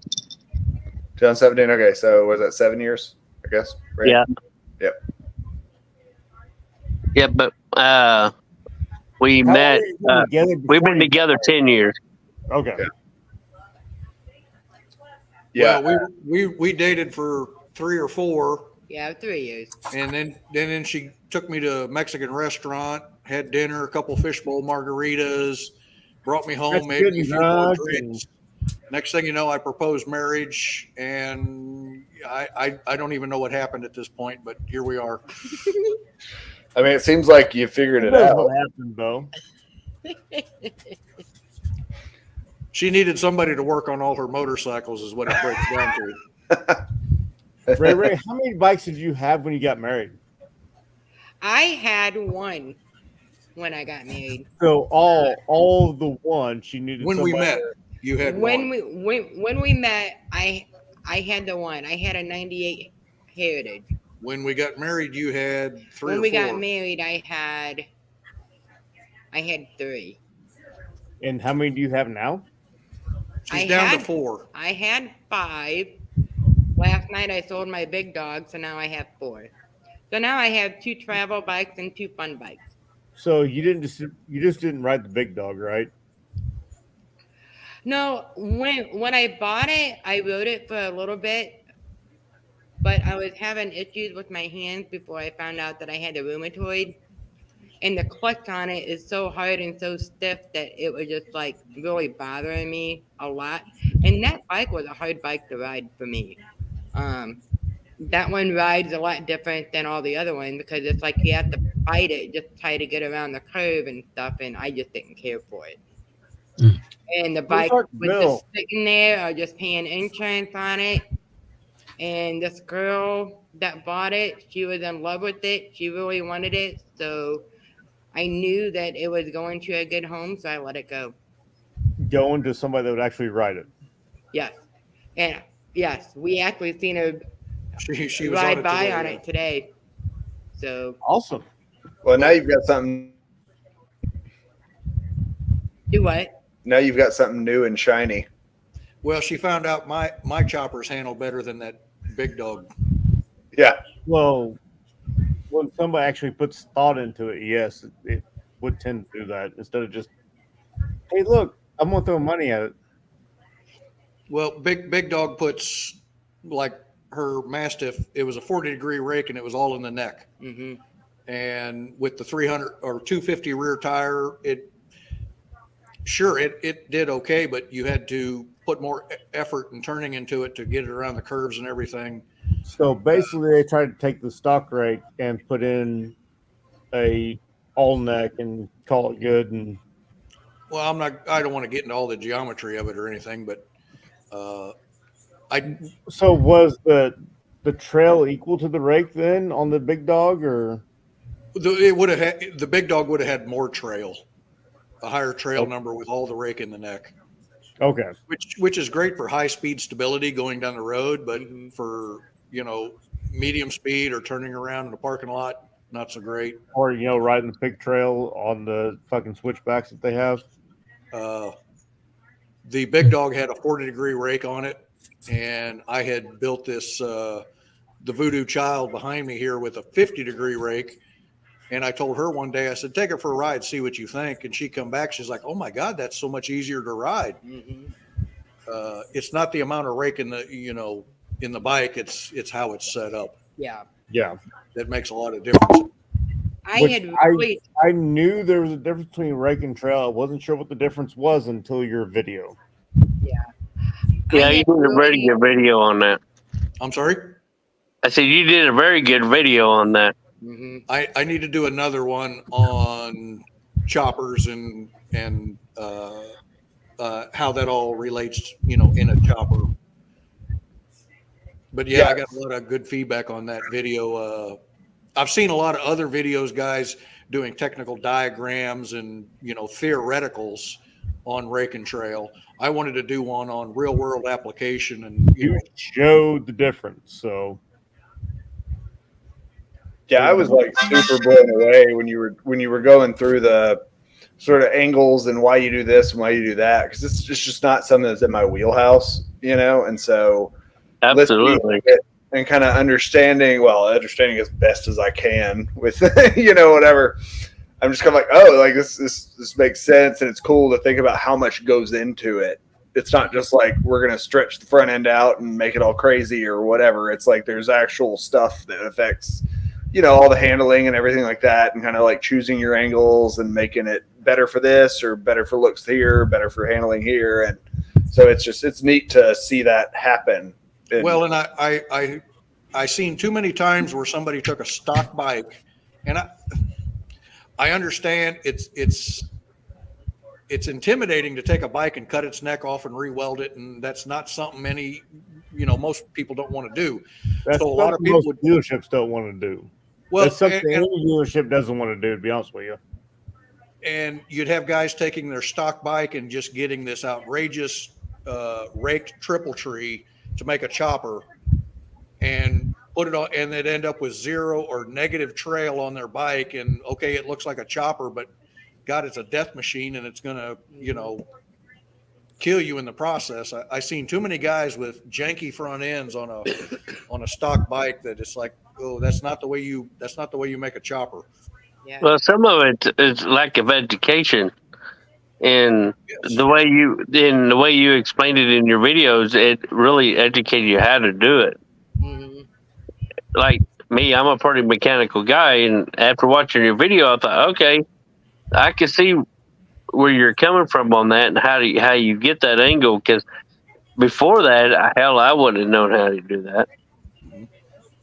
Well, and I think a lot of those choppers too, especially after the era of the American choppers and all that, Orange County stuff, it's like a lot of those are just bought and built just to for show. Go to a bike night, or whatever. Yeah. Nobody cares about actually riding. Not built for bike night. They're meant for advertisement. And that's exactly what they were. It was they advertisement. Yeah, I do have to say that when he got done with this 89 of mine,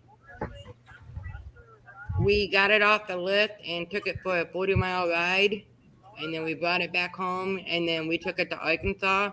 I was really able to get into it while we were down there on the poker run on Saturday.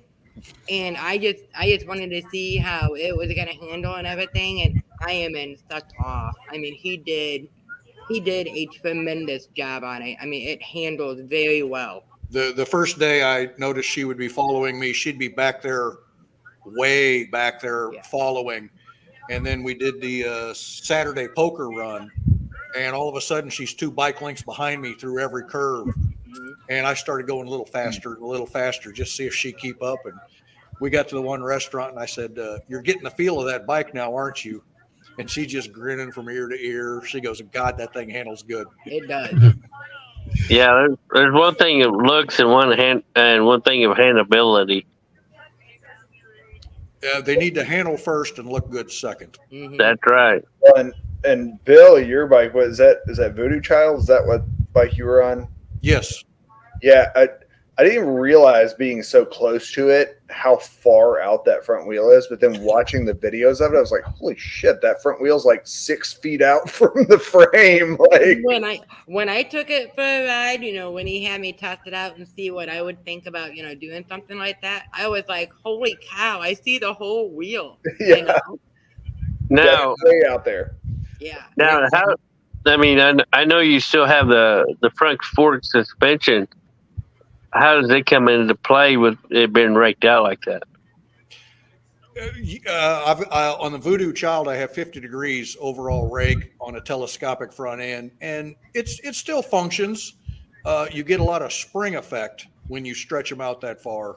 Still But the front forks still do function. They compress, whatnot. You get out past 50 degrees, I'd probably go with a Springer front end, but they still function. When you stretch the bike out that long and you hit some of these bumps, it gets that spring effect where the whole bike just kind of, bounces over. It's a different. Any chopper is a different ride than a stock bike. Yeah, I mean, I know you still had the stock or the normal suspension on the front. I didn't know how well it handled like that. No, it ain't bad. You have the traveling chopper guy that rode a. Yes. Now, he does not actually have front. He does not have telescopic forks. Those are solid steel bars. Them are solid forks on that. And he has a solid rear too, right? Yeah. So it literally, he's flexing the tubes on the front end when he hits a bump. But they're spring tubes. They're made for that. Ish. I mean, who really expects somebody to make a solid front end on a Harley? Well, when you're stretched out that far, I mean, telescopic wouldn't do any good anyway. Exactly. Unless you hit the bump, hit the brakes rolling into the bump. That's the only way it's going to do any damn good. Even then, you're still going to feel a shit ton of shock. So now that when we was at Cycle Showcase, you went to that, didn't you? No, I did not. Oh, you did not. They had that one bike there. I mean, it looked like that front end went out forever. Which he said he found that front end in the barn, which it would have took I know XM Biker was there, but it looked like. I mean, I don't know how the hell you could ride that son bitch. Which bike a lot of was those that? bikes. It's that one that had that real long front end. The one by the staircase. Yeah. Yeah, the one up there by the staircase. Yeah. It was stretched. I mean, it was way out there. And I'm like, I don't know how in the hell you could even ride that. A lot of those bikes aren't. They're literally most for of those show. Bikes ain't rode. Yeah. Not even a lot. Most of those bikes do not get rode. I have heard that some of those bikes, the engines are shells. There's not even pistons or cranks in them. The engine is for show. Yeah, I don't know. I mean, this one here, the builder was there, and he said he found that front end in a barn. It looked like they battery welded a lot of it together, and which it was pretty cool looking. Don't get me wrong, but I'm like, I don't see how in the hell you can ride the sunbed. I saw a video of one. That's probably one of the ones that was rode, though, to be honest with you. If you look at it and go, I don't know how the fuck you ride that. Probably the ones that somebody actually rode. Yeah, I ain't saying he did not ride it, but I'm like, it'd take you airport length to turn the sunbitch around. Oh yeah, I 100% agree. That was a long ass rake. Yeah. Somebody sent me a video, a short of one of those show bikes, and oh my God, how cool is this? Well, yes, it was a very cool bike. And then I messaged them back and I said, it's just for show. It doesn't get ridden. And she says, well, how do you know? I said, look at the video again. There's no brakes, front or rear. There was literally no brakes on the bike. I said, that bike's not made to be ridden. It's just a piece of art. Bluetooth brakes. You know, that's what they joke about with SEMA, right? Is the Bluetooth drive shaft. You know, it's not there. Bluetooth chain, Bluetooth drive shaft, same thing. Well, that was like the guy that made Purple Haze, Bill. You know, I was talking about him that was in the bike show. Unfortunately, too late for a lot of the votes. But he said he put 30,000 miles on that bike. Yeah. Like, he rode it up from Fayetteville. Do what? That dude rides. Yeah.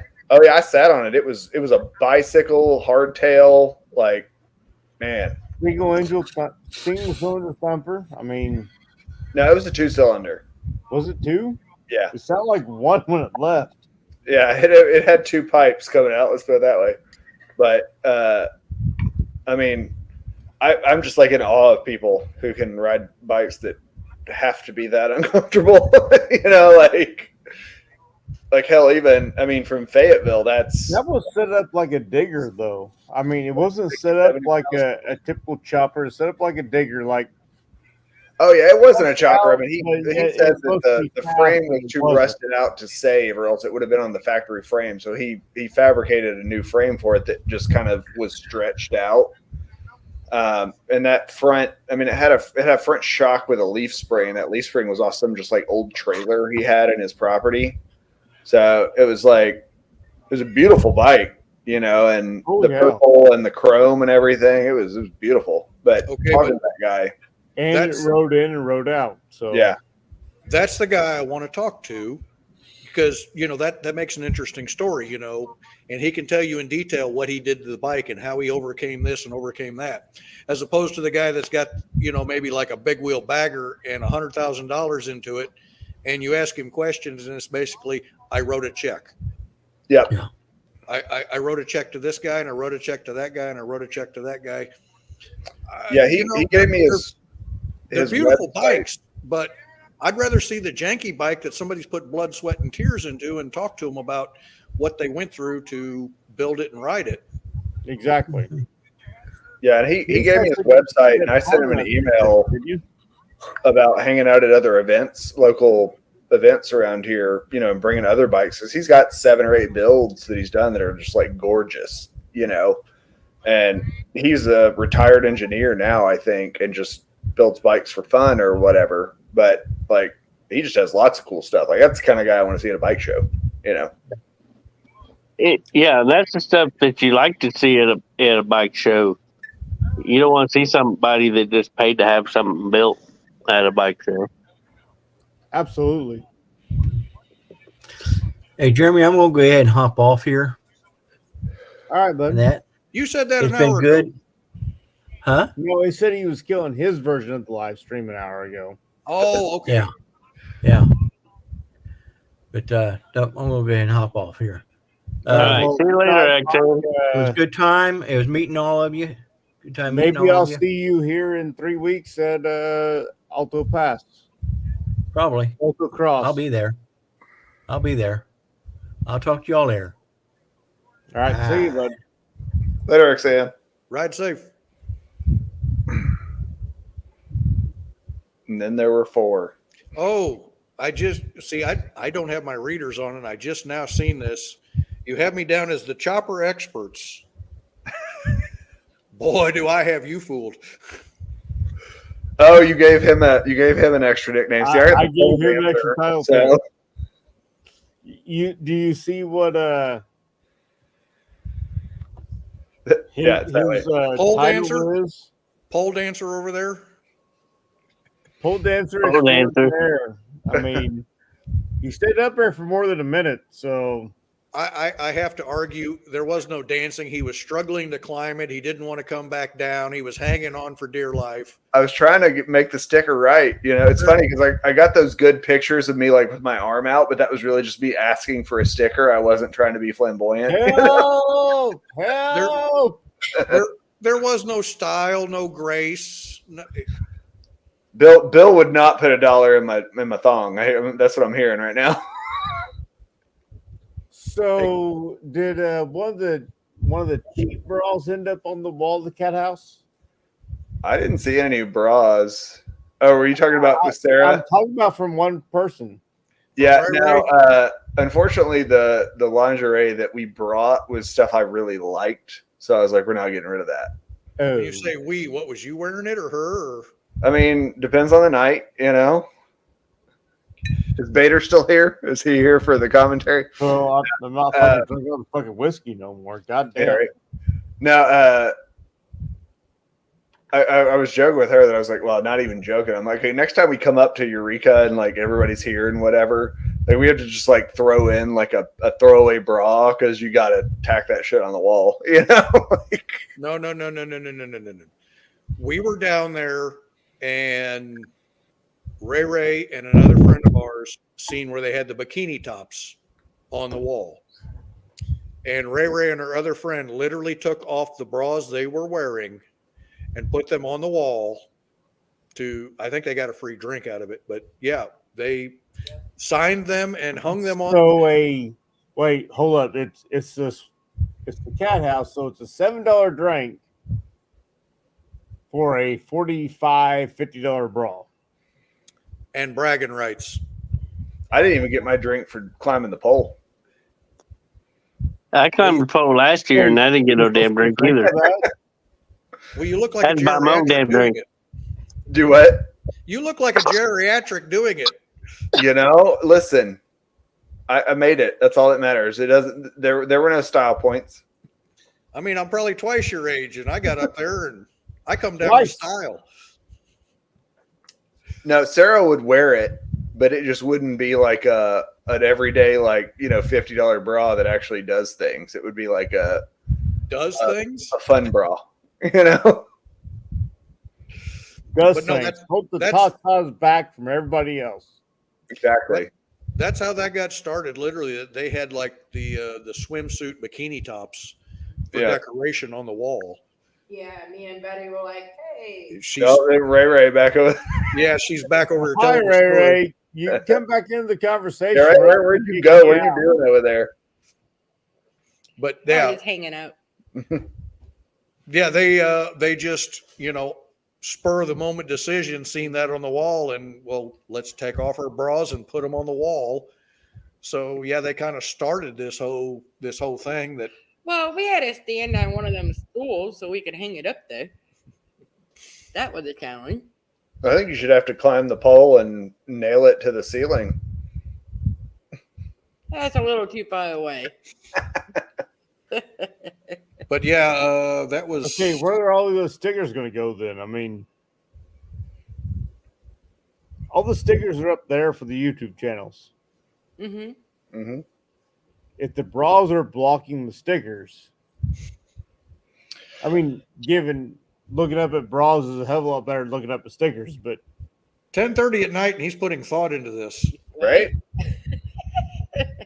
You should call Jeff. I put Then thought you'd- into a lot, but My not very thing is, much. how you gonna get the bra up there and staple it up there? So Just put them on the wall.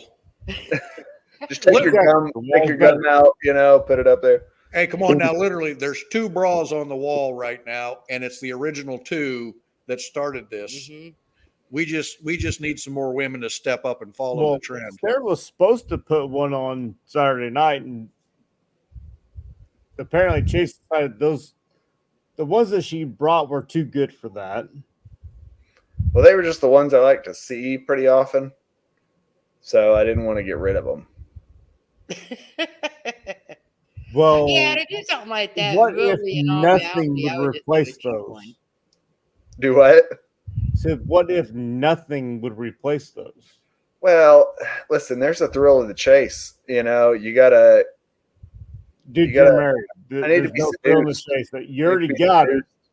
It's just how you see it that time around. It's funny that you say that because one of them is literally just like a frame and nothing in the middle. So I'd have to see pictures. I don't understand. yeah, you know, Mid America Freedom Rally. There you go. There you go. Actually, it might make for good YouTube. Please go ahead and slap him. Do what? That make for good YouTube. Do what? I was talking to Ray Ray. I was like, Oh, yeah, it'll make for good YouTube. Just go ahead and slap him. It'd be fine. She's the one that these women are running around half naked. She's the one that goes over and takes video. I'm not even interested, and she's the one that goes over and takes video. That's true. Well, My wife starts this. You'll get slapped. My wife will start the shenanigans at the damn rallies, and Oh yeah, yeah. You gotta take it all in stride. If you're into that kind of event, then you see what you see, and you go home to who you go home with. You know. Like I tell my wife, I'm just an innocent bystander here. What gets showed is what gets showed. Yep. I appreciate all of Does it. the editing? It's all her fault, right? I'm just a casualty of war. I'm not interested in any of that. I work on motorcycles. Sure, Bill. Sure, Bill. Yeah, whatever, Bill. He's just saying it because I'm here. You don't have to lie to us, Bill.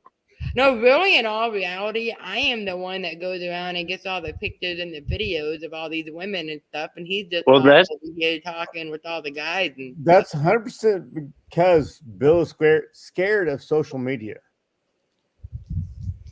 It's not that I'm scared of social media. I just don't understand computers. Mm-hmm. Do you understand your dumb phone that you have in front of you? No. It does things I can't figure out. But I know how to build a motor. So anytime you're doing something that you think, not many people will care about this, just go ahead and pull out your phone and go, hey, this is what we're doing. And then Ray will go, hey, I'm going to put that into a reel. She has had to teach me how to upload, edit. It's been an uphill battle for her to teach me how to do. She doesn't need to teach you how to do a damn thing. You just need to record the video and go, hey, this is what we're doing. A quick 2-3 minute video. Not something. Usually, most of the time, he will do that and then just send it to me. You don't have to send it to her. Just give her your phone. Hey, I did a video today. It might be good for something. Too. There you go. Yeah, that's what I was saying, Bill, is you just like randomly take videos of what you're doing, and then Ray can just like rip them off onto her laptop and edit them and make reels out of them. You all were laughing when I mentioned my PR manager, but that's literally the way it is. If it wasn't for her, I wouldn't be probably doing this. I fucking know. Yeah, I am usually the one that's the reason I knew why you couldn't get into the live, because you had to click the link, I'm going to guess, but you hadn't hit Enter Studio. I don't even know how to go to the link. Yeah, so then who the hell texted me and said, let me in? That was me. I couldn't let you in because you hadn't clicked the link yet. Right. I was in the process of trying to get onto Instagram, and I was like, oh, hey, let me in when I was going to be hitting that StreamYard thing in the messenger. She was doing Bill was over here farting around with this ugly ass Sportster that I'm going to cut up next. At least it was an ugly ass 89 Softail. This one's pretty ugly. I've never seen an ugly bike like I have this one. This is it's ugly. This thing. There are no words. It needs to die a painful death, and just we're gonna cut it up and make artwork out of it. Yeah. It ain't never gonna see the road again. No. It'll be an OCC chopper, No. No brakes. It'll have no more chain, motorcycles than that. No, I have some people who are wanting some biker bar type artwork. Oh yeah, I need to get on to building some of that. Yeah, that's our next thing we're doing. It seems like it may be easier to do that because you don't have to make it functional, right? You just have to make it look cool. Mm-hmm. Hey, Bill, what year do you work on? What year? Mm-hmm. I don't understand the question. Well, my brother, he's got an 08 they need some work on. Do you work on 08 Ultra Classic? I do. Ours go up to what, 09 or whatever. Yeah. As long as I ain't got to deal with a computer. I don't know if he. If you're wanting a tune or new cams or something like that, No, yeah, he needs a new belt drive put on, or a new belt put on, and some new seals put in the primary. yeah, mechanical stuff, yes. Computer stuff, no. Okay, I'll PM you later on Instagram or whatever, or I can get on Ray Ray's and PM her because I think I got her on Facebook. Mm-hmm. Because he's got he bought an 08 Ultra Classic, but anyway, he ended up pretty much stripping all the teeth off of his drive belt, and I think he needs a couple seals in his primary. That's a big job. Yeah. But anyway, I'll PM Ray and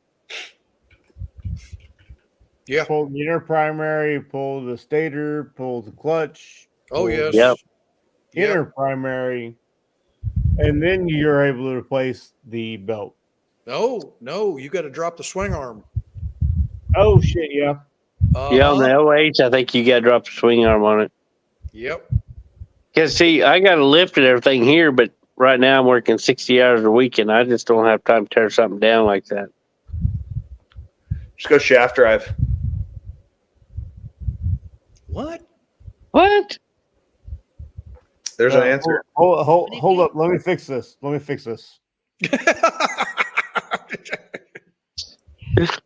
did he say? He said go shaft drive. But I'll PM Ray because I don't have you on my Facebook yet. So you won't have Bill on your Facebook. I'm not hard to find. Well, I've seen it. I just need a friend you on Facebook. So Ray, if I ever see anything from Witchcraft, anything, is it always you? Most of the time, yes. So usually, like in the messenger chats, on the Instagram chat, that's on me. Gotcha. Well, that's the PR manager there. Yep. I was just curious. I didn't know, if he would just like chime in every once in a while, or if it was just always Ray. Once in a while, he will, but it's usually me. I'm on so like the other night. Questions when he chimes in, but after that, he doesn't give a shit. Do what? If it's a technical question, he will be the one that chimes in. Beyond that, he's not the one that gives a shit. Yeah, I'm usually the one that's keeping up with all the stuff, like with all the events. I usually tell him what we're gonna be doing, and things like that. And then when it comes to like motorcycle questions, like the motors, things like that, I'm usually like, here you go. So Oki's old lady, I'm sorry, I didn't even realize you were in the chat until just now. So you've been here for a minute. My bad. I'm an asshole.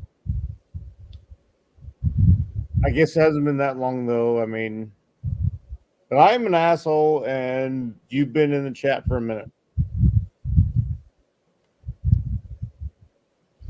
I don't know if she's. I don't know what coleslaw means, but you're talking about Stubborn American. I know what you mean. Yeah, Stubborn American. I had a video on that. We did a coleslaw video on this last year's Stubborn American, and it's the biggest video I've ever had, and it's a 55-second video. Oh, I bet. And I've got 75,000 views on that son of a bitch.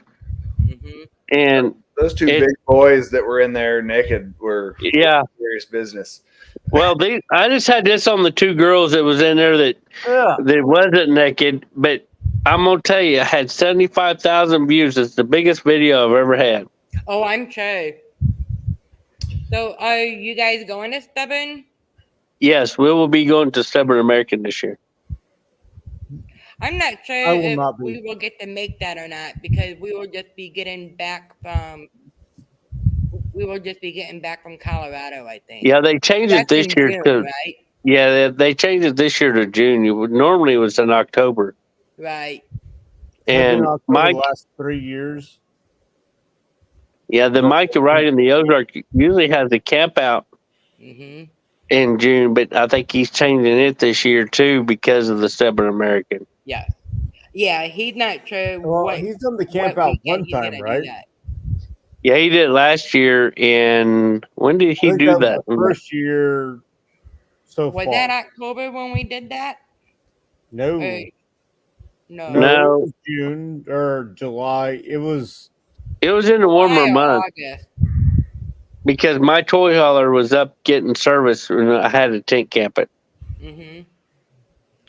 Yeah, I mean, which I don't mind tent camping. Don't get me wrong. I'll No, be Yeah, right back. we were in that glamp. Yeah, using that in that tent deal or whatever.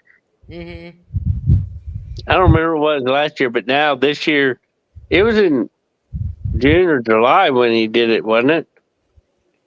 I want to say it was July because it was pretty hot. Yeah, it was pretty hot, but now he don't know where he's going to have it and when because of the Southern American moving theirs to June. Yeah. I'm not sure. I'm not sure if he said anything to me about that. No, he hasn't. I mean, I talked to him quite a bit because Yeah. I mean we're pretty. I mean, we're like you guys. We're pretty local with him, Yeah. and but I haven't heard anything. But I'm wondering if he's going to do it that new. Oh, what the hell is that called? Great Oh, American.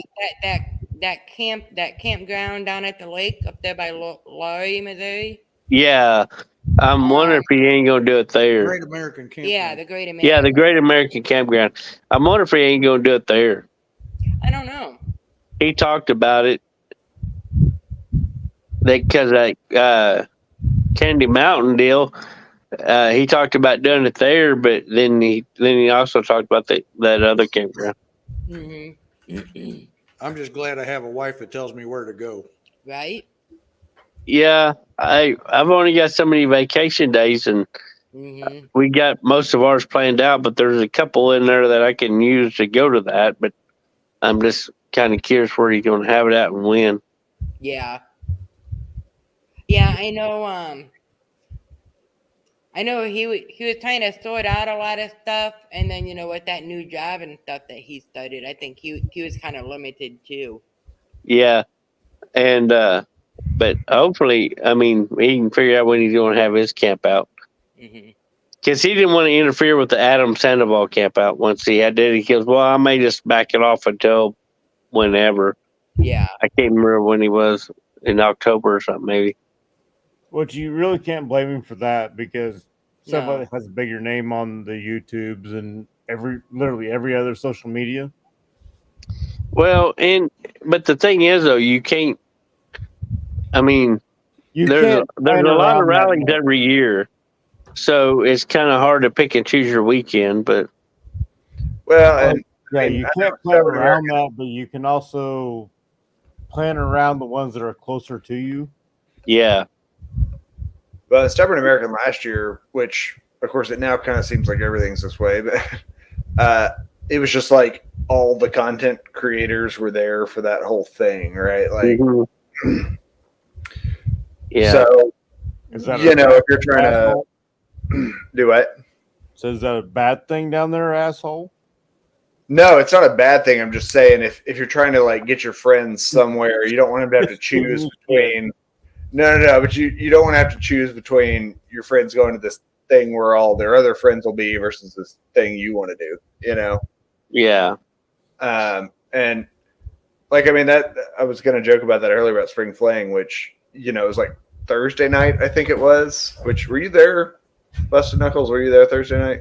I got there Thursday early afternoon. I showed up to the cat house about 5 o'clock, I think. Okay. But like that whole patio was just like people with cameras, like it was just everybody with cameras hanging out. But I never busted out a camera. Actually, my camera stayed in my saddlebag until I headed out for our ride on Friday. But for the meetup, it stayed in the saddlebag. Yeah. I take that back. It was my vest pocket. I never pulled it out, but it was in my vest pocket. But which That's I like at this the only point. filming I did on Saturday was our ride down to 215 to OARC and then back between two cameras. Yeah, which I mean, Spring Sarah's always filming on the back seat, and then I've got my like helmet cam or whatever. But see, Adam I changed. had a backseat camera. I mean, I guess Adam changed his because of the Bikes, Blues, and Barbecue. Yeah, because he got the whole flatheads thing, and so he didn't want to. Well, yeah, but I don't think they're doing that this year. They're not. they're not doing that. They're not doing it for bike. I knew they did. Campground. They talked about. I thought it was a few years at least there that they had the flatheads, but I was kind of hoping they do it again this year. But I guess they're not going to do it. Are they not doing it for bike barbecue? I know they weren't doing it for Spring Fling. They talked about doing it for BBB and Spring Fling, and I know they do it this year for Spring Fling, but are they not doing it for BBB either? I don't think they're doing it for BB either because we booked reservations for Stubborn American, and we asked him if he's planning on doing the Flathead Rally Point, and they said at this point there is no talk of it. I mean, it was. I mean, Honestly, first year because from what I understand, it was kind of a shit show for flatheads. Yeah, we stayed down there last year for flatheads, and for one, they did it. They do book it a month ahead of time. Mm-hmm. Yeah, it was. Then it rained quite a bit, so all the venues or the bands and stuff didn't get to play all the time. And they didn't have a covered stage. Yeah, they didn't have a covered stage, and they really didn't have any kind of bars or anything throughout the day. It was only during the concert kind of time, and yeah. Did anybody else here like actually go pay to go to Flatheads for BBB? So I paid to go. Oh, you guys were there obviously because you guys did the drag races. The dirt. Yeah, we did the dirt drag races there. Well, no, Witchcraft. You guys like Ray. You. Yes. Yeah. That was. We were there. Now I will say, if they are going to charge $50 per person to go in just for the day, they're gonna have a hard time getting that. Yeah. Unless you have something that is crazy awesome, like $50 a day is wild to me. Yeah, it was. I mean, we paid. And we would have to pay like $100 to get into one place just for one day. Yeah, which we did because we were like, let's check it out. And then, I mean, we had fun hanging out with you guys and like meeting Shade Tree and whatever. Right. But like the event venue, I mean, none of that was based on what they were actually doing at Flatheads. It was just like the people we were hanging out with, and there happened to be a dirt drag. You know? Yeah. See, I mean, we paid like $400 some to stay there for the week or for the weekend or whatever. But then we ended up winning some VIP passes, which, I mean, don't get me wrong, we got them for free, so there ain't a whole lot we can bitch about. But it was just vendor food that you got down there at the little bar underneath the stage. Yeah. And you didn't get no free drinks or nothing. You still had to pay for your drinks, but it was nothing special. And the people that had to pay for them, there's one couple down there that said they had to pay for them, and it's like $250 for that. Holy cow! Yeah, for a few drinks. Well, you didn't even get no free drinks. He means for the VIP. Yeah, for the VIP pass. Oh, so you get down to the concert, so you get in the front rows? Well, no, you got there was a bar underneath the stage, and you can get down there, and plus you got a free dinner with that VIP pass. But the VIP pass, but the person that was vending the food for down there was the same vendor you got up there on Vendor Row. I figured it was catered in, and you know, like I said, I couldn't bitch because we ended up winning them passes, but. Yeah, I would not pay $50 for a day there again.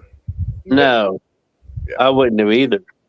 Well, and for 2 people, that's $100. Yeah, Oh, I absolutely. mean, So I'd the do only reason I'm half thinking that. about staying there eventually is because there's free veterans camping. So if I can find a time that's not booked that is rally time, well, if you, but the thing is, Well, you're if you- talking about K that River, right? shit's already booked. I guarantee it. That shit's already booked. Are you talking about K River or are you talking about Flatheads? Flatheads. Oh, do they have the veteran Veterans thing too? camping now, so Gotcha. Now, see, it's in a camper, not just tent camping like K River. yeah. well, see, Flathead was when they last year was 50% off for the veteran. Sorry, Oh, it's not Flatheads. It's the Green Tree or whatever the hell it is. Yeah, Green Tree. Now you can stay there for free. Yes. Is that where you guys stayed at? Yeah, that's where we stayed at. We got a video up on our YouTube channel with it, and but yeah, if you stay at his Green Tree or if you stay down at Moore, Oklahoma at K River, if you're a veteran, you can stay there for free. Yeah, it's kind of wild that they've already said they're not doing BBB. I mean, I kind of gave it a bit of a pass because I know it was super short notice for this past year, and I still think $50 a person's crazy unless you have some really serious entertainment. You know. Well, I thought maybe if they got it the second year, maybe and they got it in advance, that it would turn out better. But I don't see. I mean, as of right now, they haven't announced anything about it, so I'm assuming they're not even doing it. I really think the $50 per person pass was what really held back people from attending. And I've heard, and the big deal is there wasn't no bars there. The people pay the 50, like you talking about, you pay $50 to get in, but the bars wasn't open until the concert started. Yep. There was about that, and it didn't sound good on Flathead's rally point. So I don't want to repeat what I heard. I just want to say that it wasn't good what the bartender of one of the points was putting out. So there was some drama. I heard there. I mean, we was down there when some of the people that was putting it on in between the bartenders and that, and it wasn't a very good conversation. I'll put it that way. Well, you'll always have drama, though. Yeah. We had a good time. The thing is, though, if you're hired in to do this, but you're not making no money, I'd be mad too. We had a good time. I mean, I'd love to see it happen again and maybe get bigger. If you're not making no money, then you go, well, hey, we're done because we got to pay for all this. And then you go back to your house and they go, well, we're kicking your ass out. That's a whole nother fucking story. If you're not making any money because you're not doing shit right, that's on you. But yeah, I agree. Bill, to your point, the place had rented for you. And they go, hey, well, your ass is gone. Get your ass out. Well, and Bill, to your point, like it was fun, but it wasn't fun because of what Flatheads was doing necessarily. It was fun because of the dirt drags and like hanging out and doing whatever. You know, there was nothing. My $50 got me on the property. The property didn't really necessarily provide anything aside from that. Yeah. In one of the concert venues, they got rained out, which we talked to one of the concert people that did the concert there. Well, they got rained out one night. Well, they supposed to play down at the Cat House. Well, Cat House couldn't provide them with the adequate space, and pretty much they got kicked off the property. When I wanted to see Texas Hippie Coalition. Yeah, and they got rained completely out. Oh, they're a big band, not just your local. Yeah. But no, the one I was talking about was Jasmine Kane. Oh yeah, But like none of the bands, He's not none of the small main bands either, started till 10 o'clock, I don't think. And so it was like, unless you were spending the night there, like I'm not going to go to a concert from 10 p.m. to 1 a.m. or whatever and then go home, you know? Yeah. So it was Hippie Coalition, they didn't even get to play. well, and folks were saying, you know, a lot of the ticket price, the $50 per person per day thing was based on the talent they got for concerts and stuff, for how much they had to pay to get Texas Hippie Coalition and Jasmine Kane and stuff there. And people were like, well, just get like local bands and don't charge $50 a day, you know? Well, I think they ended up with a person that what the hell am I trying to say here? That they was paying a vendor to bring all this stuff in. Oh, really? Yeah, it was a well, I say a coordinator, but there's another word for it. But yeah.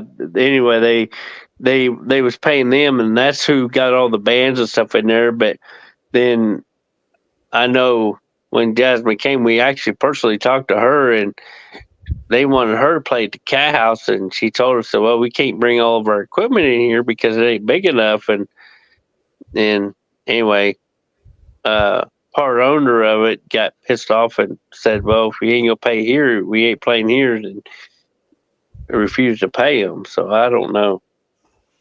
Which the Cat House has a very small full band venue. Yeah, but they wanted Jasmine Kane to play there with a full band. Well, they don't have enough room for her full band. Absolutely. I mean, it's kind of ridiculous. Yeah, but Little Sturgis actually has Jasmine Kane playing this year, and I know about it this year. The first year I went, Jasmine Kane was one of the acts. I had no fucking clue. Honestly, I didn't care. This year I want to go. yeah, Jasmine Kane, it seemed like she put on a pretty good show.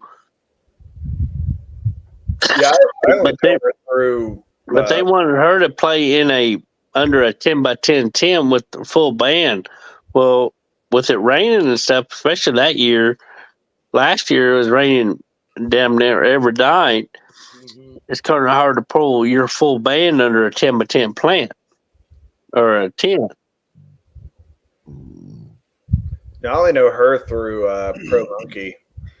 Yeah, I know Pro Monkey is in Sturgis with Jasmine Kane. You know, because I guess her parents or whatever were big at Sturgis and stuff, and so yeah, that's the only way I know her. But yeah, it'll be interesting to see. Yeah, I didn't get to say she is motorcycle royalty. I've heard that several times. That's how he puts it, and I don't know what that even means. But we didn't get a chance to see her up at Sturgis because we ended up leaving before she played. But when she was down here, we actually got to meet her personally down here at Flathead Rally.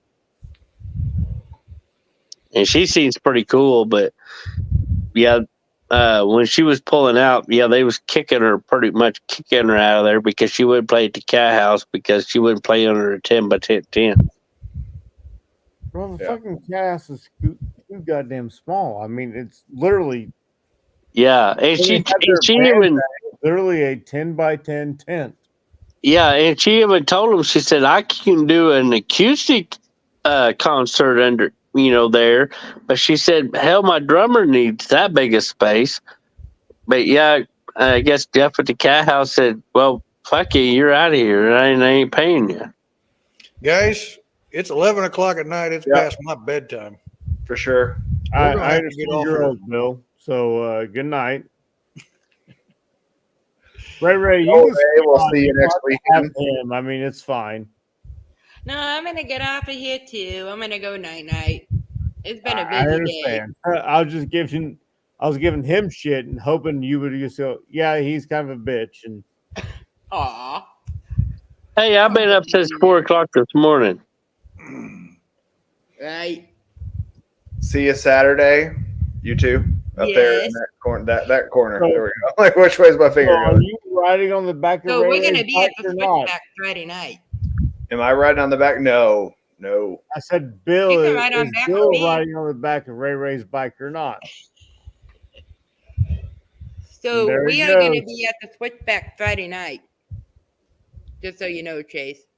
Yeah, and we talked about the problem is it's like riding back home. We need to get a room if we're going to do Friday night. So it's just kind of it's tough. Yeah, that's true. Yeah, so try to be there at 9 o'clock because that's when we're going to do the registrations and stuff. Yeah, So because the ends up at 10. Yeah, the kickstands I've moved up to 10 from 11. I've prepared Sarah to get up in the morning. I told her, so she knows.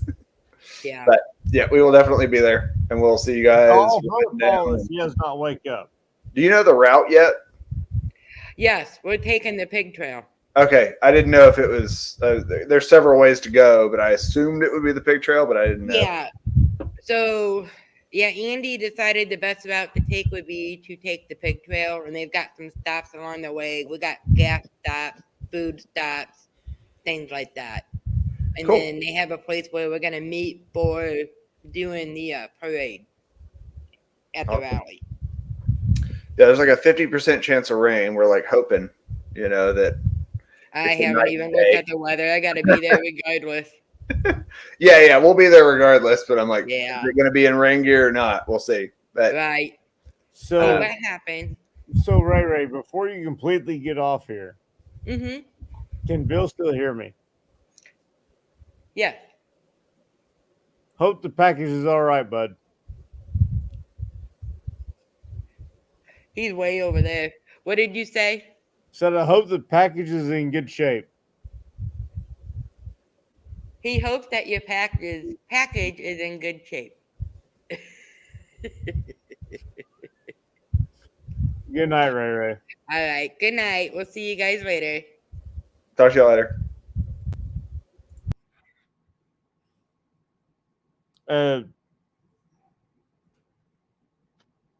I removed one. Where the fuck did you go, Chase? That's the Wagonators. Where's Chase? Chase left too. Okay. I guess just me and you.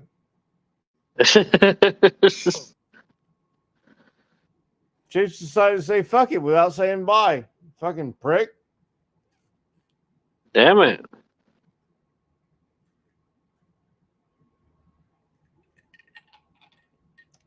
So this was your second spring fling, right?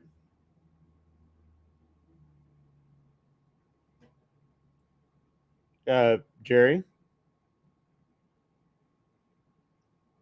Okay, I guess I'm talking my damn self. Can anybody else hear me? Apparently Evil Rick is the only one in the comments, so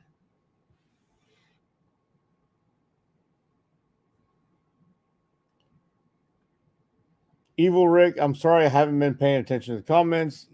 I plan on doing Little Sturgis. It'll be straight after Baggers and Brews ride.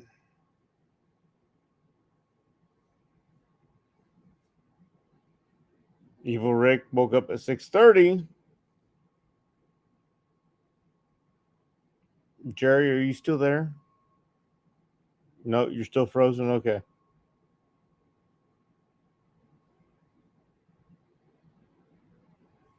I have no clue what this comment's in reference to, so I'm not afraid to melt.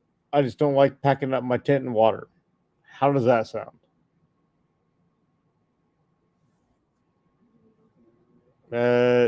Somehow the Wagonators are back and still not back all at the same time.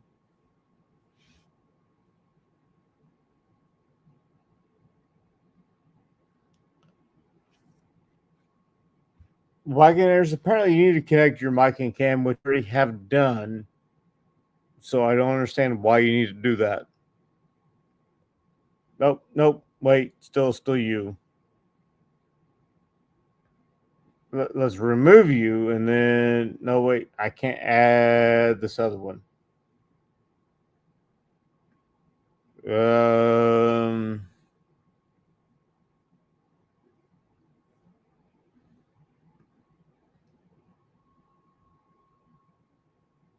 Can you do anything, Wagonators?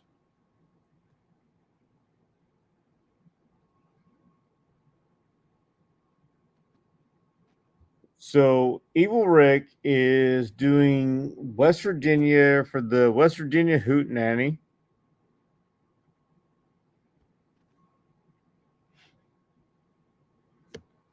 And no, Little Sturgis is not a month afterward. Oh, wait, hold up. Hey, we're back. Yeah, you are. Yeah, I don't know what happened there. Still active until I add you to this one, so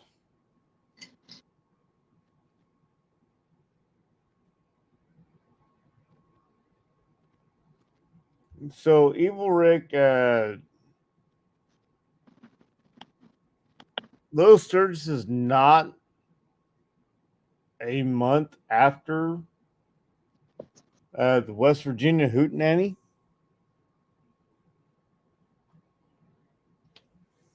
I'm pretty sure it's the very next weekend. No. I'm gonna grab me a drink real quick.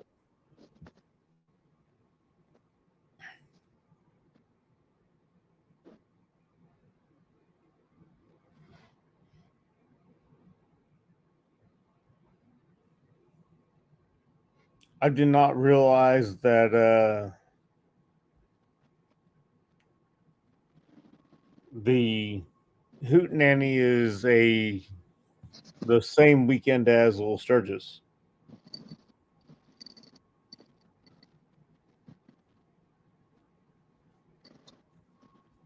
Where's Hootenanny at? In West Virginia. Is a straight up riding rally. There is actually no rally to it. So It's just a ride rally. yep. Which is not a bad thing in my opinion whatsoever. No, there's a difference between a day rally and a ride rally.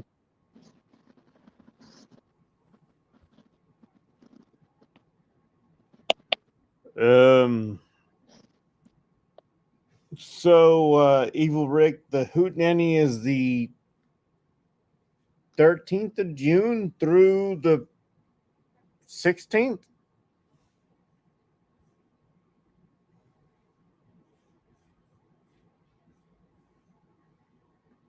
So that'd be after the February American.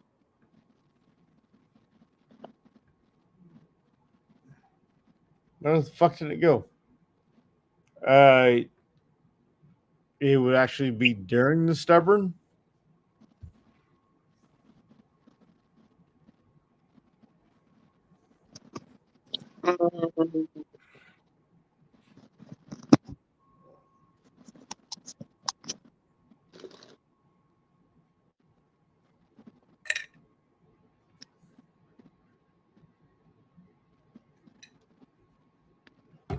Okay, so Evil Rick is right. The 13th through the 16th is Little Sturgis in Kentucky. Ain't that? Is The that an August? weekend before that is Hog Rock.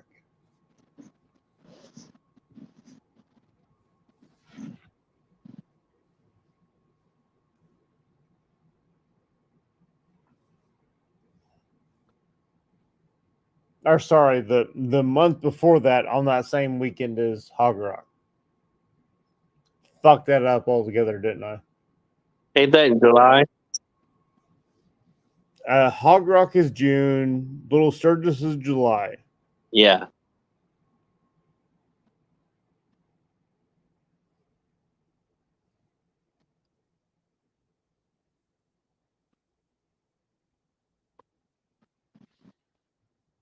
And I can't remember when Stubborn American is. It's June something. It is the weekend after Hog Rock. Yeah. So I think it starts on Thursday after Hog Rock, which Hog Rock ends. Jesus. 1 minute. I have a calendar. Why not fucking use it?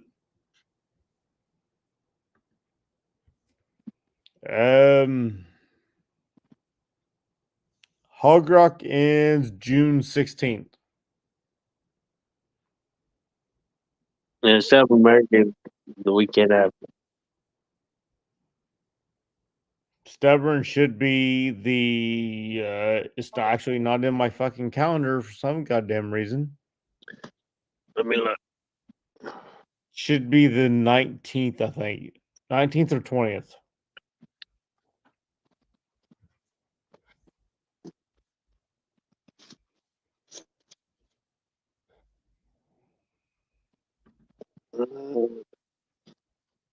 So the wife got on the calendar.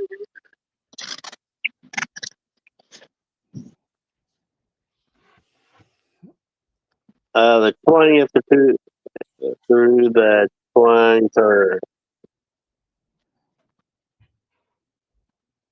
Do of what? June.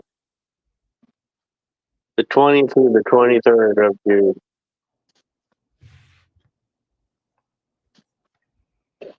Is with Southern American. Yeah, that's literally the next weekend after Hog Rock. So Yeah.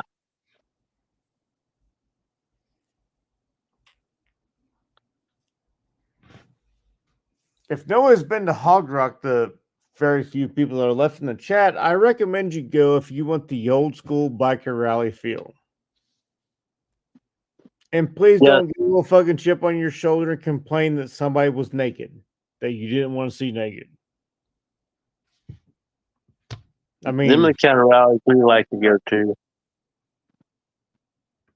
We like the old school rallies. Nothing big corporated. We like the old school have fun rally. see, now that's what I like about Hog Rock because it's the old school rally feel. There is no butt hurt until Facebook happened, and then everybody has to complain about everything. Oh yeah.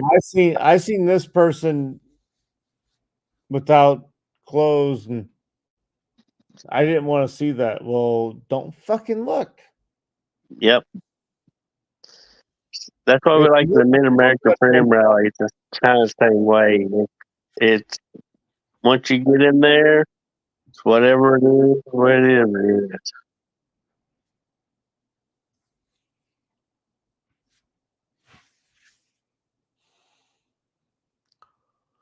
Well, I think we're going to call it quits because we're the only two left, and it's over 4 hours in.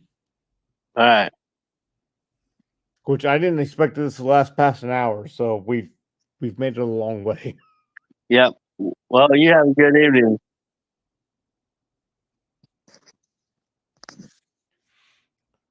Well, good night, Jerry. And to the rest of the guests, thanks for coming on. I hope to see you all again. And good night.